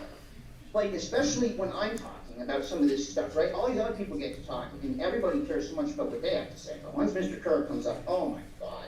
No one wants to hear him. Everyone just thinks he's so annoying. Oh. The wildlife is incredibly important. This easement is incredibly important. I think we should expand it further. I think it should be maybe 50 feet to 150 feet. I think that would probably be a better way of doing this. I liked the woman that was speaking from the Wildlife Commission, or the Reserve Commission. Very good, very informative. I love how you brought a lot of facts and evidence to what you were speaking about. There's certain members of this council that don't really care about facts or evidence or any of those standings, especially when I was speaking about this new budget, and I got all those numbers from the city auditor and everybody just didn't believe them. I just thought that was kind of funny. But when you speak about facts and logic with some of these members, especially like current President Dolan or Ms. Holmes or Ms. Reynolds, it just kind of goes through, it just kind of goes right through one ear and right out the other. Like they can't process this stuff. I mean, like when people walked away in the first intermission, they were like, oh my God, what's going on? Oh my God, oh my God. It was a bunch of like cackling hens on the news. It's actually kind of funny. It's truly hilarious moments. Like you have absolutely no control over the meeting, no control over this chamber at all. It's truly, oh, there's this friend. Oh, there we go. Walking in, there we go, taking your time. Thank you, welcome back, Ms. Reynolds. I'm glad that you could finally attend your job you're being paid to do. You're welcome. Taxpayers, glad you could sit down, sit here, thank you. Oh, you're interrupting me in the middle of me talking, that's really nice. There's no way you guys should Stop. See, it's really annoying. I know it upsets you guys. But until you guys realize that you just have to comply, it's better and easier for you just to sit there and comply and take it. If you want to be an elected official, this is the privilege that you get. You sit there and you take it, and you take it well, and you get so happy about it, and you just deal with it. You just have to deal with it. That's what you're paid to do. And once that clicks, I don't know if it's going to be the third lawsuit, the fourth lawsuit, the fifth, but once it clicks in your mind, then I'll leave you alone. I promise you. But until then, I would like to continue to speak. I would like to continue to come here, and I'm going to continue to talk and provide my insights. So thank you for bearing with me. Thank you for coming back, Ms. Reynolds. Thank you for coming back, Mr. Tavares. Thank you for joining us tonight and doing the job you're paid to be here for. Have a great day. Mr. Larson, would you like to speak? You're speaking against? Yes, thank you, Acting President Dolan. Members of the Municipal Council, thank you for the opportunity to address you tonight. I am a member of the Attleboro School Committee and One City, One Budget, but I'm simply as a resident and a business owner. On the school committee, I think what the students did tonight, participating in government, was fantastic. I would encourage all of them to participate. We're going to disagree, but that's part of our government. So I am not in favor of the proposed budget.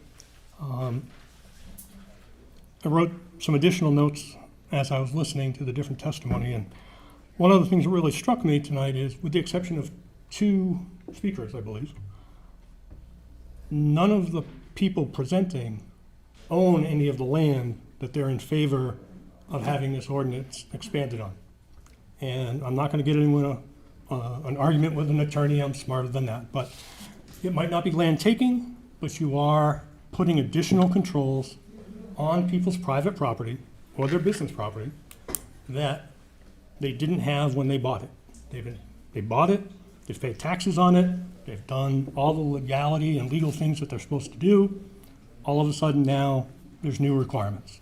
So I have a little bit of an issue with that. So I think one of the other issues that you should definitely consider, and according to Mr. Davis's letter in the Sun Chronicle, this would affect 773 acres of land in Attleboro, and they keep referring it to as their land. It's not their land. It's actually the private owner's land. And I think we need to be cautious of, I know there's a greater good, but I also think we need to be careful about what we do to private individuals who have owned that land, been paying taxes, doing what they're supposed to do. There's another point that we need to also be conscious of. Attleboro has a financial issue going on. It's going to continue to go on for years to come. We all live in a Proposition 2.5 plus new growth world. This ordinance will have an effect on new growth. Whether you agree with me or disagree, but in my humble opinion, you're going to affect new growth. That is our livelihood, that is our lifeblood. Without new growth, we're back to 2.5 straight up, and we can't survive. I'm sorry, but I just don't think we can have it both ways. I don't think we can try to have more revenue and more restrictions at the same time. And you guys have been sitting there very patiently all night, so I'll conclude my comments with that. So thank you very much for the opportunity to speak in front of you. Thank you. Thank you. Does anybody have any questions for the speaker? Thank you, Mr. Larson. Thank you. Hi. Hello, I'm Kyle Eaton. I live at 703 Lindsay Street in Attleboro. I would like to continue what he said, how you guys have all been attentive to every single person that's been up here. It's been awesome. Thank you. That was tough to hear, but it's been an incredible experience. And to everyone that's attended here on both opinions, either favor or against it. It's been truly awesome to see this happen, for I am new at it. As I said, my name is Kyle Eaton, and I was born and raised in Lindsay Street. In the spring of 2021, I ventured to Tennessee to pursue a temporary law enforcement career idea I had. And I worked at Metro Police Department for 6 years. And then my niece was born. So I'm the only one that was able to move, so I wanted to come back home. And it always felt like home. Tennessee never was truly home. With this, with me going to Tennessee, I was able to afford a 1.8 acre house with, believe it or not, $1,500 in a year in taxes, for property tax, which everyone I tell here, it blows their mind. And returning to Attleboro and seeing that's the state it's in, and making it increasingly difficult for the next generation, me and my brother, my niece, to build a life here. By increasing this no-touch wetland buffer from 25 feet to 50 feet, you are effectively making many lots unbuildable. And in doing so, you're shrinking opportunities for young families who want to stay here, as I do. The average age of a Massachusetts homeowner is 36 and increasingly towards 40, which is the countrywide. When my parents were, a couple years ago, the average age was 29 as a homeowner, which I hope that would be where it is, but it won't be. The economic impact of this, from a revenue standpoint, this proposal is also counterproductive. A new home generates property tax revenue, and I feel like I don't have to go over it because you had an amazing presentation with pictures and everything, with all that. But making it unbuildable, all these builders are going to go somewhere else. If they can't build here, they'll go North Attleboro, forever, surrounding towns. I also ask, what does this 50 buffer accomplish? I did hear some sites from a website, not the website, but you have data. You have like a graph showing that shows, and I would love to see it. Because lengths of what 25 feet actually does. Because I like the nature, I love nature, always have. And if it could be shown that this 25 feet does this much or something, maybe I can get on with it, because I'd love to see both sides of things. And I'll do my own research as well, or try to. And in fairness, in closing, I don't want to sound or make a speech of, from tipping tea in the 10-mile river or something. But if, in fairness, if the homeowner is prohibited with his taxes and saying no touch, you can't do anything, can't build here, wet zone tax, pay all this extra money, then you shouldn't tax us on it. And that's what makes sense to me. I know it's kind of a lost thing, taxes on everything now. But if you want to take it and help Attleboro, don't penalize us any further if it does get passed. Continue taxes on something that you tell us that we can't use, just doesn't make sense to me. I am all set. I am done. Any questions? I think that was yours. I think that was yours. Wait, I took your job. So I'm sorry. I'm sorry. Let me do that job that I get paid for. Do any councilors have any questions for the speaker? Awesome. Well, thank you all so much, and you all have been awesome. Thank you. It's been an incredible experience. Thank you. Hi, my name is Abby DeVerne, and I'm speaking as someone who has land in this city that will be passed down to me and my siblings.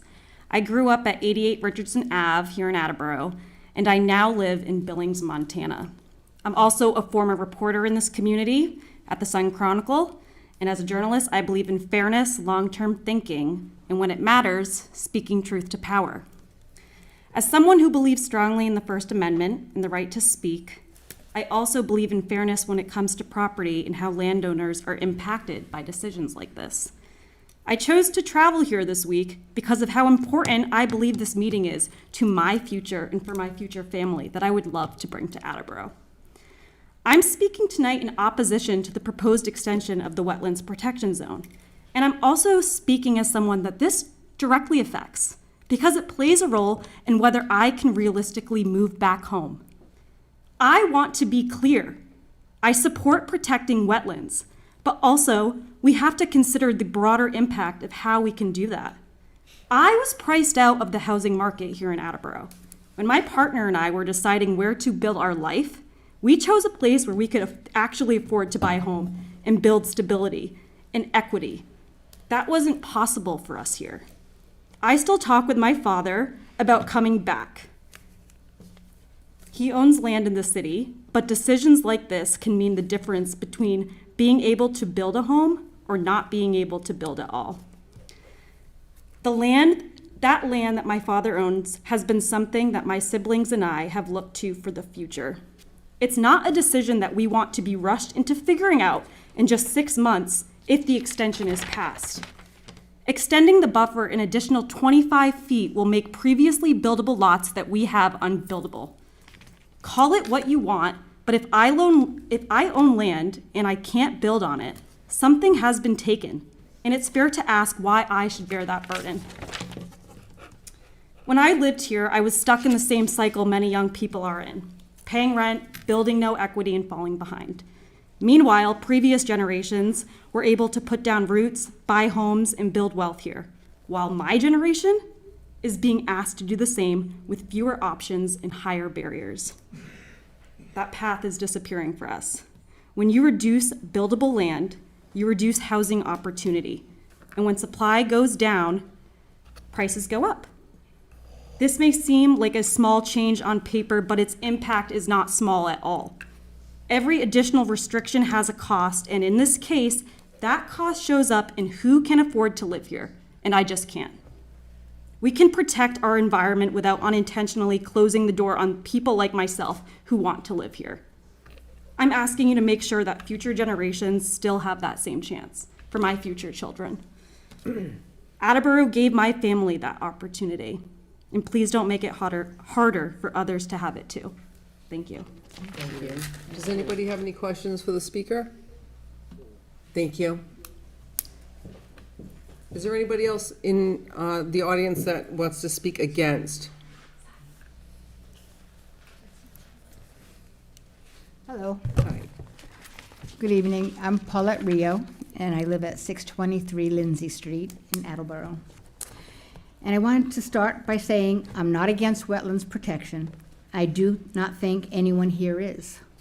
Wetlands matter, and protecting them matters. My family has been taxpayers in Attleboro for about 75 years. And I'm speaking tonight because I care deeply about this city and the direction it is going. What I keep coming back to is this. Why is the city trying to make this a blanket change from 25 feet to 50 feet across Attleboro without really showing people why that is needed here? We keep hearing broad statements like the studies show, and more area is better. But to me, that still does not answer the basic question people are asking, which is, where is the Attleboro specific proof? Even the EPA materials that are being referenced, they keep pointing to say that you can't just pick a bigger number and apply it everywhere. They say you cannot just compare buffer widths by feet alone and assume that tells you what the right policy is. They also say the right width depends on actual conditions. Things like the type of wetland, the land around it, the slope, the soils, the vegetation, and what function you are trying to protect. So to me, that means that this should not be treated like one rule, this for every property in the city. I think people also need to be honest about what this means. This is not just about protecting wetlands. It also means more restriction on upland property beyond the wetland line, what many of us see as additional upland. That affects what people can do and their land in the future. This is what's concerning to me.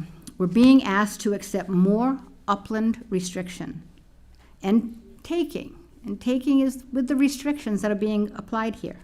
But I've not heard clear local proof showing why 25 feet is not working here already, or why every affected property in Attleboro now needs this extra 25 feet. On top of that, Massachusetts already has a 100-foot buffer zone under the state wetlands framework. So this is not a case where wetlands are sitting there without protection. They already have protection. That's why I think the burden should be on the city to explain why another blanket local restriction is necessary on top of what is already in place. I also think it's fair to ask how this proposal helps with the affordability and the housing concerns we are all dealing with right now. We keep hearing that Massachusetts needs more housing, more supply, more flexibility for families. How does making more land harder to use and posing these restrictions to use move Attleboro in the right direction? I think that's a fair question, and residents deserve a fair answer. And I say that not only as a resident, but as someone who has built and developed in this city and has seen how added restrictions affect feasibility, cost, and future housing opportunities. If there is a real documented problem here in Attleboro, then show it to the public. Show the local data. Show the written analysis. Show what has failed under the current system. Show why this has to be citywide instead of handled based on actual conditions. I'm not asking anyone to weaken wetland protection. I am asking the city to be fair, to be honest with the residents, and to show real Attleboro-specific proof before putting more restrictions on people's property. That response and that request seems reasonable to me. I hope it does to you. Thank you. Thank you. Does anybody have any questions for the speaker? Councilor Reynolds? It's not really a question, but I was wondering if you could send that to the office so that we can all get a copy of what you just read. Absolutely. Thank you. Yes, thank you. Is there anybody else here to speak against?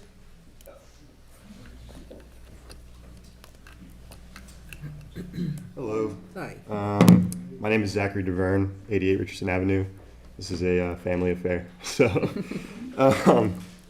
I'm here to speak in opposition to the proposed expansion of the wetland protection zone from 25 feet to 50 feet.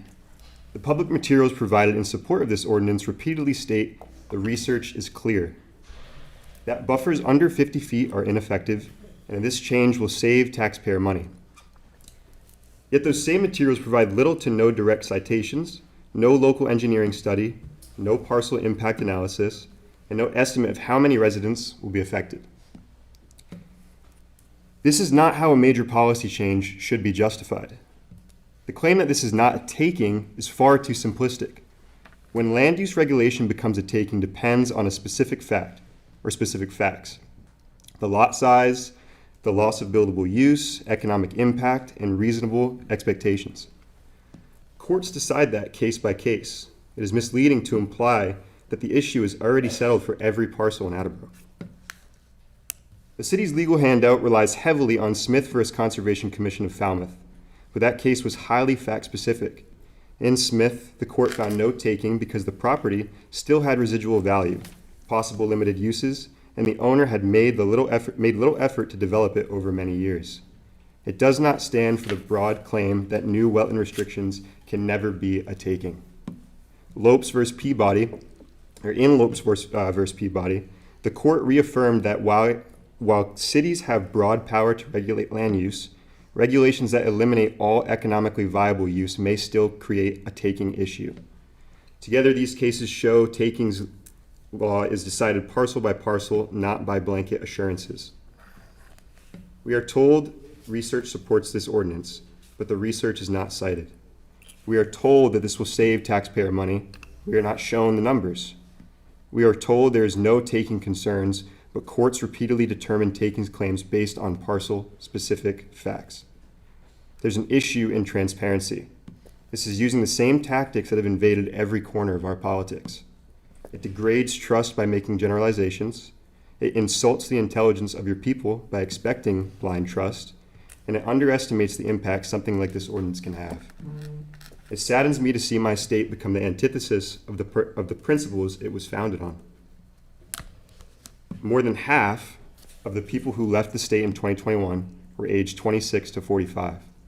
Land rights deteriorate and taxes continue to rise. It has become unrealistic and unaffordable to stay here. As a student and Navy veteran, I look for better opportunities in states that encourage growth and affordability.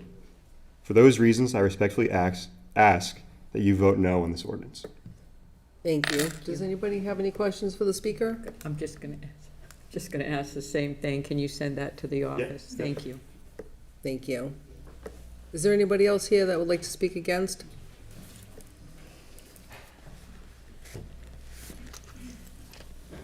Good evening, Commission.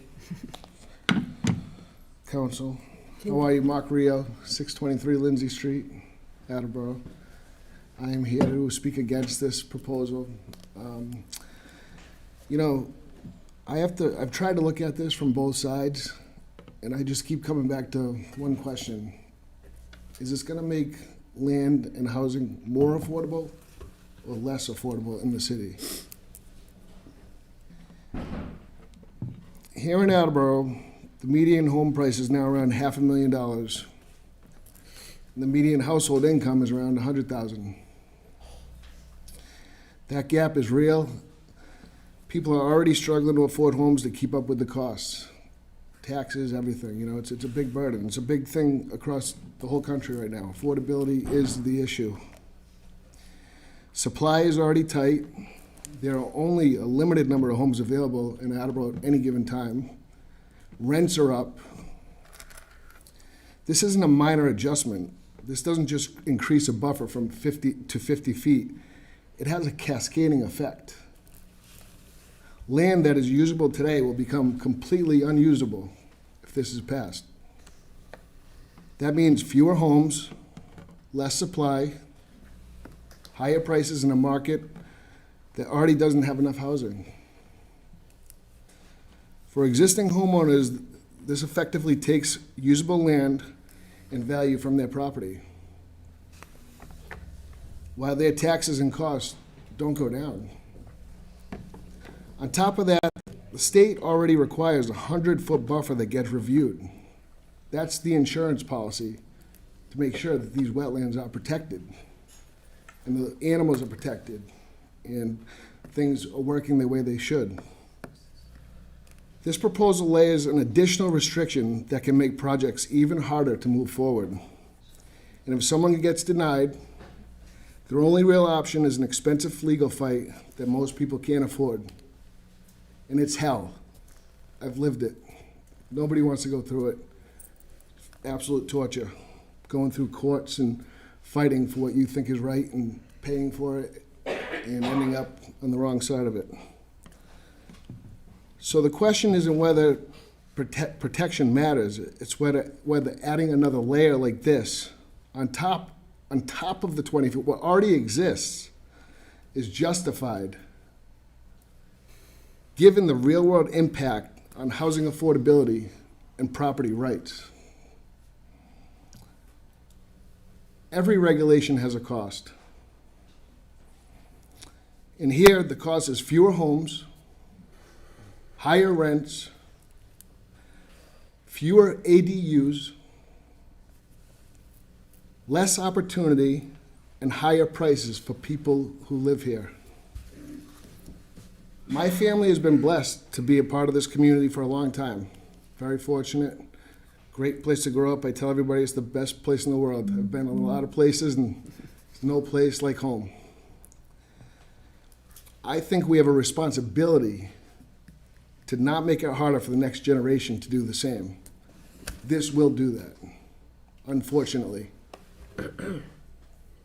At the end of the day, good intentions don't guarantee good policy. And the real-world result of this change is making it even harder for people to live in Attleboro. So that's all I have for tonight. Thank you for your time. And I'm sorry you had to go through that with that. That was an incredible thing to watch. Thank you. Is there anybody that has any questions for the speaker? No questions, just can we have a copy? Can you send a Councilor Reynolds copy? would like a copy of your speech. Yes, No, I would like you provide to that send it to the office, and Right. she'll send it to all for of our us. admin in there. Yeah. Well, thank you for your time and consideration. Thank you. Is there anybody else in the audience that would like to speak against?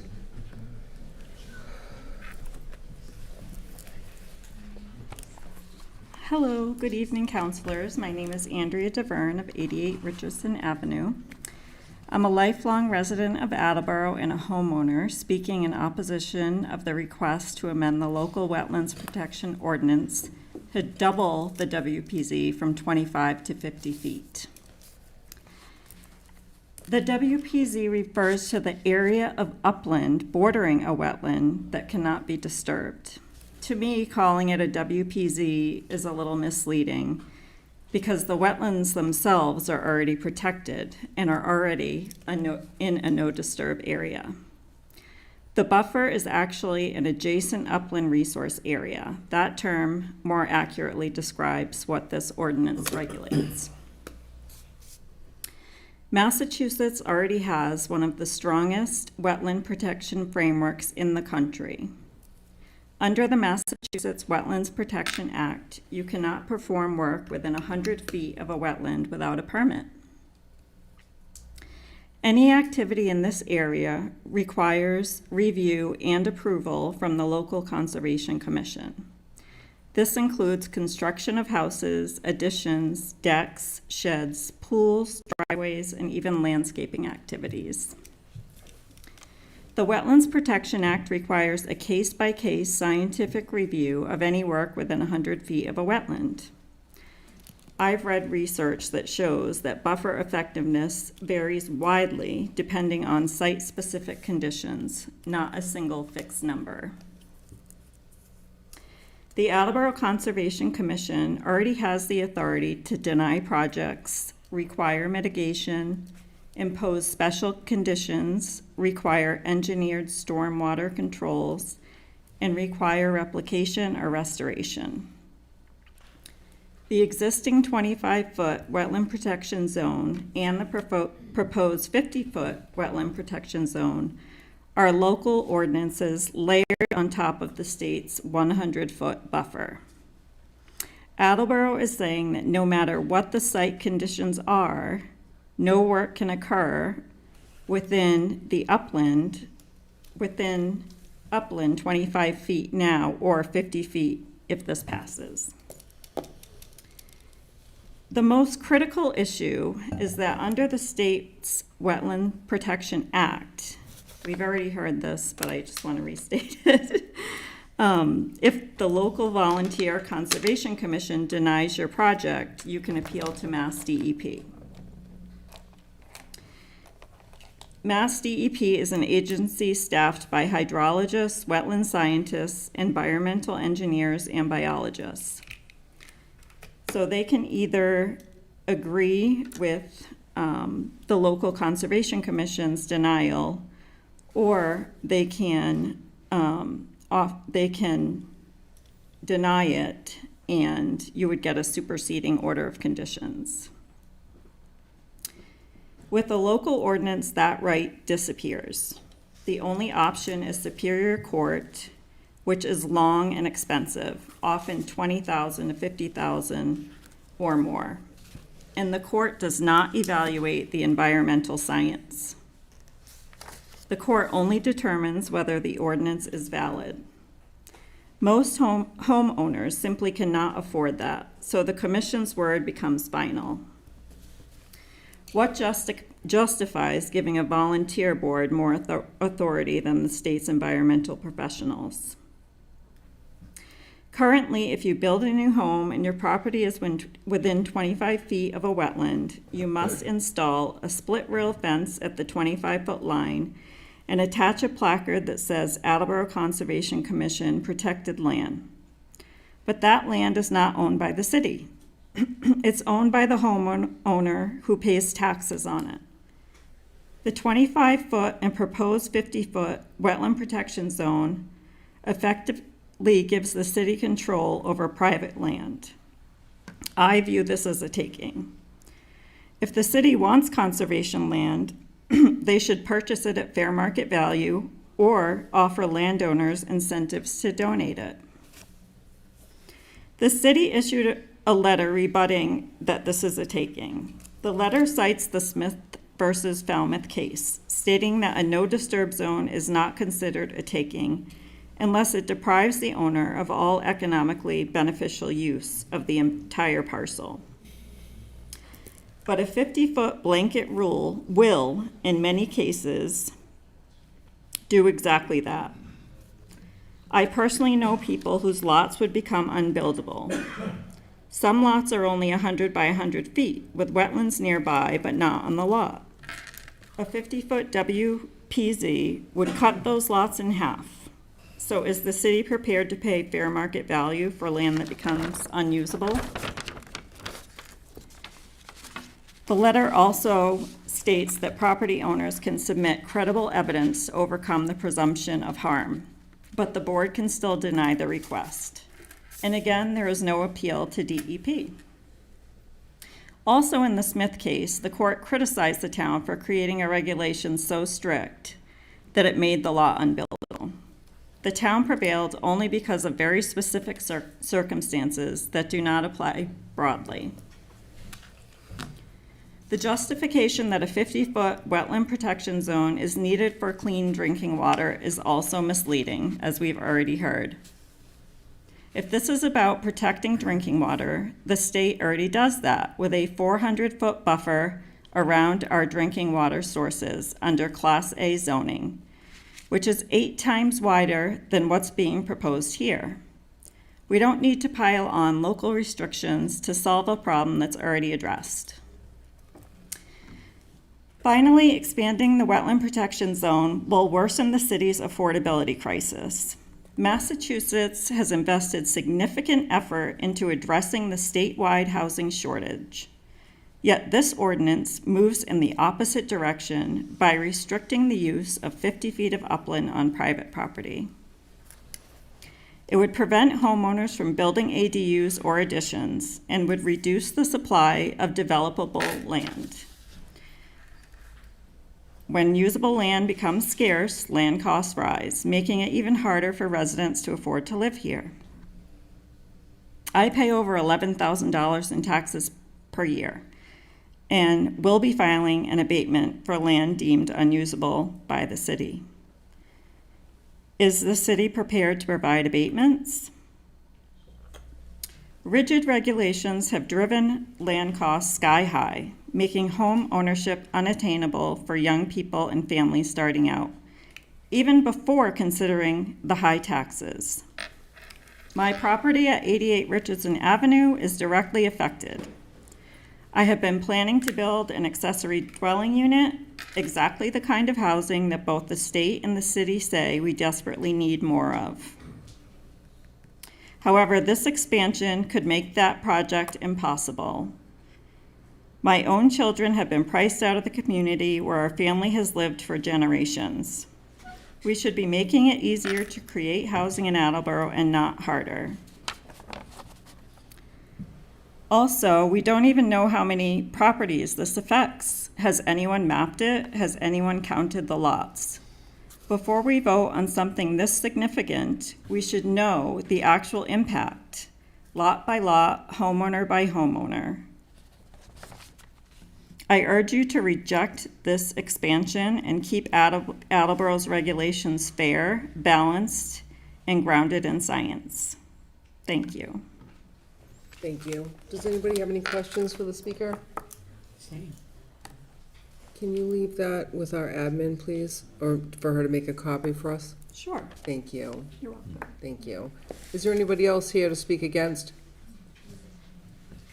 Is there anyone here to speak neither for nor against?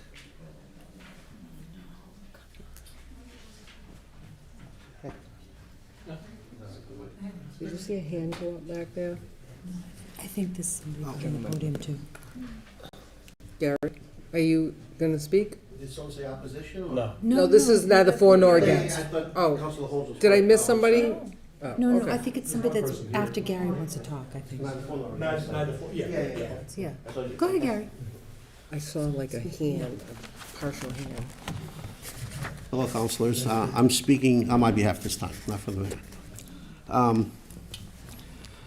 I am not going to advocate tonight. I think Nick made an intelligent, well-thought-out, lucid argument in favor. So I'm not going to repeat any of the reasons. What I did was I made some observations during the discussion that I just wanted to share with the city council, some thoughts. The matter of the taking is a very complicated and delicate matter. I totally get that.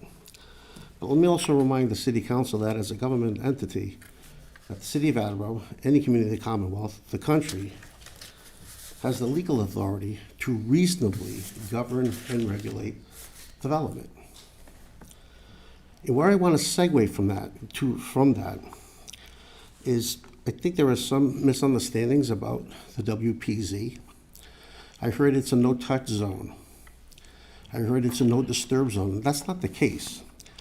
It's not a wetlands preservation zone. It's not a no-disturb zone. It's not a no-touch zone. It's a wetlands protection zone. Much like, if I make it tantamount to a setback under the zoning ordinance.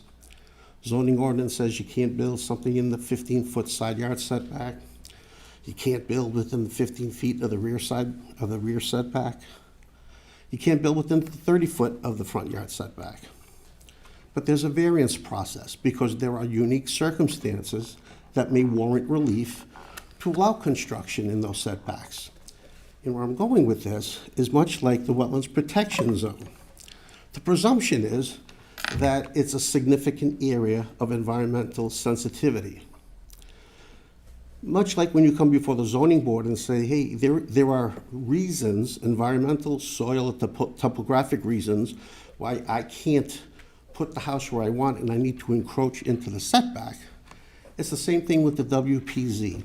Is if you can demonstrate to the conservation agent that there are unique circumstances where the presumption of the significance is not there, then they're going to work with you to have you develop, if it's a house or an addition, but it's the same thing. So it's not a no-touch zone. So when the question comes up with a discussion is that it's unusable or unbuildable, that's actually not the truth. That's not what it is.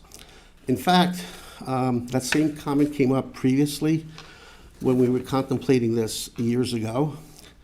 And I presented to the city council then, and the reason why I didn't do it tonight is only because I wasn't going to speak in favor, I was going to speak neither for nor against, is I did an analysis of 50 feet and what that would do to subdivisions that were already pending before the Planning Board and the Conservation Commission. And in every instance, with the 50-foot WPZ, it did not in any way make any of the lots not buildable. Moreover, the issue keeps coming up it's expensive to litigate when it gets denied. Well, I'm going to share some facts with you. So I went back to April of 2019, and I counted every single application that's been come before the Conservation Commission through December of 2023. I wanted to bring it through the current date. I just ran out of time, so I didn't have that chance. If you like, I will submit those forensics to you. So from April 2019 to December 2023, 61 applications were filed with the Conservation Commission under the Local Wetlands Protection Ordinance. Only one was denied. What I also did is I counted all the number of decisions that were denied through April of 2026. Even though I wasn't able to count all the applications, again, I counted all the applications from April of 2019 to December of 2023. There were 61. Only one was denied in that period. It was very easy for me to count from January of 2024 to the current period, because I keep all the agendas just to see, what decisions were rendered. Not a single one was denied. So from April of 2019 to April of 2026, only one application was denied. So this sentiment that somehow by increasing the 25-foot WPZ from 25 feet to 50 feet is going to render land useless, unbuildable, residents aren't going to be able to, they're not going to get their permits approved. The fact is, only one application, and I can go back previous to 2019. I can go back from the time we actually adopted the ordinance. We've got all that data. Again, I just didn't have a chance, the time to accumulate that. So I implore you that I want to just at least bring some facts to the table. That only one application was denied in the last 7 years of all the applications that come before the Concom for the WPZ. The question was brought up about it's not fair that a permit, an application under the Wetlands Protection Act, that if it were to be denied, goes to DEP. And therefore, experts in the field get to evaluate the decision of the commission, the information that the appellant provides, and then can issue superseding orders of conditions. Absolutely. Is that a fact? Absolutely. They are professionally and academically trained professionals. The Commonwealth of Massachusetts affords every city and town 350 that mayors and councils and boards of selectmen may appoint residents. It's not because the Conservation Commission doesn't want a local decision to go to the DEP. The way the system is built is any local decision of a local regulation or a local ordinance, whether it's planning board, zoning board, or Concom, has to go to Superior Court, and sometimes you can go to land court. But that's not because of this amendment. That's just the way the system is. So, and I will assure you, and I don't have to speak with Chairman Garapi here. I mean, you've got a very well-groomed, very well-veteraned members of a Conservation Commission, not to mention Nick's expertise on how to evaluate a stormwater, whether it's a stormwater permit, a wetlands application under the Wetlands Protection Act, or the WPZ, I'm sorry, the Local Wetlands Protection Ordinance. But folks, that's the way the system is designed.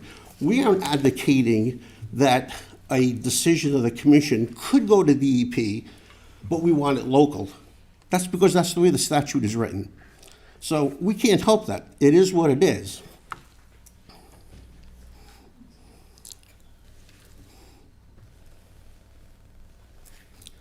A comment was made about the proposed, what will be ultimately a proposed development on Riverfront Drive. I will tell you the floodplain elevation, I know the project very well. It's 114.1 is the floodplain elevation. I know that. It's part of the design team going back to 2013. But to say that the same rules would not apply to the city of Attleboro is absolutely unacceptable. Every rule that is applied, unless it's exempted by the Commonwealth, every rule of development that applies to a developer and a homeowner applies to the city of Attleboro. So somehow that because there's floodplain, that the city would not have to file for an application, absolutely is not the case at all. It would not happen. The city of Attleboro will have to file with the Zoning Board of Appeals and the Conservation Commission, and probably the Planning Board as well. Same rules apply, folks.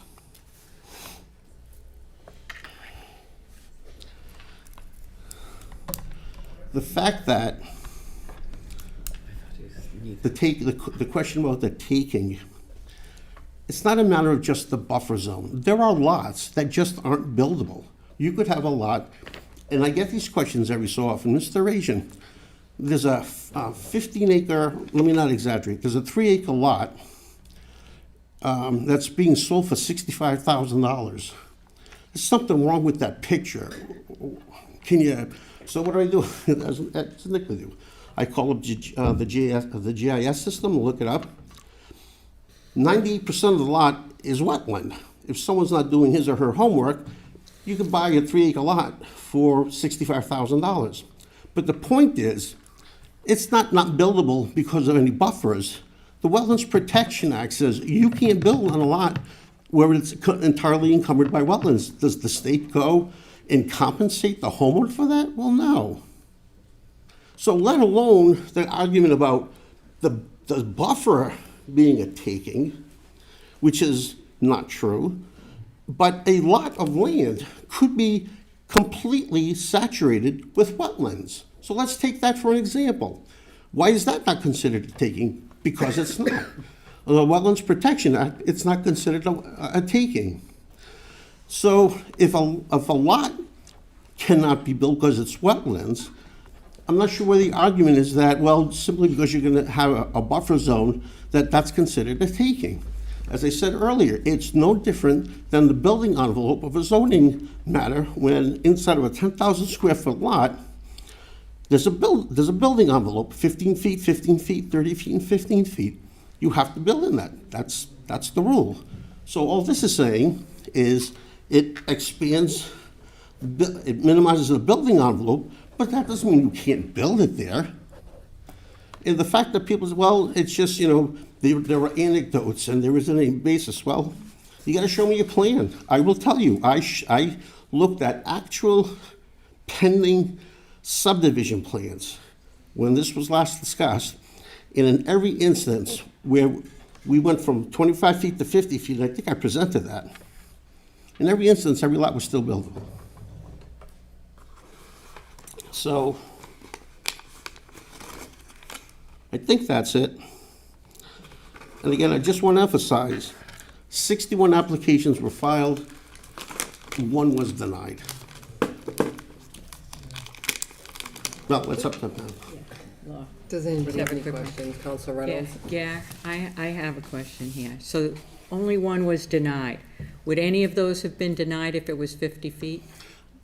I can't say only because... But not, only 1 was denied when it was 25.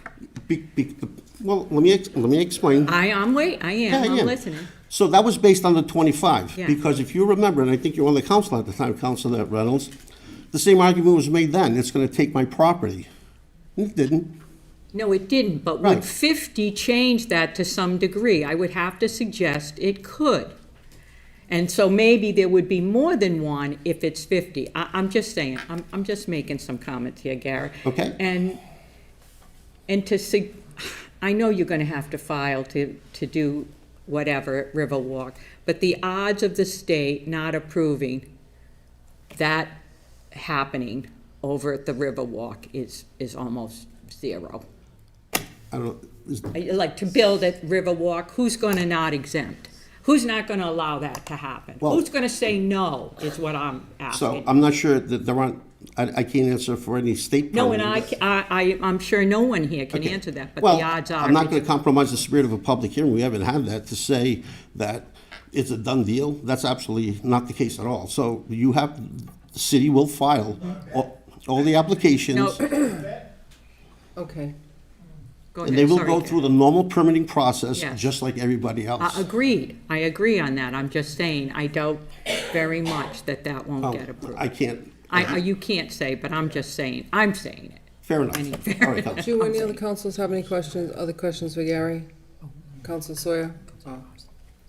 Okay, Council Sawyer? So I wanted to ask a question. I first do want to have that other data, if you can get that for us, so like What about the data? the ones that filed. Sure. appeal WPO applications? Yes, Yeah. right. So And you then, want the complete? Yeah, no, I'd just be Sure. interested to see, you know, Yeah. what that data looks like. Thank you. Okay.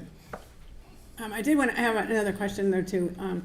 There have been a couple of people who have mentioned fencing that they had to put up with the wetlands. Can you tell us when they put fencing up and what that means to a homeowner? I'm not sure.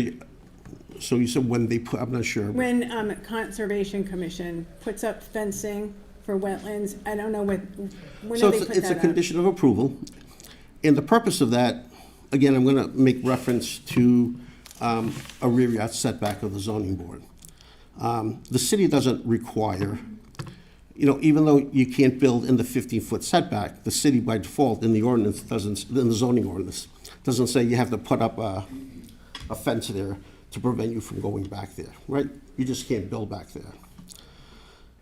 The Conservation Commission, in its infinite wisdom as stewards of the natural environment, concerned that residents over time could unintentionally disregard the wetland line and unknowingly begin an encroachment there and begin to intrude and change that environmental climate, whether it's habitat or it's vegetation. And one way is by putting your clippings, your tree branches and grass clippings there. It eventually chokes it off. It didn't immediately do that, the commission, but over time, as you accrue more knowledge and more experience, the commission thought to itself, and they're here to correct me, is over time, said, how do we prevent this? How do we prevent, or how do we better protect the wetland from encroachment? And the best way they came up with were two items. One is a split rail fence, just to give people to say, oh, I wonder what that's all about. Let me call the local conservation agent, could be in your deed.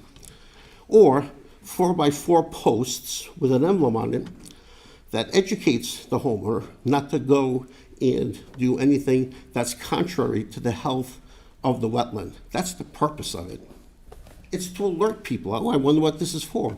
Nick gets those calls lots of times. Do I get some? I get some too. But it wasn't anything right out of the gate for the commission to take a draconian stance and said, you can't use that land anymore. That's so.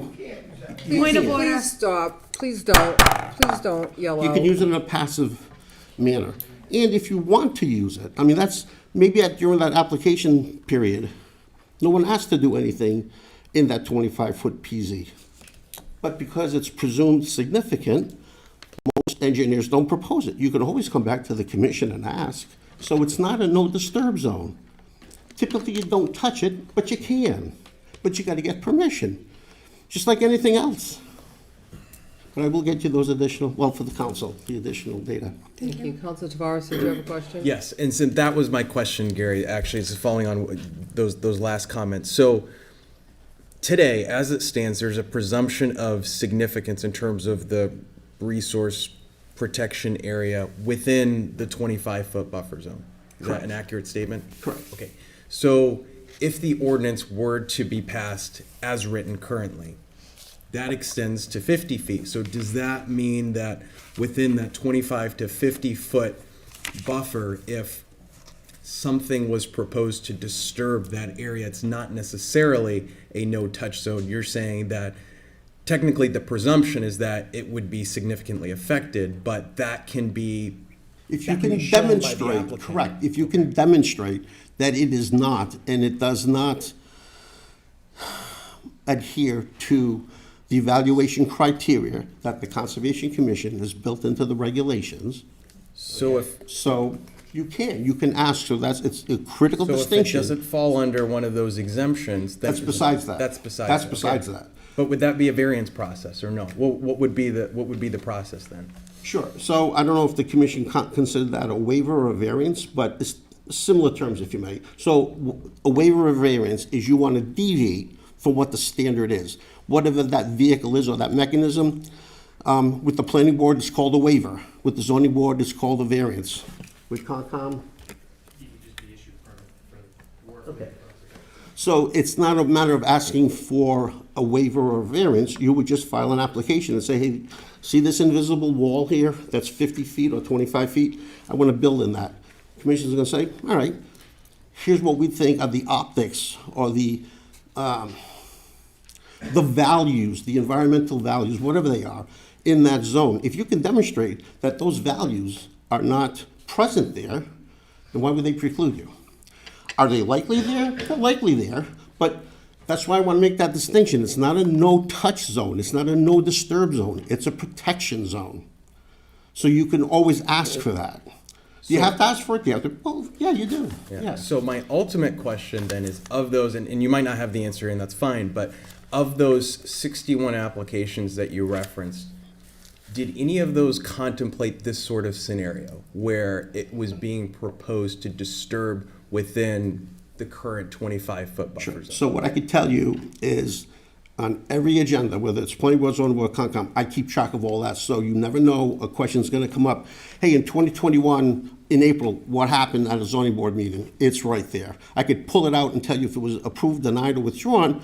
But if you want a further dive, a deeper dive to say, well, what actually happened? I got to pull the folder up. So candidly, Counselor, all I did was I just wanted to demonstrate to the council that 61 applications were filed. I didn't do a deep dive to now articulate precisely what each one was.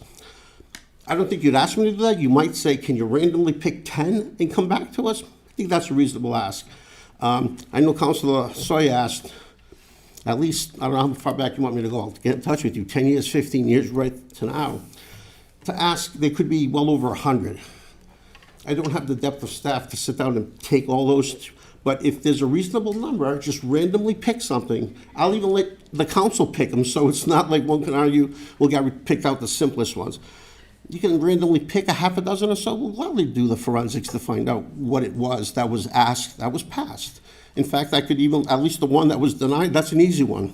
Tell you exactly what that was. I just didn't come prepared to answer that question. That's fair. Thank you. Does anybody else have any questions?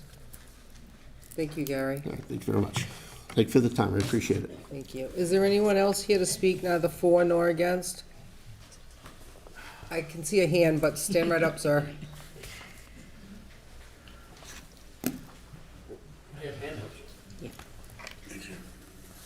Means I don't have to submit something. No, you don't, so thank you so much. Thank you. Thank you. Oh, do you have an extra? Yeah, I'm sorry. You have one complete. Thank you. Thank you. Thanks.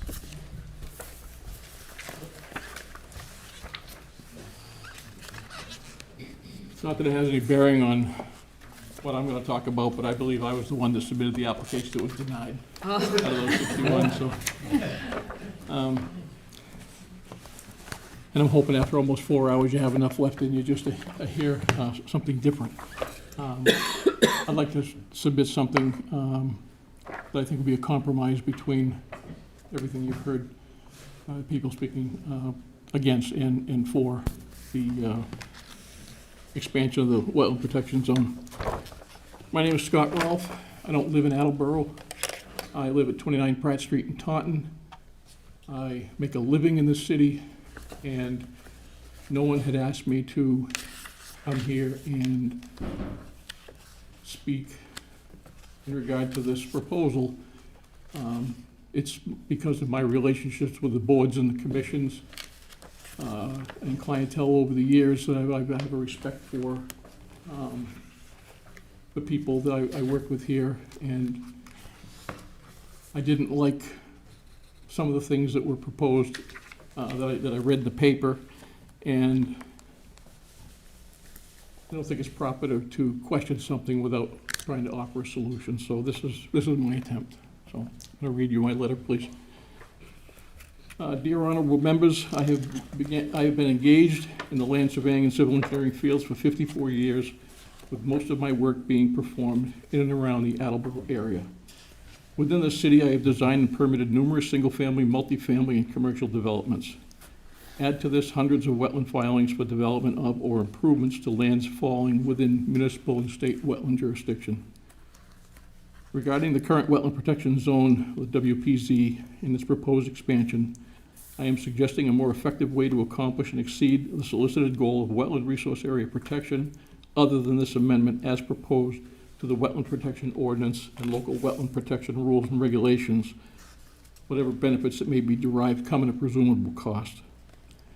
I have witnessed homeowners express shock at the negative consequence of loss of yard area with the opposing impact on their expectations of having a garage, deck, addition, pool, or patio that they may not have visualized or had been able to afford when they initially purchased their property.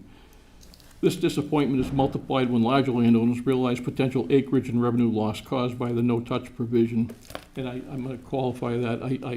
I call it a no-touch on occasion, but I do reference later that, in my opinion, the 25-foot wetland protection zone is treated more as a no-touch, even though it's not necessarily listed that way. But from my experiences over the years, it has been most often treated as a no-touch.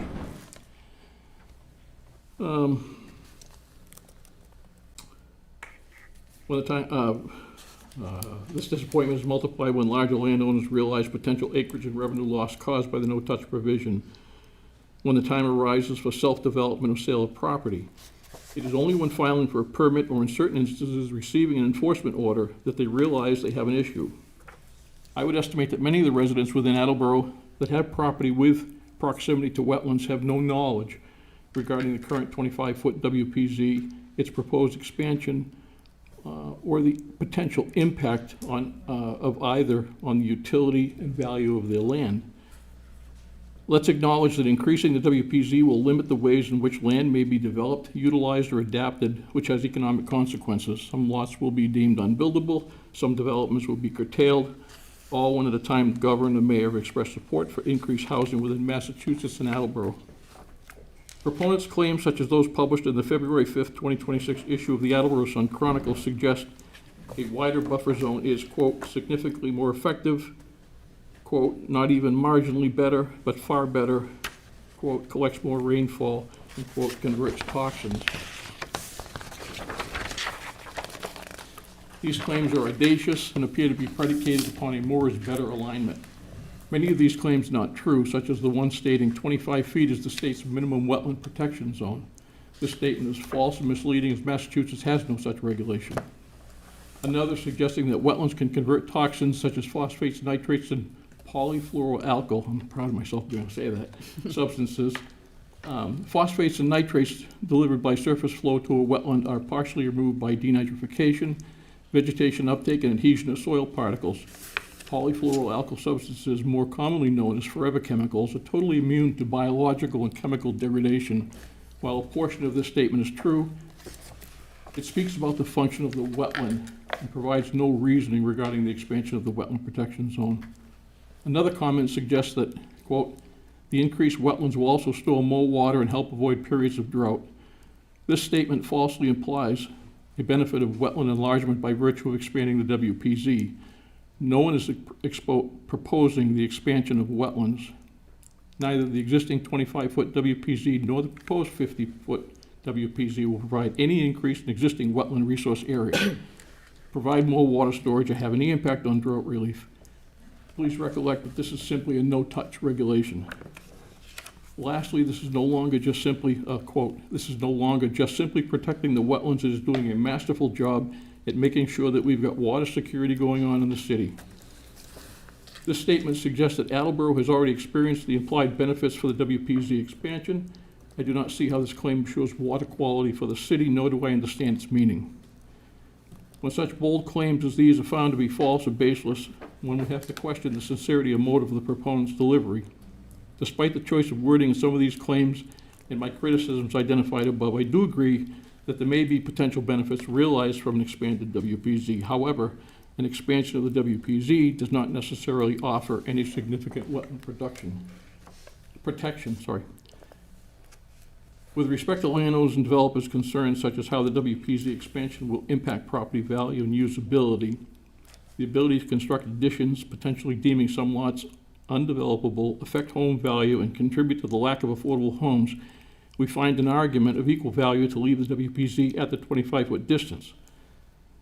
The loss of an additional 25 feet of land can also be particularly aversive to homeowners that have children and pets. The Attleboro Conservation Commission came into existence somewhere between the late 50s and early 60s.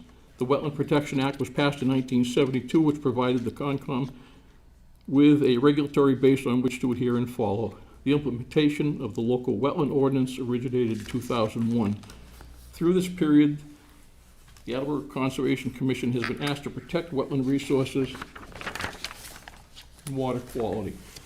This responsibility is administered through a process of review for proposed development, alteration, or by the issuance of enforcement orders to those who violate current regulations. These actions apply to those who own property, conduct business within the city, or those that propose to work within the Conservation Commission's jurisdiction, including the city of Attleboro.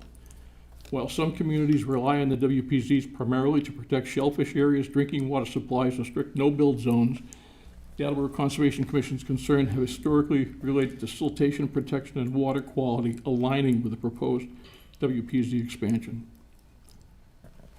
In regard to the protection of wetlands, you may be surprised to learn that the biggest stormwater polluter to the city of Attleboro is the city of Attleboro.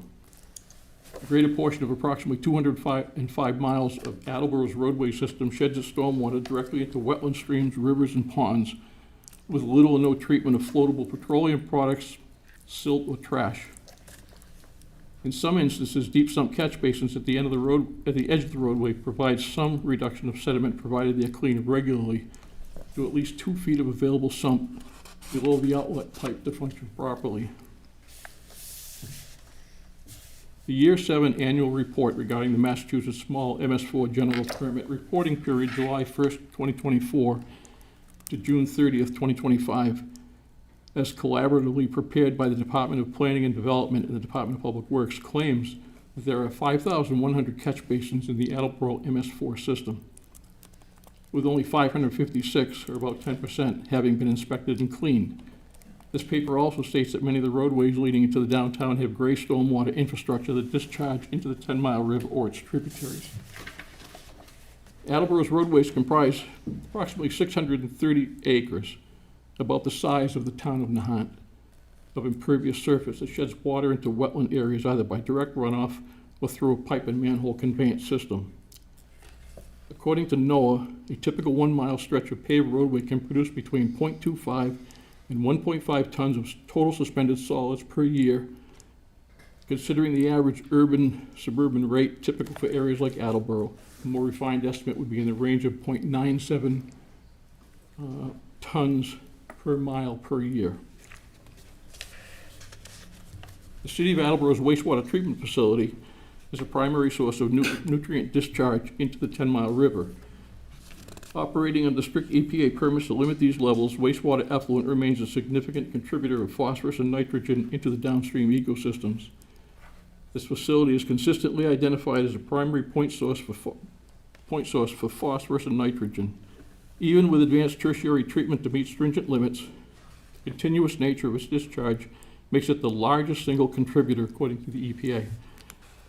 It would seem more appropriate to focus efforts to first address these major sources of contamination rather than eliminating the use of a portion of possibly a homeowner's back or side yard area.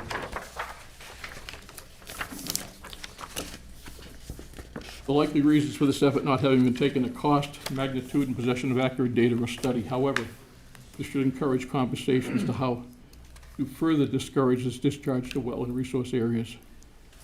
I also realize that this standing will not cause the abandonment of the current issue of the WPZ expansion as put forth. However, with the Attleboro Concom only receiving between 15 and 30 notice of intent applications per year, any appreciable benefit by adding an additional 25 feet of called no-touch buffer area should be considered insignificant or marginal in the grand scheme. Historically, the 25-foot wetland protection zone has been regaled as by policy an area of no touch. The unfortunate aspect of this approach is that, like wetlands, all lands abutting resource areas are not equal in slope, vegetation, forestation, soils, or surface ground cover. Due to these inherent variations in the no-touch approach, 25 feet of lawn will not necessarily provide the same protection to a wetland area as, say, a 25-foot naturally forested area. The willful restriction to not alter an area within the WPZ is a missed opportunity to afford consistent and controlled protection of the wetland as the current regulation is administered.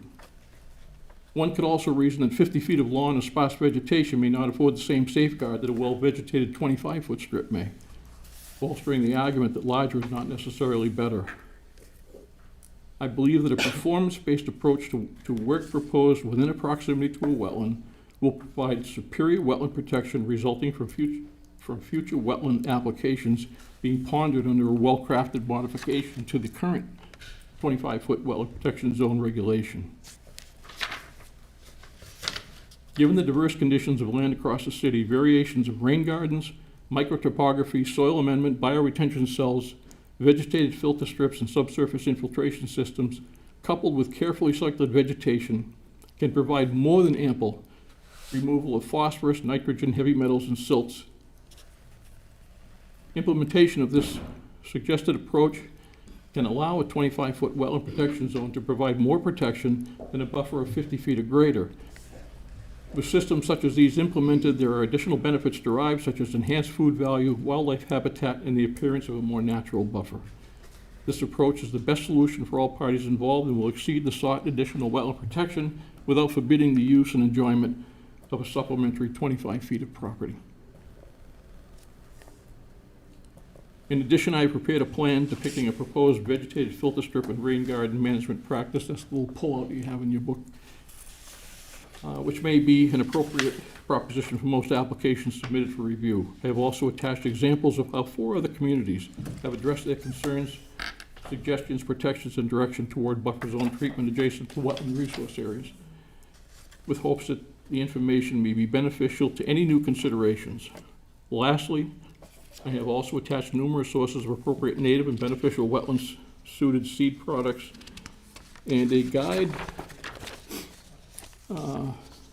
trees and shrubs and their suggested use and placement within freshwater resource buffer zones. I am hopeful that this testimony and perhaps others will help you conclude that there's a better way to protect the health of the wetlands and waterways in the city. If you concur, I would be proud to participate in such conversations. Determination as to the benefit or detriment to the expansion of the wetland protection zone need not be recognized as victory or defeat to either proponents or opponents. The mechanism exists to provide fair and substantial wetland protection without burdening existing and future home and landowners with lost use of value of their property. A solution that supports appreciable wetland protection and serves all concerns is well worth the effort. Please accept my sincere appreciation for providing me with the opportunity to share my experience and thoughts related to this matter. Having built and maintained relationships with municipal boards, commissions, friends, and clientele within Attleboro, my care for them, their families, and welfare prompted me to submit this letter for your consideration. Thank you. Does anybody have any questions for the speaker? Councilor Morrissey? Thank you. Thank you for coming. This is very interesting. You said you work in Attleboro. Where do you work? Plymouth Bay Associates. I've worked on in a long time. I haven't stayed with one company for 54 years, but right now, Plymouth Bay Associates on North Main Street. Okay. And is this generally what you do? All the time, yeah. Okay. Anybody else have any questions for the speaker? I don't have a question, but I'm going to say, Scott, this is great. This is really interesting, and I look forward to reading it thoroughly. I'll be honest, when I first saw what was written in the paper, it kind of infuriated me a little bit, because people make decisions based on such statements. As I started to do my research to speak in opposition, I found that there was a lot of research that showed that enhancing what you already have can give you the protection that you need. And I think the biggest problem in this scenario, the biggest problem with the existing 25-foot wetland protection zone is the fact that you can't touch it. And as all lands are different, if you could touch it, you can control the protection that the wetland is afforded, and not necessarily just take any more property. It's excellent. I look forward to reading it. Thank you. Can you leave your speech with our admin, please? Excuse me? Can you please leave your speech with our admin? It's in here. It's the letter. It's in Oh, it's in here? I'm sorry, I It's all- I was just listening to you and looking up. Thank you. Too Does anybody? too many years of coming before city boards to not put it all in one document. Nice Got it. job. Thank you very much. Thank you. Scott. Is there anyone else to speak in neither for nor against? Is there anyone else to speak neither for nor against? Council Sawyer, do you see any reason to keep this public hearing open? No, I don't. Okay, I declare that public hearing closed. What? You need a recess? We're gonna take a five-minute recess. All those in favor? Aye. Opposed? We're in recess for 5 minutes.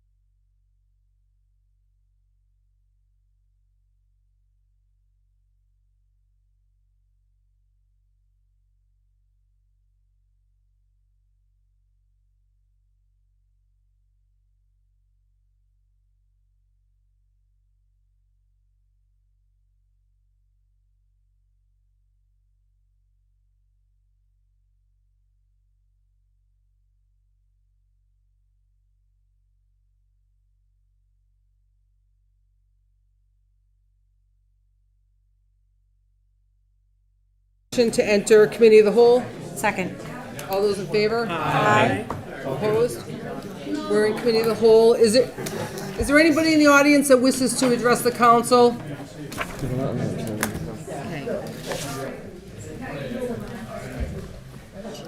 Hello, just your name and address for the record, please. Yes, good morning. Morning, almost. Almost. Feels like.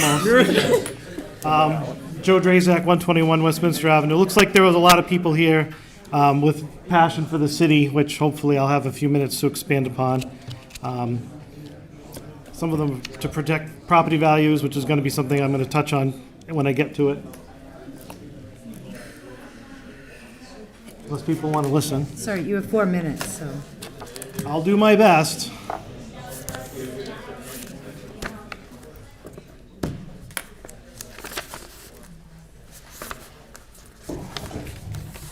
With all the recent discussion regarding the zoo, I feel that it is personally necessary to point out some things that should be really or equally important.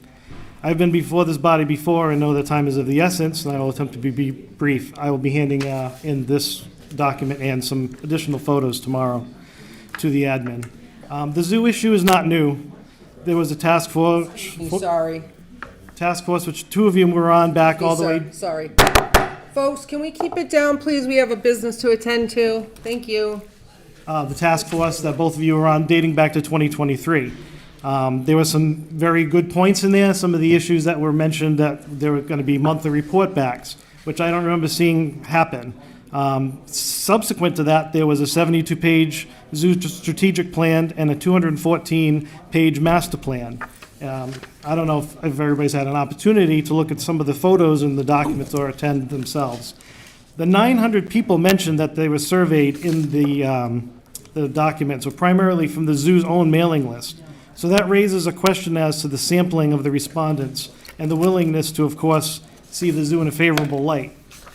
So know that that only included, of those people, only 1 of 3 were Attleboro taxpayers. According to the 46,000 residents that Attleboro is estimated to have, this would be about half of 1%.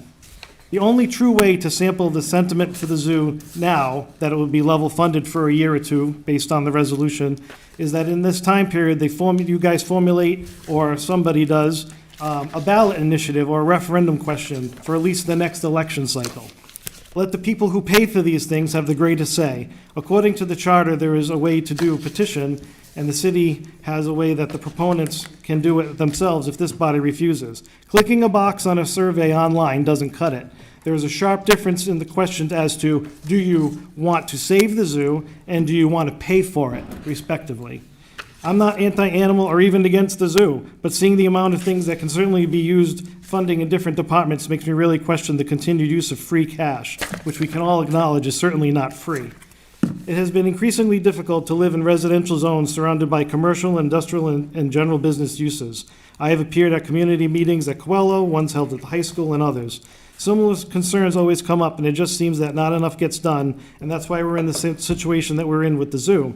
I think a lot of local municipal neighbors have some pretty good ideas on making life a little easier on Attleboro, such as such as in South Attleboro. I would just like to share those now and get your opinion on what we don't institute them, or why we don't institute them. We have so much traffic on the Route 1 corridor, having a couple of mechanisms to hold those responsible might make it a little bit more pleasant to live down there. 3 councilors, I believe, live south of Brown Street, so hopefully you at least agree with what I'm saying. Looking at tonight's attendance at the public hearing, from what I've seen, there is something you guys are arguing over is an ordinance. Right now, there is no litter ordinance. I think it's finally time to institute one. If we can argue for 4 hours about increasing an ordinance, maybe we should start by having one. That would generate a mechanism for the businesses who have the litter that they produce from lottery tickets or other trash that they generate, whether it's food trash or other paper products. Right now, they're taking advantage of the city because there are no ordinances on the books. I've met with the mayor and the health agent, and they say that there's nothing that can be done about these things. The offenders know that, and that's why they continue to do it. So it stresses more on the burden to be on community cleanups or people who, like myself, who do it ourselves. These bad neighbors need to be stopped. if people are so worried about the environment and exchanging, expanding wetlands and stuff, maybe they should worry about the trash ordinance as well. You It have would- 15 seconds, sir. Well, I got a late start. Can I ask for an extension, please? I think after 4 hours, I have the time to, I lost a couple minutes at the beginning there. Yeah, I stopped the timer, but you go ahead. Thank you. Number two, this is an ordinance which requires no money. Sweep the streets more than once a year, especially where the businesses that are responsible for residual debris, stone, metal, and other things would be. It would be cleaner and easy to do so.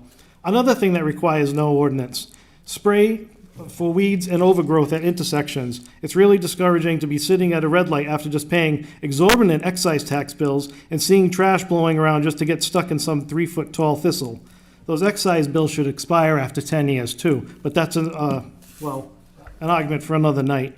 I have some paving suggestions, and the last thing I'll say in closing, because you're all going to get a copy of this anyway, is that, most of these people who came and they have their opinions heard and stuff, we should really worry about all of the taxpayers and not just special interests or a percentage that is so small. Make it known that these ordinances that could be enforced would be to the benefit of all in the city.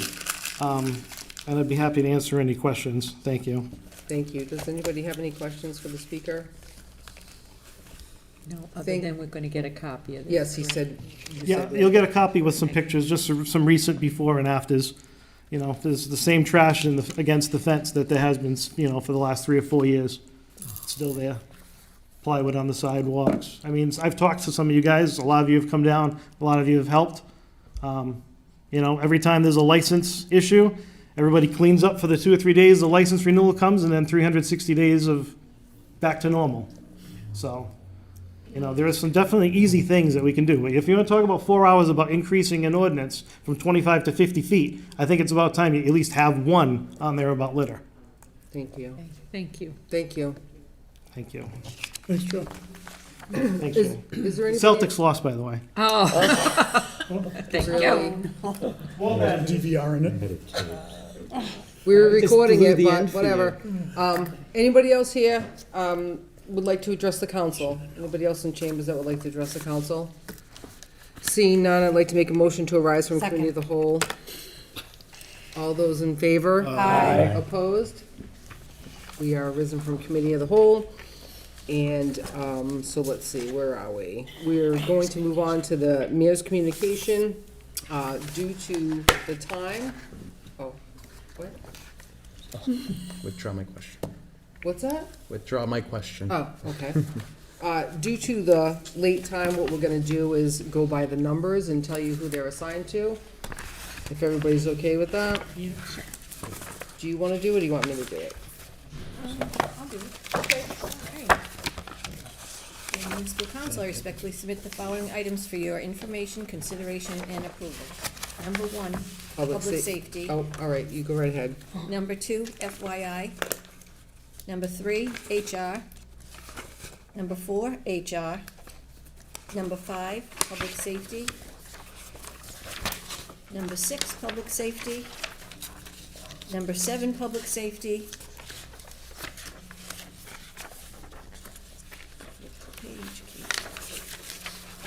Number 8, finance.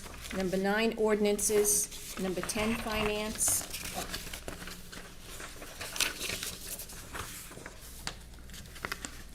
Number 11, finance. Number 12, public safety.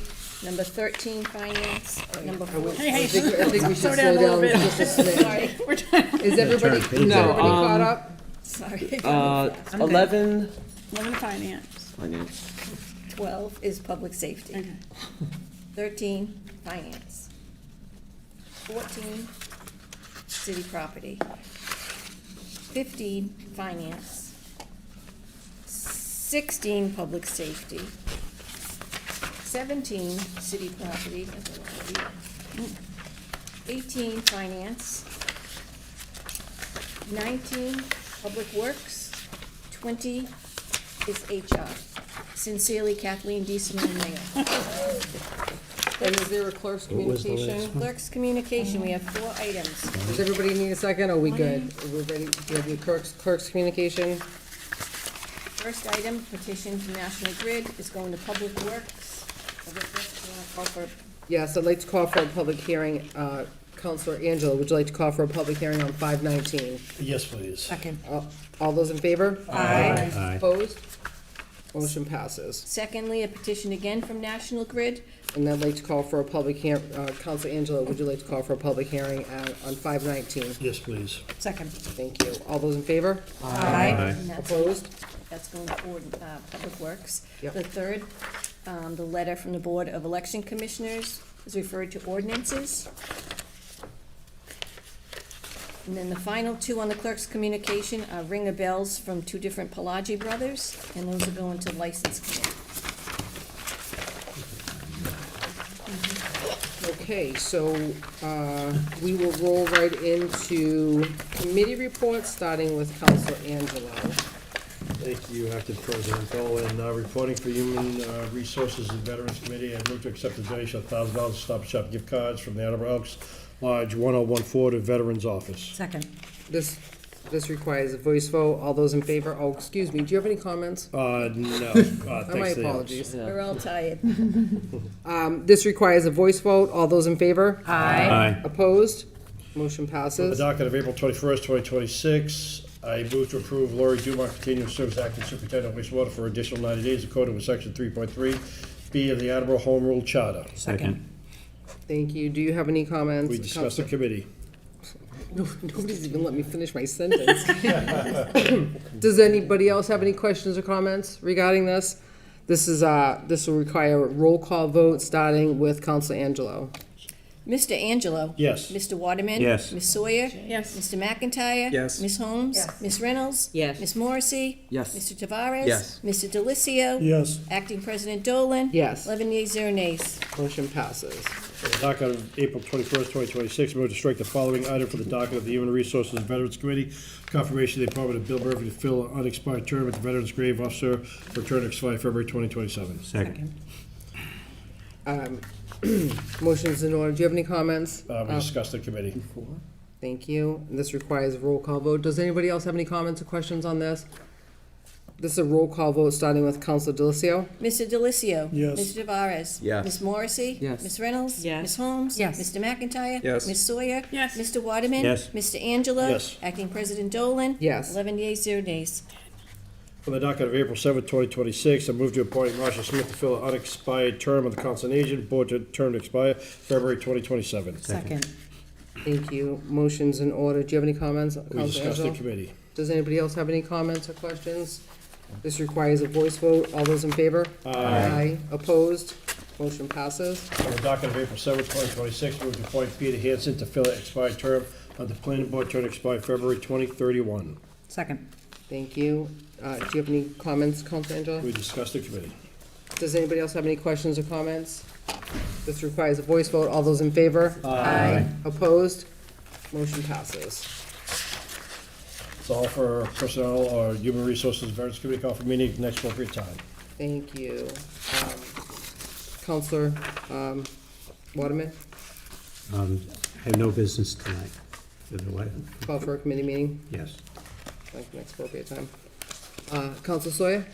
No business for the Zoning, Land Use, and Sustainability Committee, and I call for a meeting at the next appropriate time. Thank you. Counselor McIntyre? Economic Development and Strategic Planning has no business this evening. I will call for a committee meeting at the next appropriate time. Thank you. Counselor Holmes? Thank you. Reporting for Public Safety and Emergency Management Committee from the docket of April 21st, 2026. I move to transfer $10,000 from account Citywide Reserve Fund for transfer to account Police Professional Services to replace DVR system used for recording in the cell block area. Second. Thank you. Thank you. Are there any comments, Counselor Holmes? No, we discussed it in committee. Does anybody have any comments or questions on this?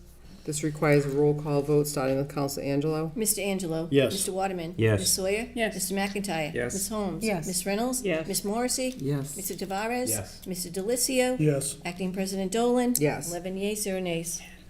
Thank you. From the docket of April 21st, 2026, I move to approve the expenditure of the Firefighter Safety Equipment Grant for fiscal year 26 from the Department of Fire Services in the amount of $24,990 and any future grant payments in accord with Chapter 1, Section 12 of the revised ordinance of the City of Attleboro. This grant does not require any matching funds. Second. Thank you. Motion's in order. Do you have any comments or I do questions? And does anybody else have any comments or questions on this? This requires a roll call vote, starting with Council Delicio. Mr. Delicio. Yes. Mr. Tavares. Yes. Ms. Morrissey. Yes. Ms. Reynolds. Yes. Ms. Holmes. Yes. Mr. McIntyre. Yes. Ms. Sawyer. Yes. Mr. Waterman. Yes. Mr. Angelo. Yes. Acting President Dolan. Yes. 11 yeas, 0 nays. Motion passes. Thank you. From the docket of April 21st, 2026, I move to appropriate $95,746.08 from account undesignated fund balance, free cash, general government to the following to cover the cost for fiscal 26. Overtime. Thank you. Motion's in order. Do you have any comments? I do not. Does anybody have any comments or questions on this? This requires a roll call vote, starting with Council Angelo. Mr. Angelo. Yes. Mr. Waterman. Yes. Ms. Sawyer. Yes. Mr. McIntyre. Yes. Ms. Holmes. Yes. Ms. Reynolds. Yes. Ms. Morrissey. Yes. Mr. Tavares. Yes. Mr. Delicio. Yes. Acting President Dolan. Yes. 11 yeas, 0 nays. Motion passes. From the docket of April 21st, 2026, I move to transfer $88,673.49 from account Citywide Reserve Fund for transfer to the following to cover costs for fiscal year 26. Second. Motion's in order. Do you have any comments? Just Council- briefly, thank you. Counselor Angelo last week had asked for the numbers from last year, so I did try to look up my committee minutes from last year, but it's unclear if they were in my committee or if they were in finance last year. But basically, Counselor Delicio described why this happens, and basically, at the end of the season, before the fiscal year turns over, sometimes there's overtime costs, or somebody takes a family leave, and this is just kind of what happens, so it's pretty common. Okay. Does anybody else have any questions or comments? This requires a roll call vote, starting with Council Delicio. Mr. Delicio. Yes. Mr. Tavares. Yes. Ms. Morrissey. Yes. Ms. Reynolds. Yes. Ms. Holmes. Yes. Mr. McIntyre. Yes. Ms. Sawyer. Yes. Mr. Waterman. Yes. Mr. Angelo. Yes. Acting President Dolan. Yes. 11 yeas, 0 nays. Oh, that concludes the business for public safety emergency management. I'll call for a committee meeting at the next appropriate time. Thank you. Council Angelo? Public Works Committee, from the docket of April 21st, 2026, I move to transfer $45,000 from account Public Works salary and wages to account Public Works heating to pay heating invoices for the remainder of fiscal year 26. Second. Thank you. Motion's in order. Do you have any comments? We Council Angelo? discussed in committee. Thank you. Does anybody have any comments or questions? This requires a roll call vote, starting with Council Angelo. Mr. Angelo. Yes. Mr. Waterman. Yes. Ms. Sawyer. Yes. Mr. McIntyre. Yes. Ms. Holmes. Yes. Ms. Reynolds. Yes. Ms. Morrissey. Yes. Mr. Tavares. Yes. Mr. Delicio. Yes. Acting President Dolan. Yes. 11 yeas, 0 nays. Thank you. Motion passes. On the docket of April 21st, 2026, I move to transfer $25,000 from account Public Works salary and wages to account Public Works police details to cover the cost of police details. Second. Thank you. Motion's in order. Do you have any comments, Council We Angelo? discussed in committee. Thank you. Does anybody have any comments or questions on this? This requires a roll call vote, starting with Council Delicio. Mr. Delicio. Yes. Mr. Tavares. Yes. Ms. Morrissey. Yes. Ms. Reynolds. Yes. Ms. Holmes. Yes. Mr. McIntyre. Yes. Ms. Sawyer. Yes. Mr. Waterman. Yes. Mr. Angelo. Yes. Acting President Dolan. Yes. 11 yeas, 0 nays. Motion passes. That's all for Public Works. Call for a committee meeting at the next appropriate time. Thank you. Council Morrissey. Oh, I'm so sorry, Councilor Reynolds. City Property and Claims has no business this evening, but I would like to call a committee meeting at the next appropriate time. Thank you, Councilor Morrissey. Thank you. Reporting for the License Committee, we have one item tonight. From the docket of April 21st, 2026, I move to approve the application for keeping a stamped license from Jessica Tracy, 20 Florence Street, to display local artwork during the spring, summer, and fall at Jet and Ollie, 11 Dunham Street. Second. Thank you. Motion's in order. Do you have any comments? No, Councilor we Morrissey? discussed in committee. Great. This requires, does anybody else have any comments or questions? This requires a voice vote. All those in favor? Aye. Opposed? Motion passes. That concludes the business for the License Committee. I will call for a committee meeting at the next appropriate time. Thank you. Councilor Tavares? Ordinances has no business this evening. We call for a committee meeting at the next appropriate time. Thank you. Councilor Delicio? Thank you. Reporting for the Finance Committee from the docket of April 21st, 2026, I move to transfer $8,000 from account Citywide Reserve Fund for transfer to Treasurer Legal Services to pay for legal services for assistance with collecting outstanding tax title balances. Second. Thank you. Motion's in order. Do you have any comments, Councilor Delicio? Nope, we discussed in depth last week in committee. Okay, thank you. Does anybody else have any questions or comments? This requires a roll call vote, starting with Counselor Angelo. Mr. Angelo? Yes. Mr. Waterman? Yes. Ms. Sawyer? Yes. Mr. McIntyre? Yes. Ms. Holmes? Yes. Ms. Reynolds? Yes. Ms. Morrissey? Yes. Mr. Tavares? Yes. Mr. Delicio? Yes. Acting President Dolan? Yes. 11 yeas, 0 nays. Motion passes. From the docket of April 21st, 2026, I move to transfer $48,000 from account Citywide Reserve Fund for transfer to account Treasurer Medicare tax to pay for the med tax for non-school and non-enterprise employees. Second. Thank you. Motion's in order. Do you have any comments, Counselor? I have none. Does anybody else have any comments or questions on this? This requires a roll call vote, starting with Counselor Delicio. Mr. Delicio? Yes. Mr. Tavares? Yes. Ms. Morrissey? Yes. Ms. Reynolds? Yes. Ms. Holmes? Yes. Mr. McIntyre? Yes. Ms. Sawyer? Yes. Mr. Waterman? Yes. Mr. Angelo? Yes. Acting President Dolan? Yes. 11 yeas, 0 nays. Thank you. Motion passes. From the docket of April 21st, 2026, I move to authorize the school department to pay the following previous year's school bills totaling $947.96 for fiscal 25 fiscal obligations that were not received in time to be processed in the normal fiscal 25 business cycle. Second. Thank you. Motion's in order. Do you have any comments, Counselor Pretty Delicio? self-explanatory, just bills that weren't received in time. Do any other counselors have any questions or comments? This requires a roll call vote, starting with Counselor Angelo. Mr. Angelo? Yes. Mr. Waterman? Yes. Ms. Sawyer? Yes. Mr. McIntyre? Yes. Ms. Holmes? Yes. Ms. Reynolds? Yes. Ms. Morrissey? Yes. Mr. Tavares? Yes. Mr. Delicio? Yes. Acting President Dolan? Yes. 11 yeas, 0 nays. Motion passes. From the docket of April 7th, 2026, I move to approve the expenditure of $100,000 Community Compact IT grant and any future grant amendment for the costs associated with compliance with the Americans with Disabilities Act Title II Digital Accessibility Rule Website Accessibility. Second. Thank you. Motion's in order. Do you have any comments, Counselor Delicio? Now, we went pretty in-depth on this last week. Does anybody else have any comments or questions? This requires a roll call vote, starting with Counselor Delicio. Mr. Delicio? Yes. Mr. Tavares? Ms. Morrissey? Yes. Ms. Reynolds? Yes. Ms. Holmes? Mr. McIntyre? Yes. Ms. Sawyer? Yes. Mr. Waterman? Yes. Mr. Angelo? Yes. Acting President Dolan? Yes. 11 yeas, 0 nays. Motion passes. Thank you. From the docket of March 17th, 2026, I move to accept the CDBG Program Year 2026 Annual Action Plan for the period of July 1st, 2026 through June 30th, 2027, and authorize submitting said CDBG Program Year 2026 Annual Action Plan to the U.S. Department of Housing and Urban Development on or before May 15th, 2026. Second.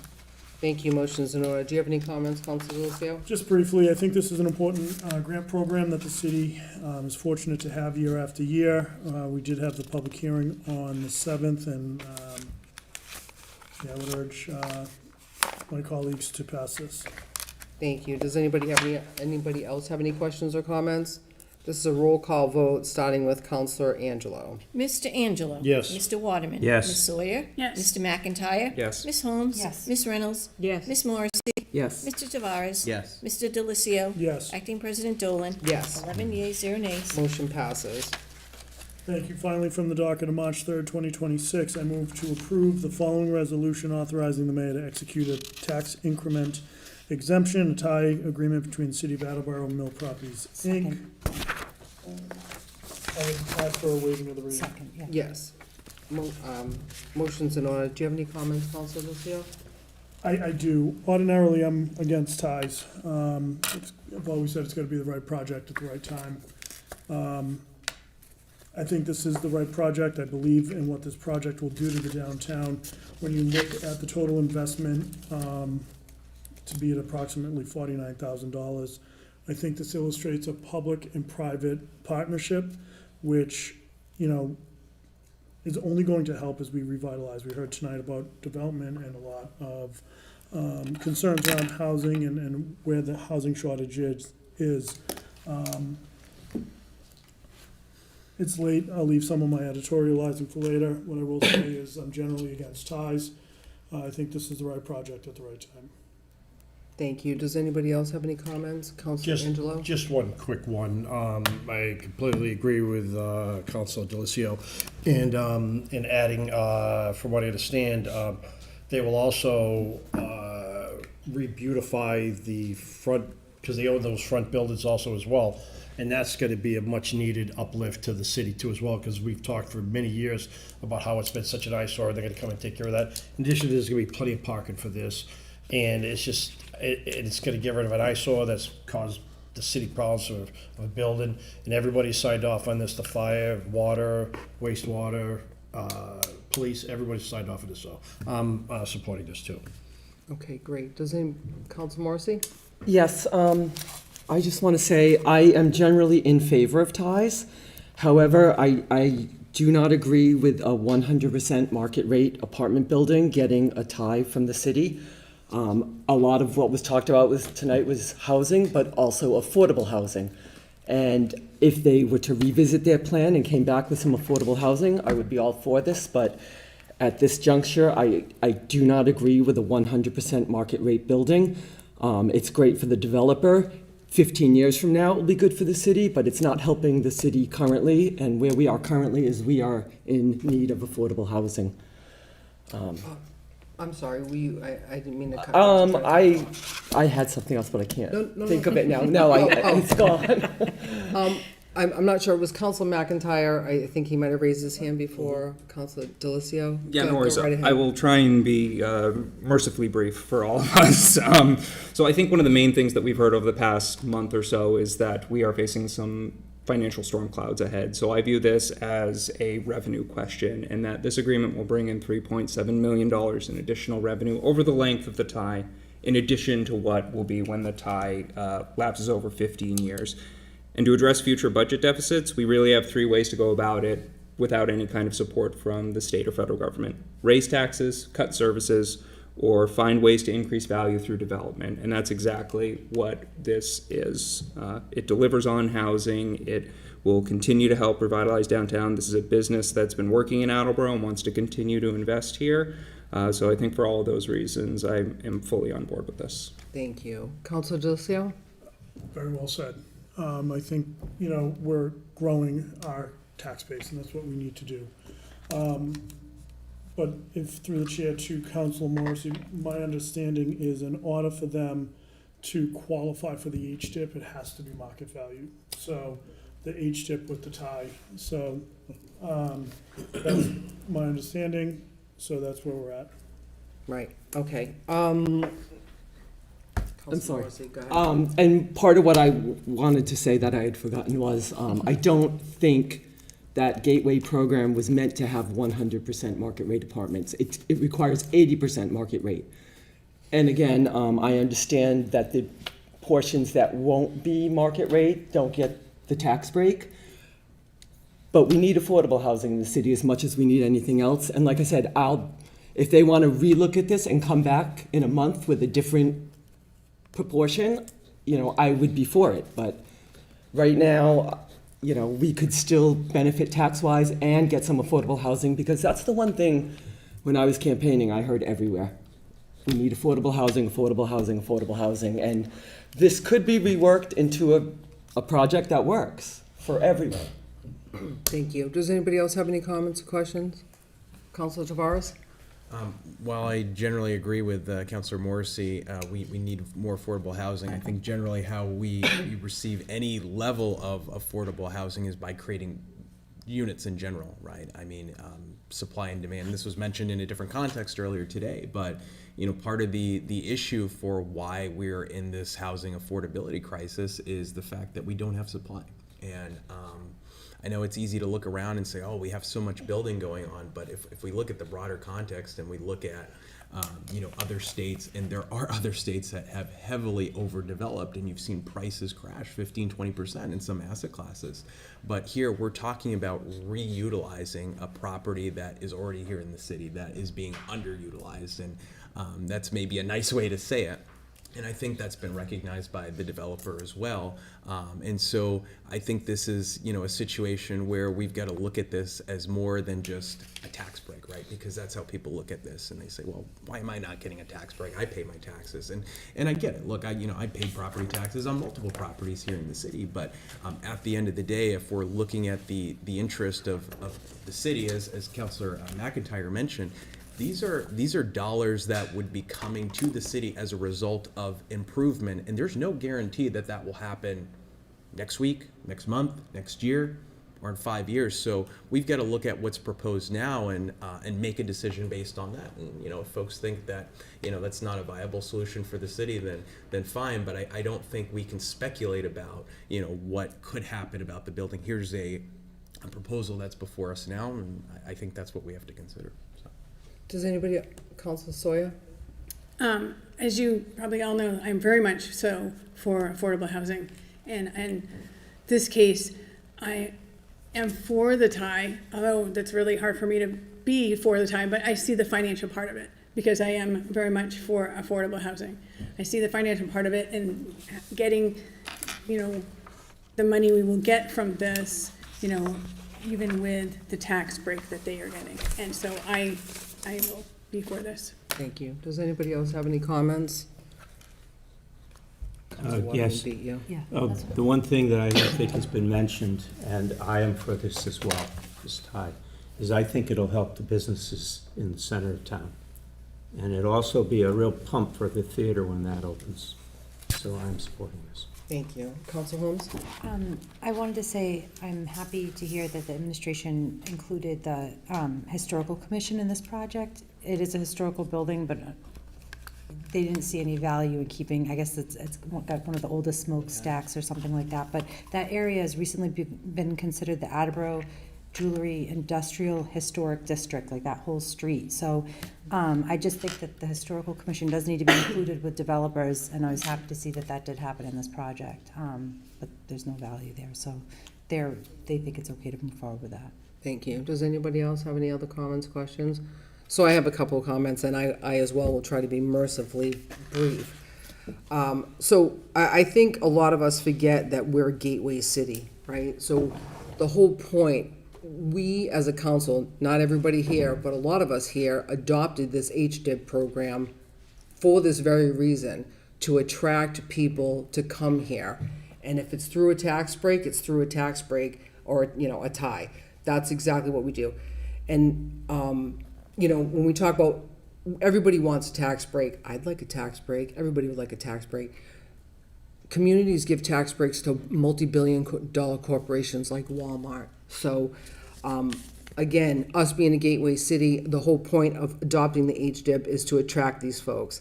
Second of all, to invest in our city. Second, 37 Union Street is all workforce, low-income housing. The whole entire building, which I think is a very nice building, is all lower-income workforce housing. And these folks are committed to like an entire block. So for us to not give them this tie would be crazy to me. And, like everybody said, not only will it increase our tax base, it'll provide additional housing. And then worst case scenario, they knock it down and we get even less tax money on an empty parking lot. So that's all I have to say about that. And does anybody else have any additional questions or comments? Great. All right, we're ready to take a vote here. And this vote is a roll call vote, and that's going to start with Councilor Delicio. Mr. Delicio. Yes. Mr. Tavares. Yes. Miss Morrissey. No. Miss Reynolds. No. Miss Holmes. No. Mr. McIntyre. Yes. Miss Sawyer. Yes. Mr. Waterman. Yes. Mr. Angelo. Yes. Acting President Dolan. Yes. 7 yeas, 3 nays. Thank you, motion passes. And that's all, everything for tonight? I'm sorry. All the business for finance and would ask for a committee meeting at the next appropriate time. My apologies, Councilor Delicio. I'd like to call for an adjournment. There is no new business, no old business, and I would like to call for an adjournment. Second. All those in favor? Aye. Opposed? We are adjourned. 11:43.